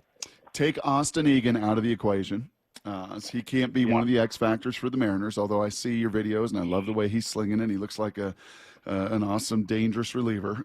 Take him off the table. We'll be watching him tonight, Brock. Watching him tonight at 3 o'clock. Yeah. Okay. Will we get the chance to watch him next week? Will he still be pitching down there next week when we're down there? I think he will. I'll send you the schedule. Please will. do. I'll look forward to that. Give me your 3 Mariners X factors. Salk went through his list at 7:30 this morning of guys that, man, if they can bounce back, man, if they can be a different, man, if they can be who they've been in the past, 2 or 3 of the biggest Mariners X factors in 2025? I have not heard Mike Salk's answers. My apologies for not listening, as I was probably throwing a tennis ball to a dog down here. But I will go with this. My 3, I think we go with the player we just talked about, Julio Rodriguez. If he can begin somewhat like he ended last season, you need that. Jorge Polanco, you need something from him better than last year. And J.P. Crawford suffered, several injuries last year, just never got in a groove at the plate. Those are the 3. I think those. I think we're all expecting the pitchers to do what they do. If Cal Raleigh can just return to form like he's been doing, I think we're fine. But I think those 3 have to be better. I think you could look at 8 players last year that bottomed out, and if we're truly thinking that all 8 are going to bottom out again, then I just don't see it happening. But those are the 3 I think you really need to have better numbers than last season. Yeah, we didn't see it that differently. I didn't have Polanco, and to be fair, I said Julio was in his own category, so it was my 3 after Julio, because Julio he's everything, right? Really the rest of it you can kind of all throw out. If Julio's not great, then it doesn't really matter that much. He's the guy that makes this work. My 3 after Julio were Arozarena, Crawford, and I said Luke Raley. Polanco's not a bad. Certainly, I make sense. I don't know whether I see that as like a likely big time bounce back. All of that. I'm just pretty nervous about that one. But Luke Raley showed signs of breaking out last year. Randy Arozarena was their biggest addition, and he's one of the highest paid guys in this team. And we honestly have not talked that much about him. You're getting a full season of Randy Arozarena. In theory, that should make a pretty big difference. And he came in blonde, Chris. Do I understand that? He came in blonde. Somewhat blonde. I'd kind of go back, Brock, to a Demolition Man haircut. Is kind of what it looked like a little bit from a distance, so nothing wrong with that. We asked Dan Wilson about it, and he said, I love the haircut. Ryan Divish didn't think it was great, but I didn't think it looked bad. To Mike's point, I chatted with Luke Raley yesterday, and I'm with you there, Mike, on that 100%. And the thing that makes me feel better was just I asked him about that comfort level. And last year, he was a new kid on campus here. And he says it was tough to kind of show the type of player he was. And this year, I think this is a guy that he is heart, he is hustle. He'll lay down a bunt. It doesn't matter what it takes to get the guys on base. And I think you're going to see a more fired up Luke Raley this year that's not afraid to show that, because I think last year it just took him some time to kind of know his place with his organization. And he's coming into this camp that, he's been here. This is family. I know these guys, and I'm not afraid.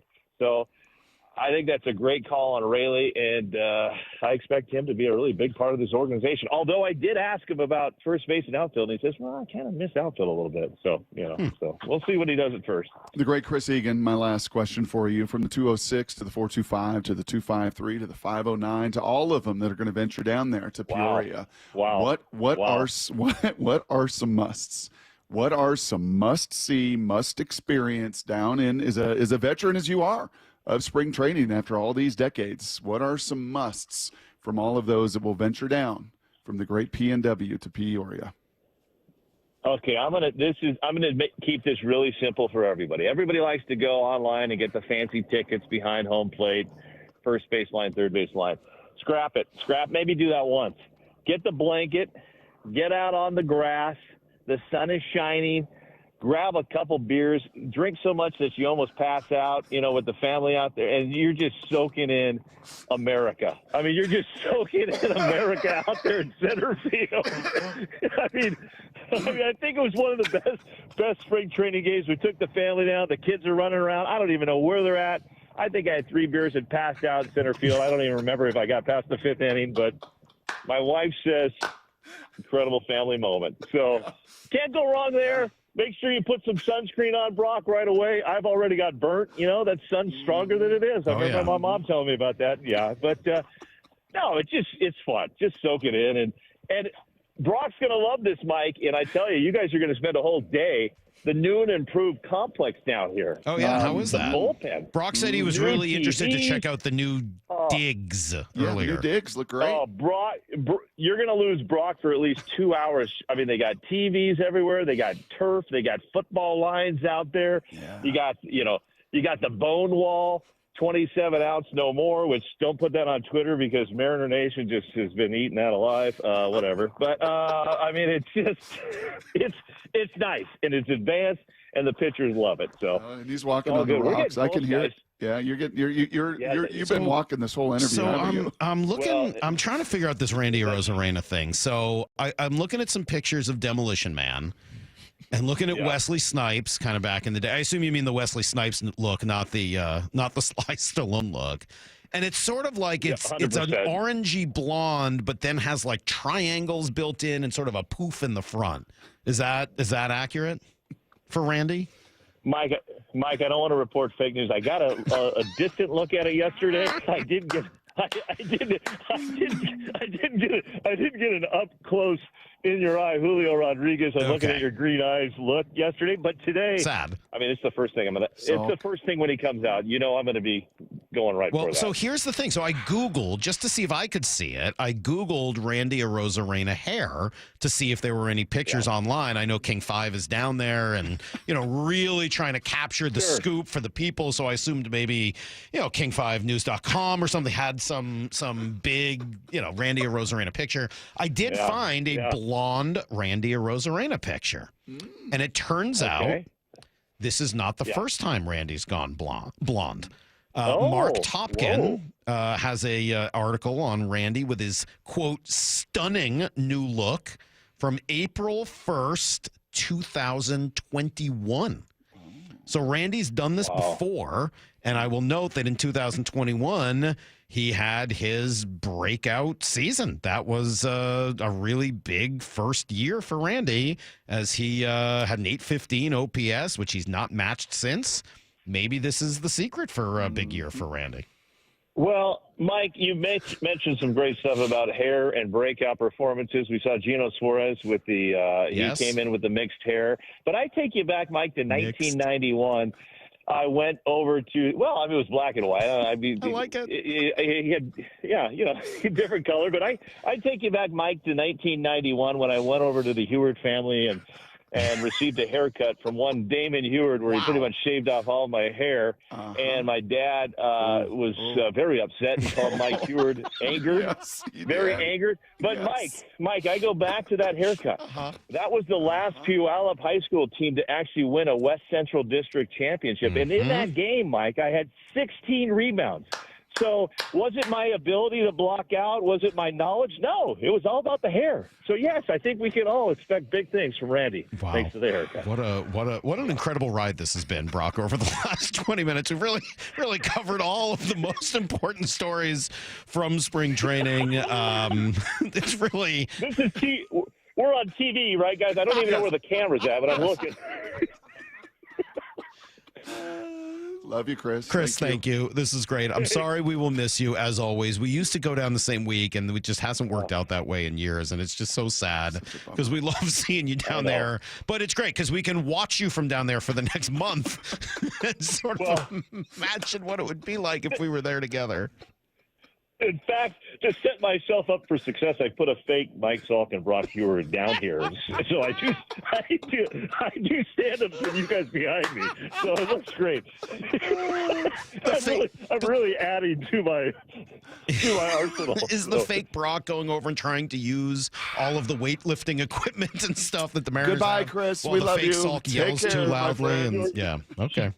Bye, Chris. Short shorts. He's got short shorts. See you, buddy. There you go. There goes Chris Egan from King 5 News. And again. Yeah, well, Mike Heward would 100% verify. Nothing fake about that. Ed Egan called so mad. Damon shaved the heads of all the guys on that basketball team that year, and Ed was not a happy camper. And Mike Heward was on the other end and got the brunt of that one. That was a David! Yep, that was one of those. After that phone call, what have you done? Oh gosh, Chris is one of a kind. He is, and jokes aside, because obviously every time you talk to Chris, he is so deflecting of any praise or anything like that, and he likes to just sort of laugh and have fun, and it's one of the things that makes Egan great and unique, and just sort of, I think, one of the best at his job around. Not just in Seattle, but that is not a job that people are clamoring towards anymore, right? For the most part, a lot of TV news stations have really cut back on their sports reporting, and they don't have a lot of Chris Egans out there anymore. Nope. Chris made himself indispensable because he does that job in his own unique way, and I think he's incredible at it. Seriously, I really believe that. And I meant what I said at the beginning. He is as hardworking as anybody in this town. He works his tail off. He's everywhere, not just with the pro teams, but with the high school teams and everything else locally in town. Chris is the man, and he really works his butt off. Yeah, you know what he has as much as anybody in media that I've been a part of now for a few decades, that word that Daniel Jeremiah and I both like to use, that connective tissue. He has it with the high schools. He has it with the high school coaches, the high school players, the college players, right, all the way up to the professional ranks. I think his wheelhouse is telling those stories. He loves it. The Olympics and all the Olympic athletes from the Pacific Northwest over the last few decades as he's covered them, none of them have covered them the way that Chris Egan has covered. Very well said. All right, great to catch up with Egan, and of course we will be down there next week. Can't wait to see our own view, Brock, of what everything looks like. So you, me, Moore, and Lyle on a blanket out in center field screaming, America! America! Seems likely. Maybe booing the anthem. Who knows? It's next on Brock and Salk. Seattle Sports, your home for Wyman and Bob. Herm Edwards joining us now. I think they want to win now. So you have a quarterback that's done a nice job in that division, understands the division. You got a San Francisco team that was reeling from last year. An Arizona team is pretty competitive. And the Rams are really good. Seattle has a veteran quarterback. We know the 49ers have. Arizona has one as well. So this division's always been pretty competitive. But I think in this offense, I think Gino will fare well. On Seattle Sports and 97.3 FM HD2. You never get a second chance to make a first impression. Superior Linen Service will help your company with logoed apparel, uniforms, floor mats, linen, and more. Give us a call. We answer the phone. Superior Linen Service. It's what we do. Visit suplinen.com. Hey, Brock Hewitt here for my friends at PCF Group, or People Come First Construction Group, and that's exactly what they did when we made the call a couple years ago. We wanted to redo our outdoor space, wanted to add a deck, an outdoor living, a television, and a kitchen, and PCF Group, wow, they more than delivered. And if you're interested in building a stunning outdoor area like we did, I cannot recommend them enough. Reach out before the good weather arrives, and their schedule, well, it's going to fill up. So whether you're looking for a complete outdoor living space or a very specific project like an underdeck ceiling, deck, patio cover, railings, PCF has you covered. Design now and pay later. In fact, get 12 months, no interest and no payments, and up to $6,000 off and a $1,000 Amazon gift card. Request that complimentary design and estimate consultation today at 206-992-0364, 206-992-0364, or project ideas, explore photos at PCFgroup.com, PCFgroup.com. Are you looking at diversification and stability with your investment portfolio, especially with the volatility right now in the stock market? Hi, I'm Scott Riereka, CEO of Legacy Group Capital based in Bellevue. We've been running local real estate investment funds for over 18 years. We've had 0 investor losses and have averaged double-digit returns since inception. Maybe it's time to take a little risk off the table given market conditions. For stability, there's no better option than Legacy Group's Northwest Fund, a fixed return of 9%. Legacy's Northwest Fund also accepts IRA accounts as well. Find out why over 1,000 local investors have invested over $250 million in our Legacy family of funds. Get in touch with us today. Legacy's Northwest Fund, returning 9%, has limited opening for new investors right now. Call 425-635-4700 or visit LegacyG.com. That's LegacyG.com. This is not investment advice. Legacy investments available to accredited investors only. Details at LegacyG.com. This is Chris Davis with the Davis Law Group. Did you know that a pedestrian does not have to be crossing the street on a marked crosswalk to have a successful legal claim against the driver? Pedestrians can even be partially at fault for a collision and still have a valuable claim. Call us today for a free consultation or get my free book on pedestrian accident law at WashingtonAccidentBooks.com. That's Davis Law Group, better service and even better results. Why choose a Sleep Number smart bed? Can I make my side softer? Can I make my side firmer? Can we sleep cooler? Sleep Number does that. Cools up to 8 times faster and lets you choose your ideal comfort on either side. Your Sleep Number setting. And now save 50% on the new Sleep Number limited edition smart bed. Limited time. Exclusively at a Sleep Number store near you. Learn more at sleepnumber.com.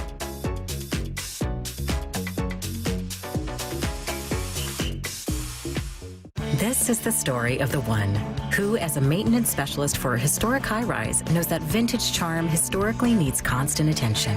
Which is why when it's time to upgrade turn-of-the-century mechanicals, they turn to Grainger. With easy access to 1 million-plus products and the scale to deliver when and where you need them. The right tools and supplies are never far away. So the one can keep that vintage building running like new. Call, click Grainger.com, or just stop by. Grainger, for the ones who get it done. I'm going to be honest with you guys. I would rather get my teeth drilled than go to a car dealership. However, I recently had a breakdown with my vehicle, and I knew that I had to get a new one. I knew where to go. Wayscar Ford in Auburn. I'd heard amazing things. I knew the GM, Mark, so I ended up going out there. Mark, you're with me right now, and I got to be honest, even knowing you, I was nervous. Just being at a car dealership brings pressure, but you guys really focus on customer experience. Well, there are some dealerships where you go in and you feel like you're getting jumped on. We don't do that, okay? There's absolutely no pressure at our dealership, period. And we backed it up with a 5-day or 500-mile, 100%, no questions asked, money-back guarantee. We only want to sell you a car if you want to buy one. So if you want a low-pressure experience, check out our reviews. We have thousands of 5-star reviews. You can buy with confidence. Wayscar Ford's been family-owned and operated in downtown Auburn for over 103 years. You don't stay in business that long by not taking care of people. See it for yourself at Wayscar Ford in Auburn. That's wayscarford.com. Stream every Seattle sports show with the Seattle Sports app. Brought to you by Fred Hutchinson Cancer Center. Get new videos, podcasts, and articles on the Seahawks and Mariners from your favorite Seattle sports personalities daily. Let's go! This is Seattle Sports. Streaming through the Seattle Sports app. KIRO AM Seattle. KIRO FM HD2 Tacoma. Home of the Seahawks, Mariners, and everything Seattle sports. Give me a freaking auto! From the Quantum Fiber Studio, this is Brock and Salk on Seattle Sports. I don't read the internet, guys. Take the bull by the hands. And Brooke, you are. And Brooke, you are. Now here are your hosts, Brock Eward and Mike Salk. What we saw, Brock, on Saturday was tremendous, and I'm sure it's exactly what the NHL powers that be were hoping for when they drew the whole thing up to do this kind of fabricated Four Nations battle, Four Nations face-off that they put together. U.S., Canada, Finland, Sweden. No Russian team because of international geopolitical issues, and they've been banned from international competition. So, without touching that whole story and that whole conversation, they kind of manufactured this, kind of like the WBC. And they didn't even have a plan necessarily to keep doing it. And there was a lot of questions. Will this work? Will the guys care? Is this going to be a stupid, kind of just a stupid exhibition that, falls flat? Nobody gets really into it. It's not the World Cup. It's not the Olympics. Will these guys take it seriously? And it felt like right from the jump, Canada, Sweden in the opening match, it was awesome right away. Do you think some of this is because these guys have been at it for a lot of years in club hockey, the 15U, the 16U, the 18U, and they've played against each other, Canada, U.S., Finland, yes. Do you think some of that history also plays a role? Absolutely. Yes, I do. And then I think once a couple of the game's best players say, no, I'm going to take it seriously, everyone else falls in line because hockey is a game that is very much about captains and leadership. And when Sidney Crosby starts playing the way he did on the first game of the whole tournament, I think everybody else's eyes are opened. He is he's the best player. He's not currently the best player in the game, but he's the best player currently in the game, if that makes sense. Did I see something that was the first time Sid the Kid has ever lost? We're in international. It might be. I believe that I had heard that. Or because he had somewhere. that amazing win in the 27-0 or something all time. That's probably true. When donning the Canadian jersey and youth, in these kind of competitions. Yeah, it says it ends a 26-game streak with Canada for him. Crosby, 15-year, 26-game That's unbelievable. That's like Tyson losing at the end of his incredible run to Buster Douglas You didn't lose to Buster Douglas. Yeah, Obviously, and I the don't US think he team was wants to good, lose twice. So I think there's going to be a little motivation. But when from he that takes Canadian. it seriously, and Victor Hedman takes it seriously, and all these guys that are big time stars and captains of their NHL teams, and then go on to be captains of their international teams, you can't help but get caught up in it. And when those guys started brawling to start the game, 2 seconds in, 3 seconds in, 9 seconds in, it showed that they cared. That's why the fighting was great. Not because you need to see fights for hockey to be great, although I do love fights, but because it showed how much they cared about the game, about this tournament, about their team, about their country, about their teammates. And so I love that. Then I love the hitting over the course of the next 3 periods. It was awesome. It was physical. It was heavy. It was just great hockey. And to see the U.S. win was just a little extra sugar on top. So I talk about it at 6 this morning because I'm super into it. Mm-hmm. And first thing I hear is, they booed the anthem and that's why it all happened. I don't agree with that. I don't think that's why they were fighting. I don't think it had anything to do with the Canadians booing of the anthem the other night. I think it was much more about showing how important this whole thing was and demonstrating to their. I don't think they had anything to do with each other. You don't think if there was no booing, you think they would have thrown gloves like that in the first 10 seconds? I think so. Really? Yeah, that was my impression. And what would have been the motivation then? Just to show that this was meaningful. Why would the U.S. guy or why would anybody be upset with the players because of the actions of the crowd? Like, I did not get the sense there was any sort of political motivation behind 2 hockey players throwing fists. I just didn't see it that way. I also think that booing the anthem is incredibly stupid. It's incredibly inappropriate. It's incredibly disrespectful. And I hope that it does not continue on Thursday. And I hope the U.S. fans in Boston are not booing the Canadian national anthem out of revenge or anything else. It's just dumb. It's just not whatever political points you may feel about tariffs, about presidents, about whatever. I don't understand why booing the national anthem at a sporting event would in any way get that point across. I don't want to speak out of turn because I don't know on this subject some of the storylines behind the scenes or the passion behind the scene. I don't really. I'm totally ignorant in that way. But just as we have seen through the WBC, as we have seen through the Olympics, as we have seen that patriotism brings out a different emotion. True. And I think when that then happened the way that it happened, it wasn't a small little booing. It wasn't a spattering of boos. It was through the entire anthem. Oh, yeah. That just took those guys to red. They just saw red. Just as I've seen in your eyes with Buster Olney. Just as I've seen when you turn surprise me. red. Really? Yeah. That would surprise me. I heard them say I didn't like it. I mean, I don't blame them, and I wouldn't either. But I don't know. Hey, look, I could be wrong. I don't know. I'm not inside the Kachuk's head. I would be surprised if there was that level of animosity to the other players. Chuck said after the game, we needed to send a message, and the message is it's our time. Because in the last five of the last 6 best on best tournaments, they've lost to Canada. That to me is much more what this is all about, and this team trying to come together. Yeah, send a message, and yeah, I could be wrong because it seemed, and there's some mic'd up footage kind of floating around of those guys kind of throughout the whole thing. Mm-hmm. They're talking about how it was very spur of the moment. It wasn't planned. It just sort of went down that way. Yep. So yeah, could the anthem stuff have kicked up the intensity level? Sure, absolutely. Do I think it was a response to that? I don't think so.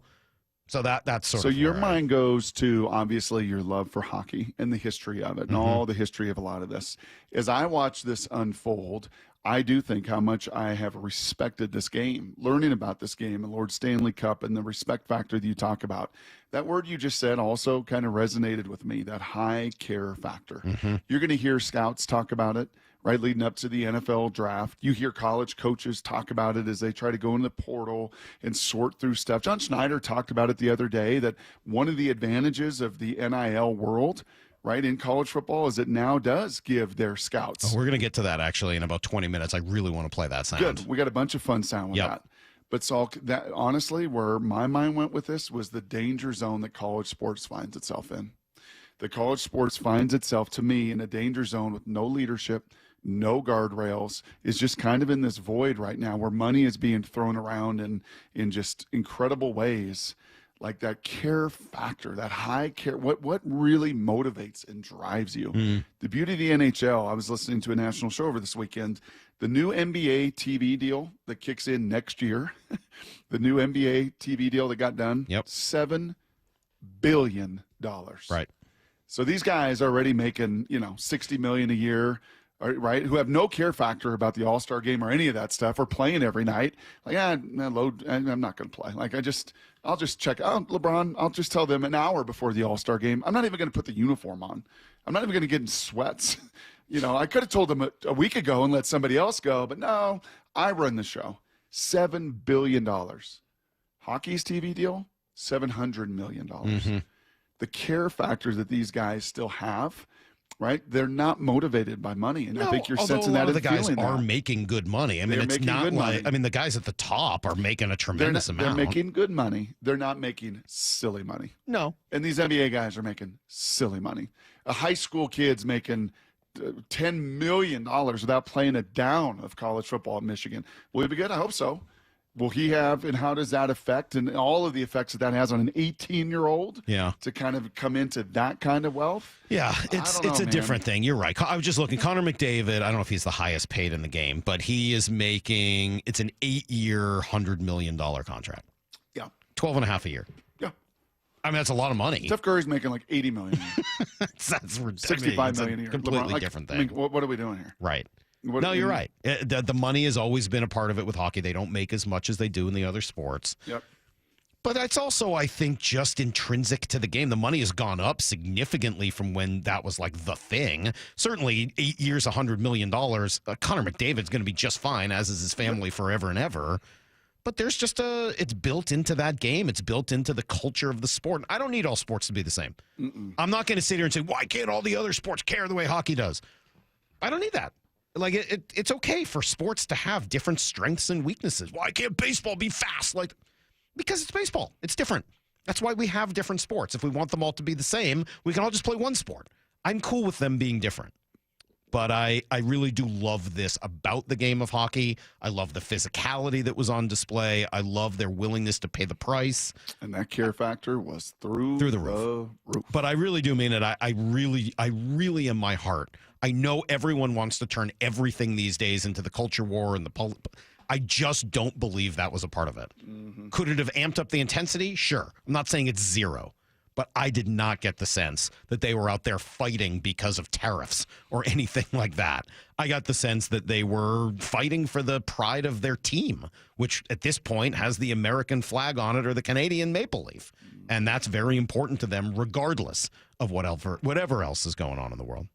The John Schneider Show. Every Thursday until draft day on Wyman and Bob. We are now speaking with the architect of your Seattle Seahawks. How we doing, football fans? With Seahawks President of Football Operations and General Manager John Schneider. My job is to do what's best for the Seattle Seahawks organization. I have to keep wrapping my mind around that and trying to communicate effectively. Listen live Thursdays at 4 p.m. or watch the interviews on the Seattle Sports YouTube page. What's the standard the Seahawks defense needs to be held to under Mike McDonald? The John Schneider Show. Brought to you by Pizza Hut. Robinhood Gold members can now enjoy the VIP treatment, receiving a 3% IRA match on annual retirement contributions. With Robinhood Gold, the perks of the high net worth are now available for any net worth. The new gold standard is here with Robinhood Gold. To receive a 3% boost on annual IRA contributions, sign up at Robinhood.com/gold. Investing involves risk. 3% match requires Robinhood Gold $5 a month for 1 year from first match. Must keep funds in IRA for 5 years. Go to Robinhood.com/boost. Robinhood Financial LLC member SIPC. Gold membership is offered by Robinhood Gold LLC. There are some things you wouldn't mind being stuck with, like a large unexpected inheritance. An always on the verge of death phone that has to be plugged in just right so it charges is not one of those things. Switch to Verizon and we'll pay off your old phone, up to $800 via prepaid MasterCard, so you can get a new one. Just trade in any phone from our top brands on any unlimited plan. With new line on My Plan. Additional terms apply for trade-in and pay off your phone offer. See Verizon.com for details. Why choose a Sleep Number smart bed? Can I make my side softer? Can I make my side firmer? Can we sleep cooler? Sleep Number does that. Cools up to 8 times faster and lets you choose your ideal comfort on either side. Your Sleep Number setting. And now save 50% on the new Sleep Number limited edition smart bed. Limited time. Exclusively at a Sleep Number store near you. Learn more at sleepnumber.com.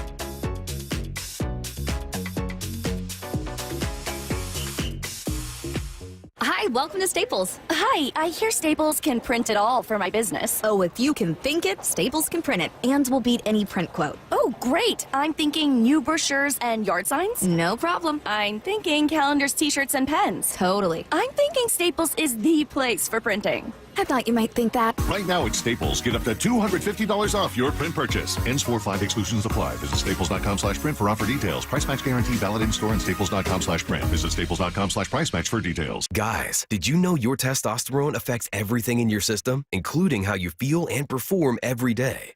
Right now, Revive Men's Health Seattle will check your testosterone for free. Knowing your T levels is the first step in understanding if you have low T. Your testosterone level impacts your energy, libido, sleep, weight, hair loss, mood, and even ED. Maintaining an appropriate T level can change your whole life. Most men start to see changes in their hormone levels in their 30s. Experience and results matter. So what are you waiting for? Get your T levels checked today by local, experienced, and trusted men's health experts. They've helped thousands of men since 2011. They're so confident they can help you, they even guarantee it. Call Revive today and schedule your free testosterone test, free exam, and free consultation. Call Revive Men's Health at 206-529-1111. That's 206-529-1111. Or visit ReviveMen'sHealth.com. Down, set, Pizza Hut, Hut! Make the play of the game with Pizza Hut. Buy any large Pizza Hut pizza and get another one free. Use code HUT at checkout. That's code HUT for a buy one, get one free exclusive offer to 710 Seattle Sports listeners. No one out pizzas the Hut. I'm attorney Rob Iddens, proud Marine Corps veteran and owner of Warrior Injury Law. If you've been injured, you need a lawyer that is tough, confident, and battle-tested. Call us at 253-WARRIOR for your free case review. Warrior Injury Law. Battle-tested. We are Seattle Sports, the home of the Seahawks, Mariners, and everything Seattle sports. Watch your favorite show live at seattlesports.com. Bring on the sunshine with a trip to see your Seattle Mariners. Come to sunny and warm Peoria, Arizona for another great year of spring training baseball. There's no better time to wind up at the Peoria Sports Complex where you can see all your favorite Mariners up close. Spring training in Peoria has plenty of sunshine, warm temperatures, and the best seats in baseball. It's family fun for all ages. Book your trip today. Support your Seattle Mariners in Arizona for another exciting spring training season. Get your tickets at PeoriaBaseball.com. Start the year fresh with Washington Energy's New Year, New Home Sales event. Upgrade and save 15% on energy-efficient Bryant heating systems for your home. Keep cozy and safe this winter storm season with 15% off Honeywell whole home generators. Prepare for spring with 15% off beautiful Anderson windows and reliable Simonton doors. All on sale now for a limited time. It's the New Year, New Home Sales event with Washington Energy Services, bringing good energy to your home. It's time to go all in at Toyota of Kirkland. All in on the largest savings opportunities on the largest inventory of Tacomas, Tundras, Prius, and the BZ4X. The incredible team at Toyota of Kirkland is all in on your car buying experience. They'll set you up with a test drive and you can take that car home on the same day. Come on down to Toyota of Kirkland and get all in on the best deals with the best inventory. Check out their wonderful showroom today or go all in online at toyotaofkirkland.com. O'Brien. Are you constantly dealing with a runny nose, allergies, congestion, sinusitis, or postnasal drip? Hey, it's Dr. Ryan Stern of the Stern Sinus Center. Rhine Air is a simple, non-invasive procedure that significantly reduces your postnasal drip and stuffiness. We're proud this year the Stern Sinus Center was just named a nationwide center of excellence. We're also excited to welcome another allergy surgeon and ear surgeon to our practice. Schedule your appointment in Auburn or Federal Way or go to sternsinus.com. Need to know. 15 minutes past every hour with Brock and Salk. Here's what you need to know. Up first. All right, everyone's reported in Peoria, and no, honestly, Brock, it's been, I think, really good news so far. Not that I was expecting any, the era of guys not reporting for camp on time or coming up with excuses or holding, you just don't, or working themselves into shape. You just don't see any of that in baseball anymore. And so, yeah, no news is good news. But the news that we have seen, I think, has been very positive in terms of the health of the pitching staff and specifically the health of the bullpen. No issues so far. Matt Brash, we actually got to see him out there throwing. Gregory Santos throwing. Jackson Kowar throwing. 3 guys that could have a major effect on the bullpen that had 0 effect on it last year. That would be awesome. And then you got your starting rotation and Logan Gilbert, excited to have all those guys back right now. It's huge. It's huge. Yeah, I really hoped it would be that way. And you never really know going into an offseason. For some reason, every offseason it feels like something could happen.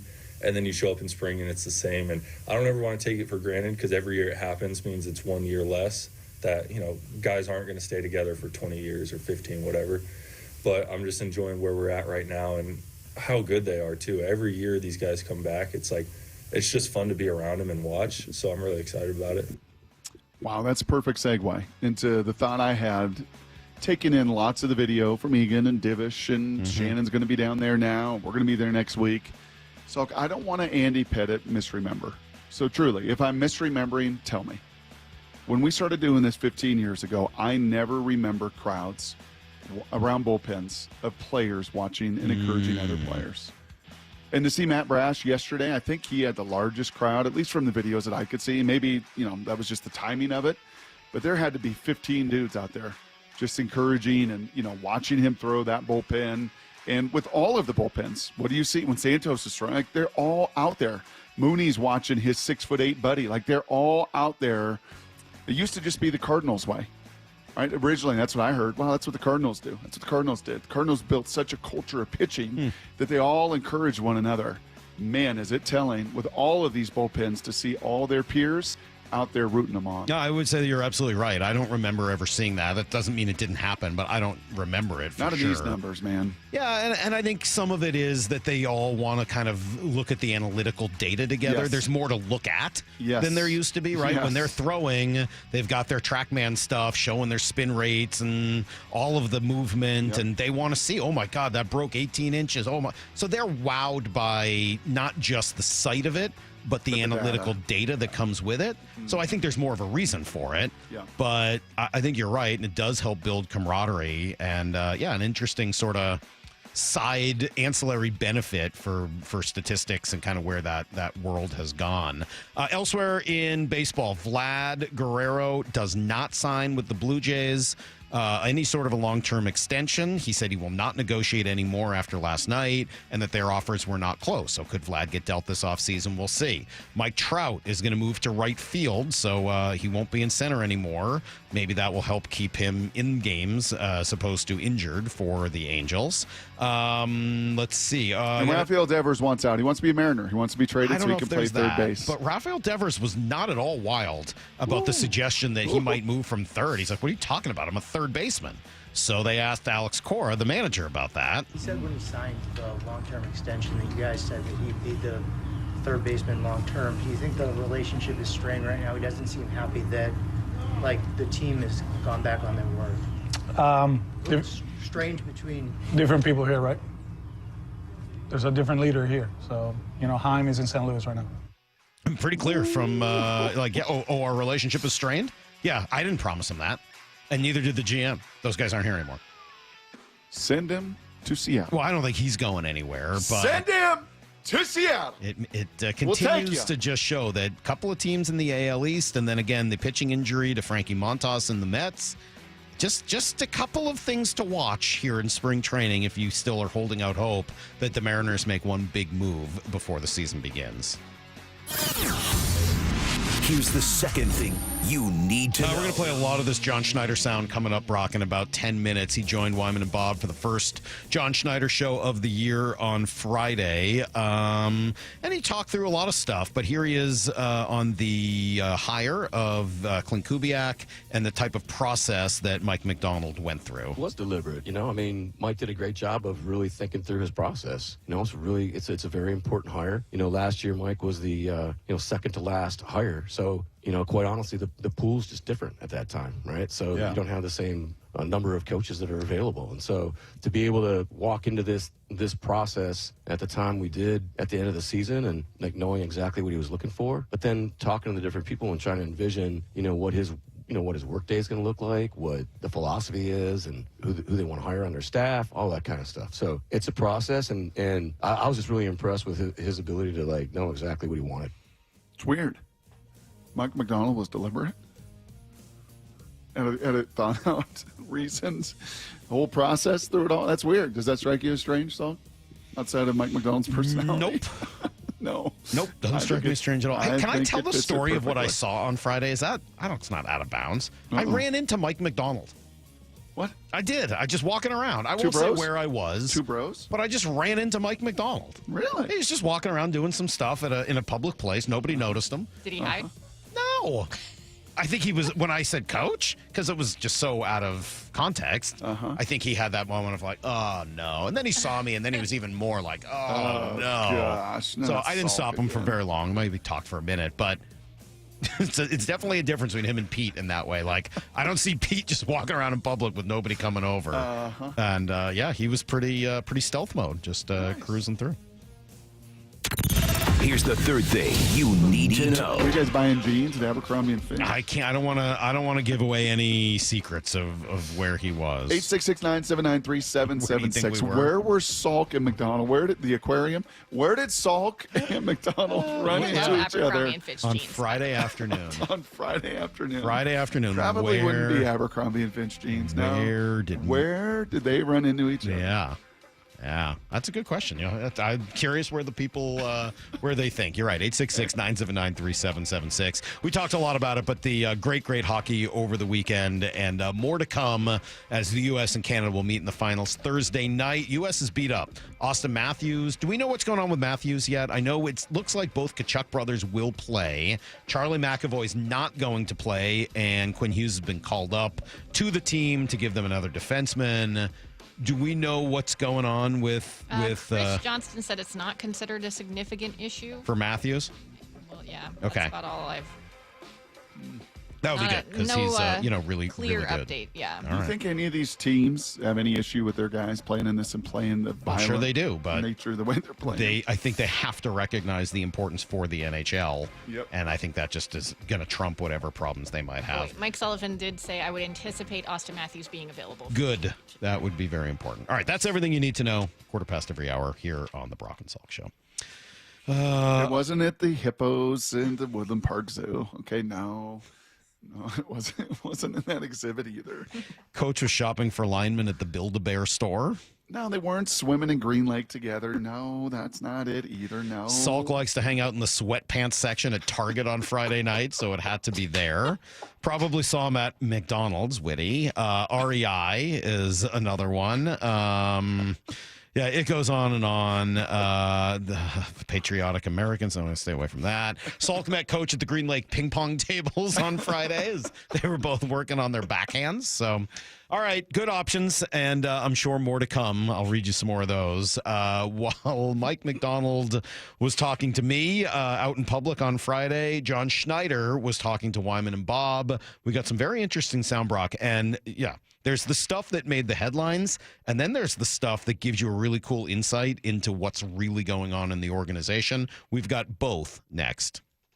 Seattle Sports, your home for Bump and Stacy. The Mariners win the AL West if what? There is a longing for a good team that I have, that everyone from around here has, that creates a lot of emotions. Simultaneously, I want to feel excited about this season. Yes. I want to see a path. The Mariners win the American League West if Julio Rodriguez reaches his fullest potential. I think if Julio Rodriguez is the MVP candidate that we all know that he has inside of himself. Streaming live on the Seattle Sports app.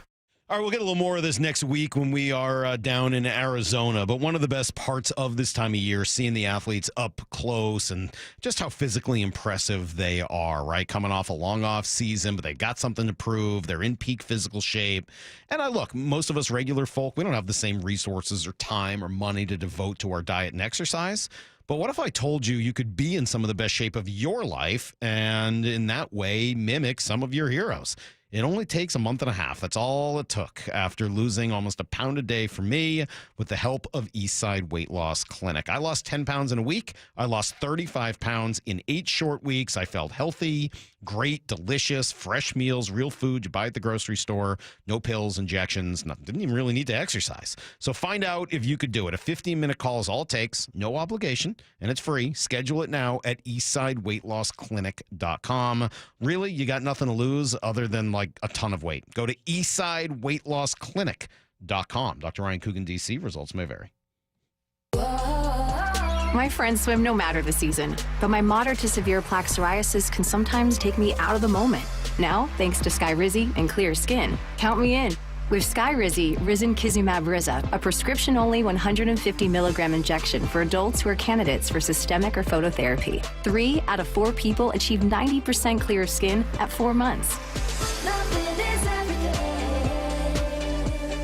Don't use if allergic to Skyrizi. Serious allergic reactions and an increased risk of infections or a lower ability to fight them may occur. Before treatment, your doctor should check for infection and tuberculosis. Tell your doctor if you have an infection or symptoms such as fever, sweats, chills, muscle aches, or cough, or if you plan to or recently received a vaccine. Thanks to Skyrizi, there's nothing on my skin, and that means everything. Ask your doctor today about Skyrizi, the #1 dermatologist-prescribed biologic in psoriasis, and visit skyrizi.com or call 1-866-SKYRIZI to learn more. Endless hours of research, seeking referrals, dozens of calls. Hiring the right attorney can be a challenging process during an already difficult time. J.P. Pendergast with Pendergast Law explains. In Washington State, Tom, there are thousands of attorneys to choose from. Referrals and online research can be helpful, but discovering the right attorney requires a conversation. It can be hard to identify integrity and authenticity without that interaction. So, what do you recommend? We encourage anyone looking for personal injury representation to call for a free consultation with our team before making a decision simply based on referrals or online research. Accident victims need an attorney that listens, demonstrates honesty, and is genuinely understanding of their unique circumstances. The care, attention, and preparation that our firm provides throughout the case mirrors the effort involved when taking on the insurance companies. Save time and avoid mistakes after an injury. Contact the caring and compassionate team at Pendergast Law. If you or a loved one has been injured in a car accident, call Pendergast Law. We can help. Calling all pickleballers, Champions of Change and Safeway announced a multi-city pickleball tournament, including celebrity games with Seahawks legends Doug Baldwin, Mike Bennett, Cliff Averill, and more. In collaboration, Nourishing Champions campaign will be raising awareness and accepting donations to provide nutritious foods for student athletes in under-resourced high schools. You can help by donating at your local Safeway checkout. Open to all. The tournaments are in Seattle, Lacey, and Spokane. Register today at championsofchangefoundation.org/pickleball. Heading outdoors or on the water this weekend? Check in with Joey and Nelly on the Outdoor Line from 6 to 8 a.m. every Saturday on Seattle Sports and the Seattle Sports app. It's Comedy Night at Emerald Queen Casino Event Center, Sunday, May 4th, with Michael Blaustein. My gym costs $9 a month. Guys, I go to the gym for the same price as an airport muffin. Tickets at emeraldqueen.com. So, I'm obviously single. Don't miss this hilarious high-energy show. Michael Blaustein, May 4th at Emerald Queen Casino, the entertainment capital of the Northwest. 21 and older, need gambling help? Call 800-547-6133 or visit emeraldqueen.com. You've heard the saying, you never get a second chance to make a first impression. Since 1926, my family's been helping local businesses make great first, second, and long-term impressions. We know how to make your company look good with quality uniforms, logoed apparel, floor mats, linens, and more. If you're paying for linen service or doing it yourself, let's have the conversation. The information and quote are free, but the savings and service can really add up. Visit suplinen.com. Superior Linen Service. It's what we do. You know, someone asked me the other day, do you know how many devices the average home has connected to their Wi-Fi network? It's way more than I thought. So I actually went home and counted how many connected devices I own. It's more than a dozen. All to keep me connected to the good stuff. Streaming, gaming, all the interneting, you name it. Xfinity knows that the number of devices we have connected to our internet is growing by the year. And that's why they engineered their gateways to handle hundreds of connected devices. Hundreds, for real. And now through March 18th, get Xfinity Gig Internet for $20 $25 a month for a year with no annual contract and Wi-Fi equipment included when you add an unlimited mobile line. And ask how to get an eligible free 5G phone with trade-in. Make sure your home Wi-Fi can handle everything you throw at it and then some. Visit Xfinity.com, call 1-800-XFINITY, or visit a store to switch today. Restrictions apply. Requires paperless billing and auto pay with store and bank account. Taxes and fees extra after promo regular rates apply. Xfinity Internet required. Reduce mobile speeds after use of monthly data included with your data option. Data thresholds and actual internet speeds vary. From the Quantum Fiber Studio. This is Brock and Salk. Weekdays 6 to 10. On Seattle Sports and 97.3 FM HD2. What's going on with that? This is in here for Salk's old segment. Remember what's going on with? What's going on? What's going on with? I don't know. You told me to change up the music every now and then. I appreciate some different music now and again. I forgot about Definitely it. sets of. I never understood why it couldn't just be what's going on, and you're like, no, it's what's going on with. That was funny. What's going on with? I got a couple things I want to pass on here, Brock, and then we'll play a whole bunch of John Schneider sound from the John Schneider Show with Wyman and Bob on Friday, and that's every Thursday, generally at 4 o'clock throughout the next few weeks leading up to the draft. All right, one. Great texts that came in on where I ran into Mike McDonald on Friday. Let's see. Matt in Oregon says Salk is probably at Whole Foods grabbing his daily pack of Oreos. First of all, as I said, those were not for me. Second of all, if you know anything about Whole Foods, you know they don't sell Oreos. You got to get that at a regular grocery store. Sell fake Oreos. You're clearly a noob if you think that that's what's happening.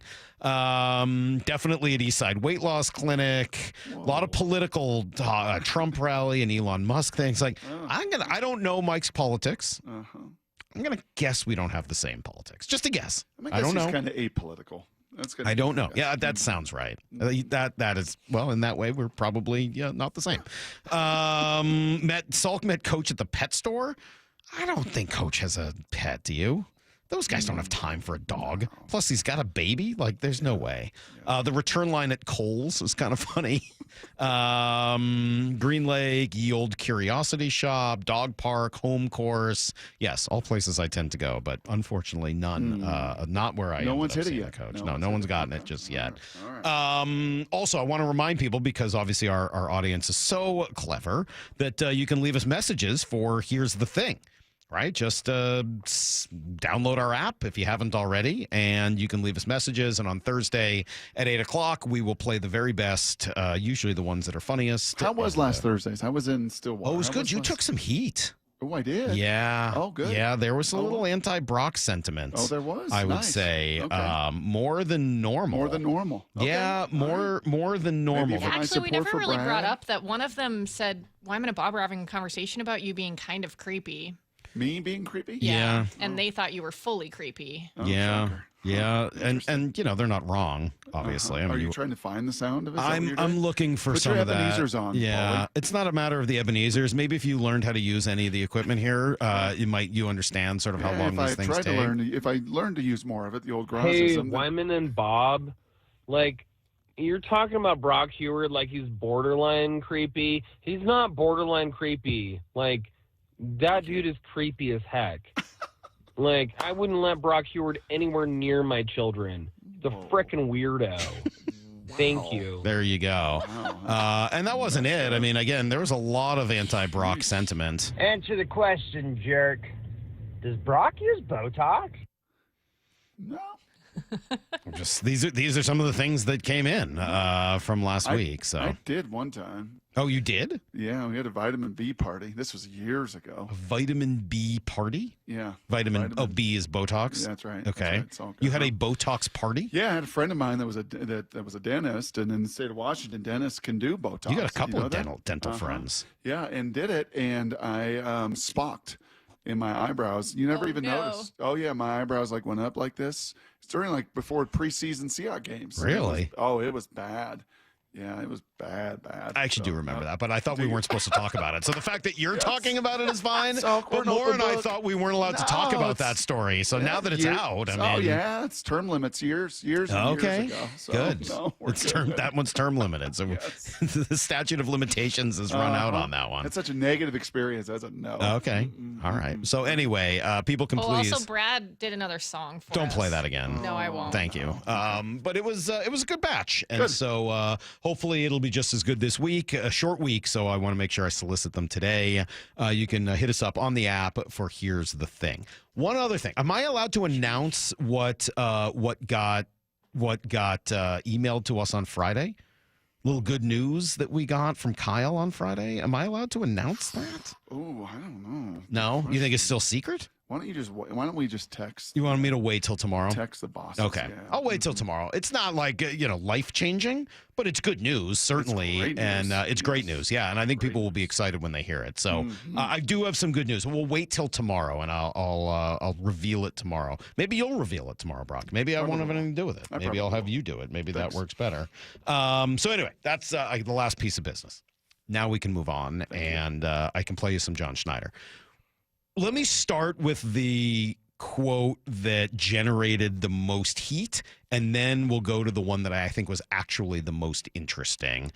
This was, at least in writing, the quotes that made the rounds on Friday. You can't just throw money at something to fix it or to fix a perceived need. That's we've made mistakes there in the past, and we're not going to repeat. We're going to try not to repeat the mistakes we've made. I mean, do they call it Money? Is it Money over there? Not money? I don't know. Is it Mo Money? I think he was trying to say Mo Money, and it became Money. I mean, you can't just throw money at things, Salk. It just doesn't work that way. And you know what? Unfortunately, every GM in every sport throws bad money, just like in business. You throw it at ideas and personnel, and some stick and some hit and some don't, and that's the job. And they typically, it was funny, we asked G during the break, where do you think they've thrown the most bad money? And it took them a little while to figure it out, because that's generally not been their biggest issue. Right? They have not been first wave spenders. They do not pull out the credit card. They do not find themselves in cap hell very often. Now they are right now, and they're going to get under that, I think, pretty easily with the Tyler Lockett move and a few others. But throwing bad money at the problem, I wouldn't say that that's been a significant issue of theirs at all. In fact, I'd say they've been pretty prudent financially for a lot of years. But that was not the thing that generated the heat on Friday. It was the use of the word perceived to describe problems, and throwing those resources at perceived problems. And I kind of went that way too when I first heard it. Maybe it was just sort of riding on the coattails of some of the conversation we'd had the previous week. But it just felt like, what do you mean perceived problems? Like, these are real problems on the offensive line. If you don't think they're real and they're just being perceived from the outside, maybe we got to have a talk about admitting you have a problem is the first step in solving it. Upon listening to it, not reading it, and listening to it, I don't know now, 20 times, I don't think that's what he's saying. I really believe what he's referring to are mistakes they've made in the past, reacting to problems that they perceived they had, and then screwing it up by trying to just focus on fixing those problems. And my mind went first to Malik McDowell and then Sheldon Richardson. Brock, you mentioned Jimmy Graham. That's another one. Maybe you want to throw Percy Harvin in there as well. When he talks about learning the lessons from the mistakes of the past, I think he's actually very self-aware. And when I read or rather listen to the whole cut, correct, I really feel like John gets it, and not that he doesn't get it. And in context of the whole rest of the interview there with Wyman. That's Bob, right. And I texted Bob to ask him too. Like, hey, Bob, what did you think? And he didn't feel that way at all, which was, again, like, okay, I want to make sure I'm getting this right. Talked to Bump yesterday. Brady said the same thing. None of them got the sense that John was trying to shirk the responsibility of needing to find offensive linemen, which I think was some of the immediate reaction on Friday. And I'm glad that's not the case. I upon listening, don't think it is. No. And in fact, I think just from context, they talked a lot about the offensive line. Bob, I mean, you want to talk about a subject for Bob Stelton for the last decade here. It has been the offensive line. It was last year in these John Schneider shows. It continued to ask about it. And, I don't think John shirked away from the fact that they've not gotten that right. Here's a little bit more on the offensive line. This is asking about position groups and the best place to address them and acquire them. I would say it changes every year by position, except for the offensive line, because everybody's on this constant quest for offensive linemen and developing offensive linemen. And I mean, you brought up the Super Bowl. We just saw what happened in the Super Bowl, for crying out loud. You know, I mean, they're playing for a world championship, and things didn't go well. You know, so every team, everybody you talk to, it's kind of like. And so I would say yes to answer your question. Every position changes every year based on depth, but the offensive line there's always like this dearth of talent at the position. So supply and demand, right? So yeah, but there's everybody's when you talk to other teams, when you talk to other GMs about trades and stuff like that, or our guys upstairs talking to other teams, everybody kind of like skips the offensive line because it's like just a given. So I think all that makes sense, but okay, so it's hard. Mm-hmm. Like I don't know what to tell you. It's like finding hitting in good hitters in baseball. Yeah, I'm sure it's hard. Like the Delta over the last 15 years of watching this with our own eyes and covering it and talking about it, Salk. Like, yeah, man, the difference between hitting and pitching in the challenges over 16 years grown significantly for those hitters. Mm-hmm. I think for offensive linemen, the supply chain, many that used to be offensive linemen, talked to Baldy about this a couple months ago. In the 80s and 90s, there's great pride in being Anthony Munoz. There's great pride in being an offensive lineman. You're an offensive lineman. You're a left tackle. Mm-hmm. You're a Hall of Famer. You're the ones, the Hogs. You're the ones being talked about. Nate Newton, and like you knew those linemen. They all play D-line now. And then the level of athleticism between the defensive linemen of today versus 20 to 25 years ago, right? The delta between the athleticism of a D lineman and an O lineman today has just grown and grown and grown. It's gotten harder and harder and harder to play the position. Yeah, I think all of that is true. Guess what? Doesn't matter. No one cares. Like, you got to find it. And I don't care if there's 2 or 5 at the top. You got to be one of them, especially if you're going to keep saying you want to be a team that's physical and runs the ball and all of that, plays complementary ball. If the offensive line are too hard to find, then run another system that mitigates and minimizes their importance. Like, I'm sorry, it's hard. I agree. No one's saying it's easy. Well, you know what those systems are. But you got to get it right. I mean, you know what those systems are. Those systems are spread systems. That's right. Kurt Warner played in, and then just get your quarterback killed. I totally understand. I'm not saying that that's a better solution. I'm saying that you've got 2 choices. Either find the offensive lineman you need or find a system that doesn't need them. There's no real other. If there's a third way, let me know. But or have such a great quarterback that he can actually Mahomes couldn't overcome Joe Tooney in his right tackle. So if that doesn't work, and really never has, either get this right or find a system that doesn't require it. There's really no other options. I love this. I said I would play my favorite cut, and it's John Schneider here talking about, Brock, as you said, transfers and NIL and what it allows them to see and how it allows them to better get a grasp of what kind of players they're looking at. Now to come back here and have the guys back in the building this week is so exciting because I'm just so impressed with all of our scouts, all the knowledge, all the stuff they have, especially with all the trade portal stuff and guys leaving and guys making money and NIL now and okay, well, they know how much money these guys have made and you're able to talk to if you coached at Oregon and you coached at Ohio State, you're able to talk to both those staffs about these guys, you know what I mean? So you kind of have a really clearer picture on these guys than we have in the past. Sometimes to our detriment from the decision-making process, but it's just awesome to be around all these guys and so proud of all especially the young guys too. They're just so knowledgeable and on top of it. And there is a lot more data points. Guys don't stay in one place for 4 years, play in one system for 4 years. Very, very rare. Do you see that now? Guys are bouncing around different systems, and you get to see them play for different coaches in different styles. Now you get to see them get paid and how they handle that money and in the relationships around them and family members and all the chaos and stress that comes, oftentimes with that amount of wealth and how do they do it and where's their maturity? And yeah, there are a whole lot more data points. Now, the only problem, like you said, can that lead to some paralysis by all the extra analysis? But I do think I haven't thought about the effect on NFL scouts and how helpful it would be for them to have, because you often hear, right? Oh, Jackson Dart, he does this, but was he in ever the right system and he didn't get under center and this and that. He may still be, obviously he went to a bunch of places and we still don't have all the data points. Yep. But those types of conversations may go away as you start to see guys and the success and failure that they have in different type of systems.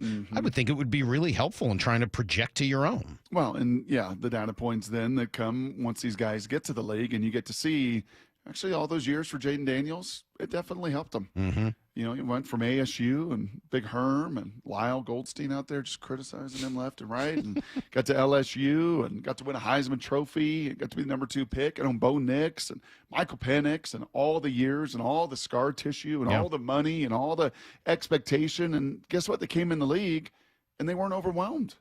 None of those 3 guys. Right? They weren't overwhelmed by some of those things that Pete Carroll has talked to us about, Mike, over the years, with a lot of these quarterbacks come in as first rounders, and the expectations are so huge, and they haven't really seen failure, and they haven't had tough times that do come in the NFL. Well, those guys did.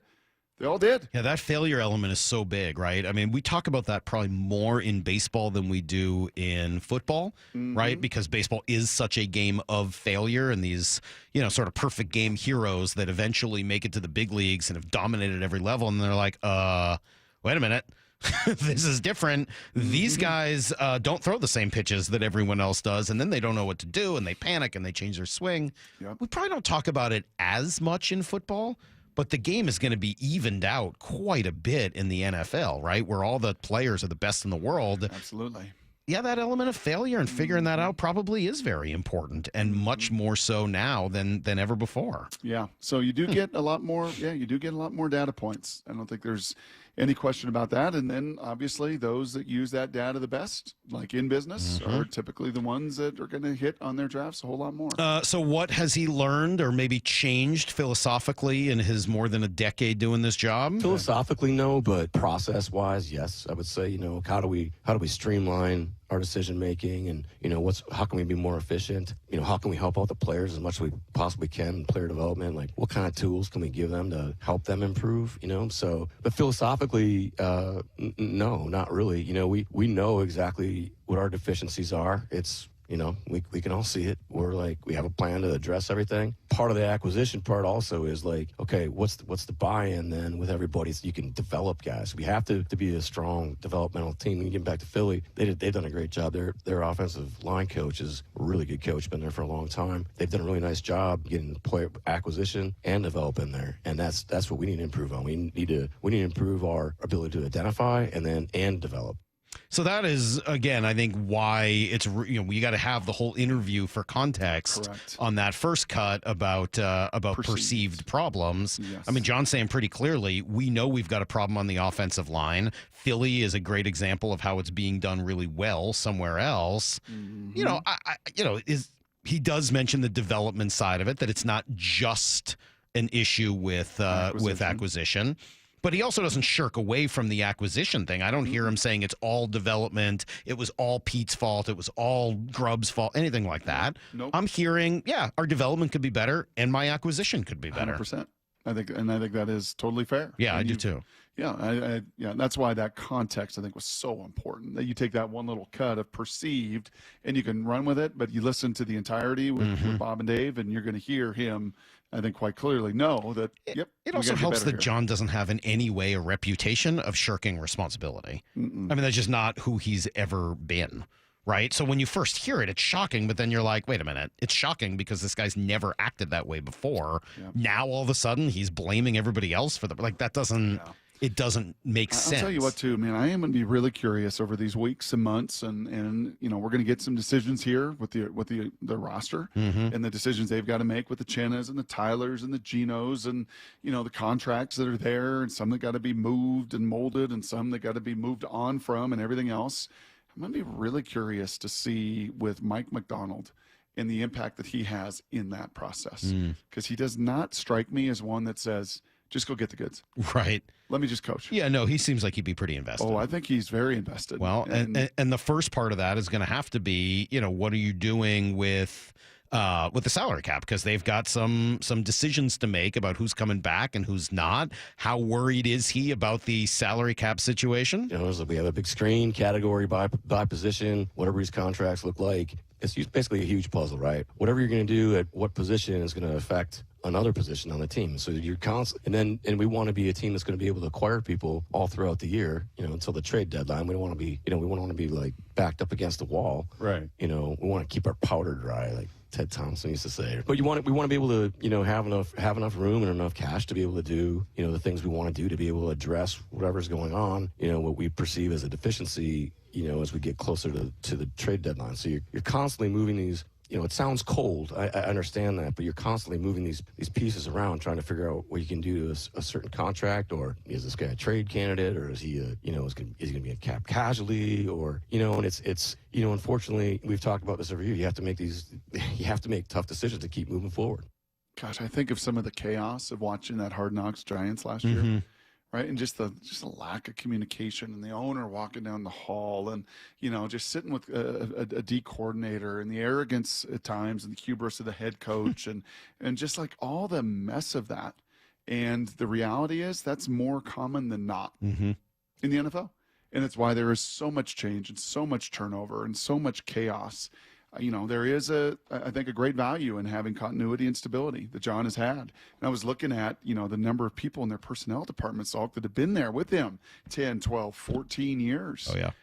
And now, as I said, you infuse it, I think, in a very positive way. And this isn't just like rosy colored glasses with the Seahawks, but I think of Mike McDonald in his mind, in his analytics, knowing exactly what he wants.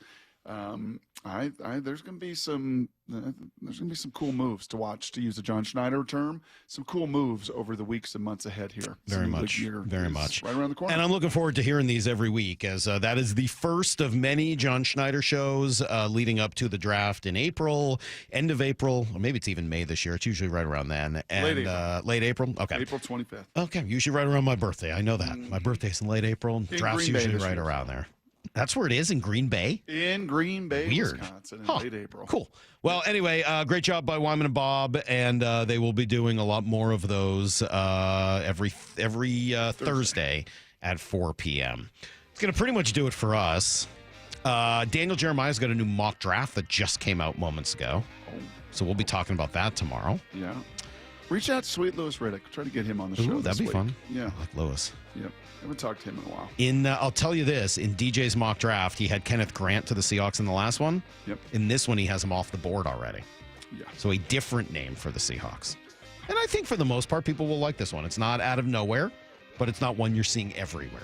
So it should be kind of interesting. We'll discuss tomorrow. 24-hour tease. Oh, yeah. And we got a lot more Mariner content tomorrow as well, as they have their first workouts today, and we'll hear how those went. So we'll be with you guys at 6 a.m. Shanny down there? I think she gets down today. You got to check on that. All right. We will talk to you guys tomorrow morning, 6 a.m. Until then, the Hey Barn. See everybody. Get to the chopper!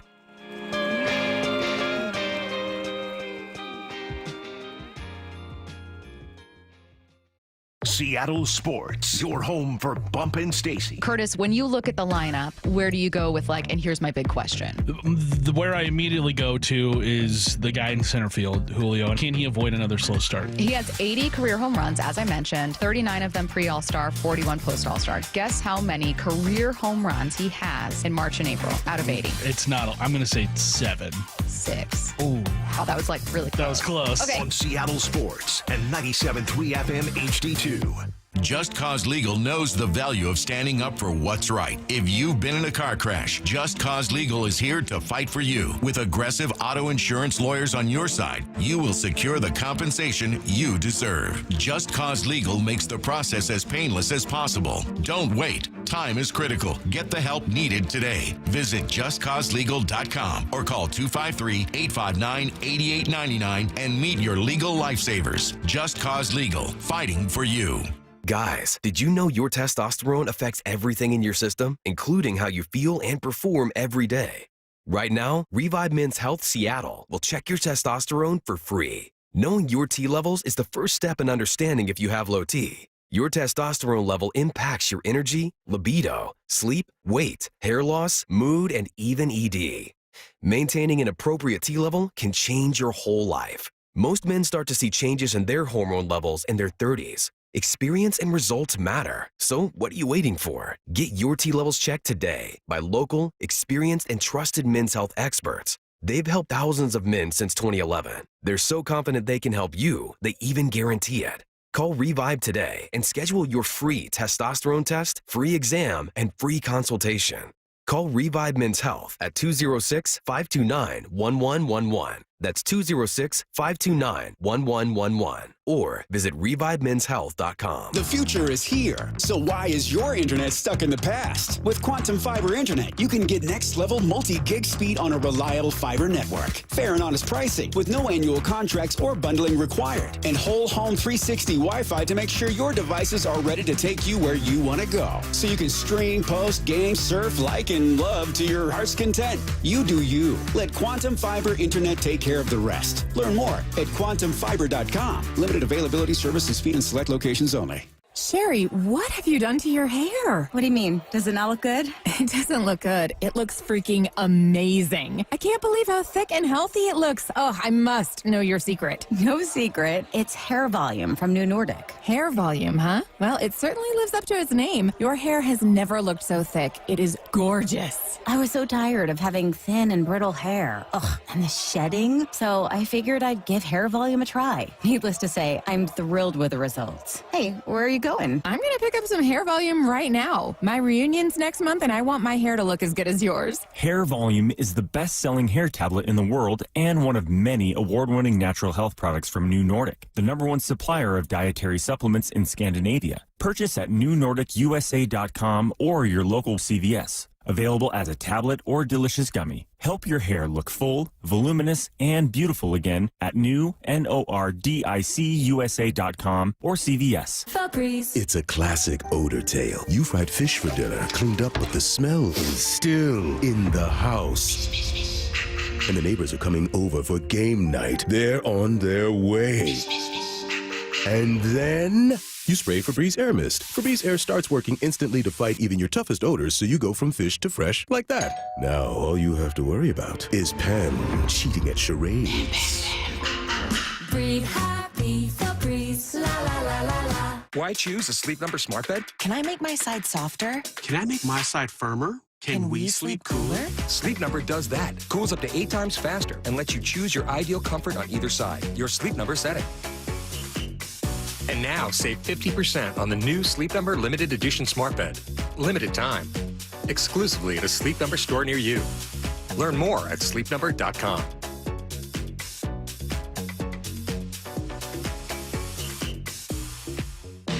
Confidence is knowing you're ready to handle whatever comes your way. That's what it feels like to take on your workday with Cintas.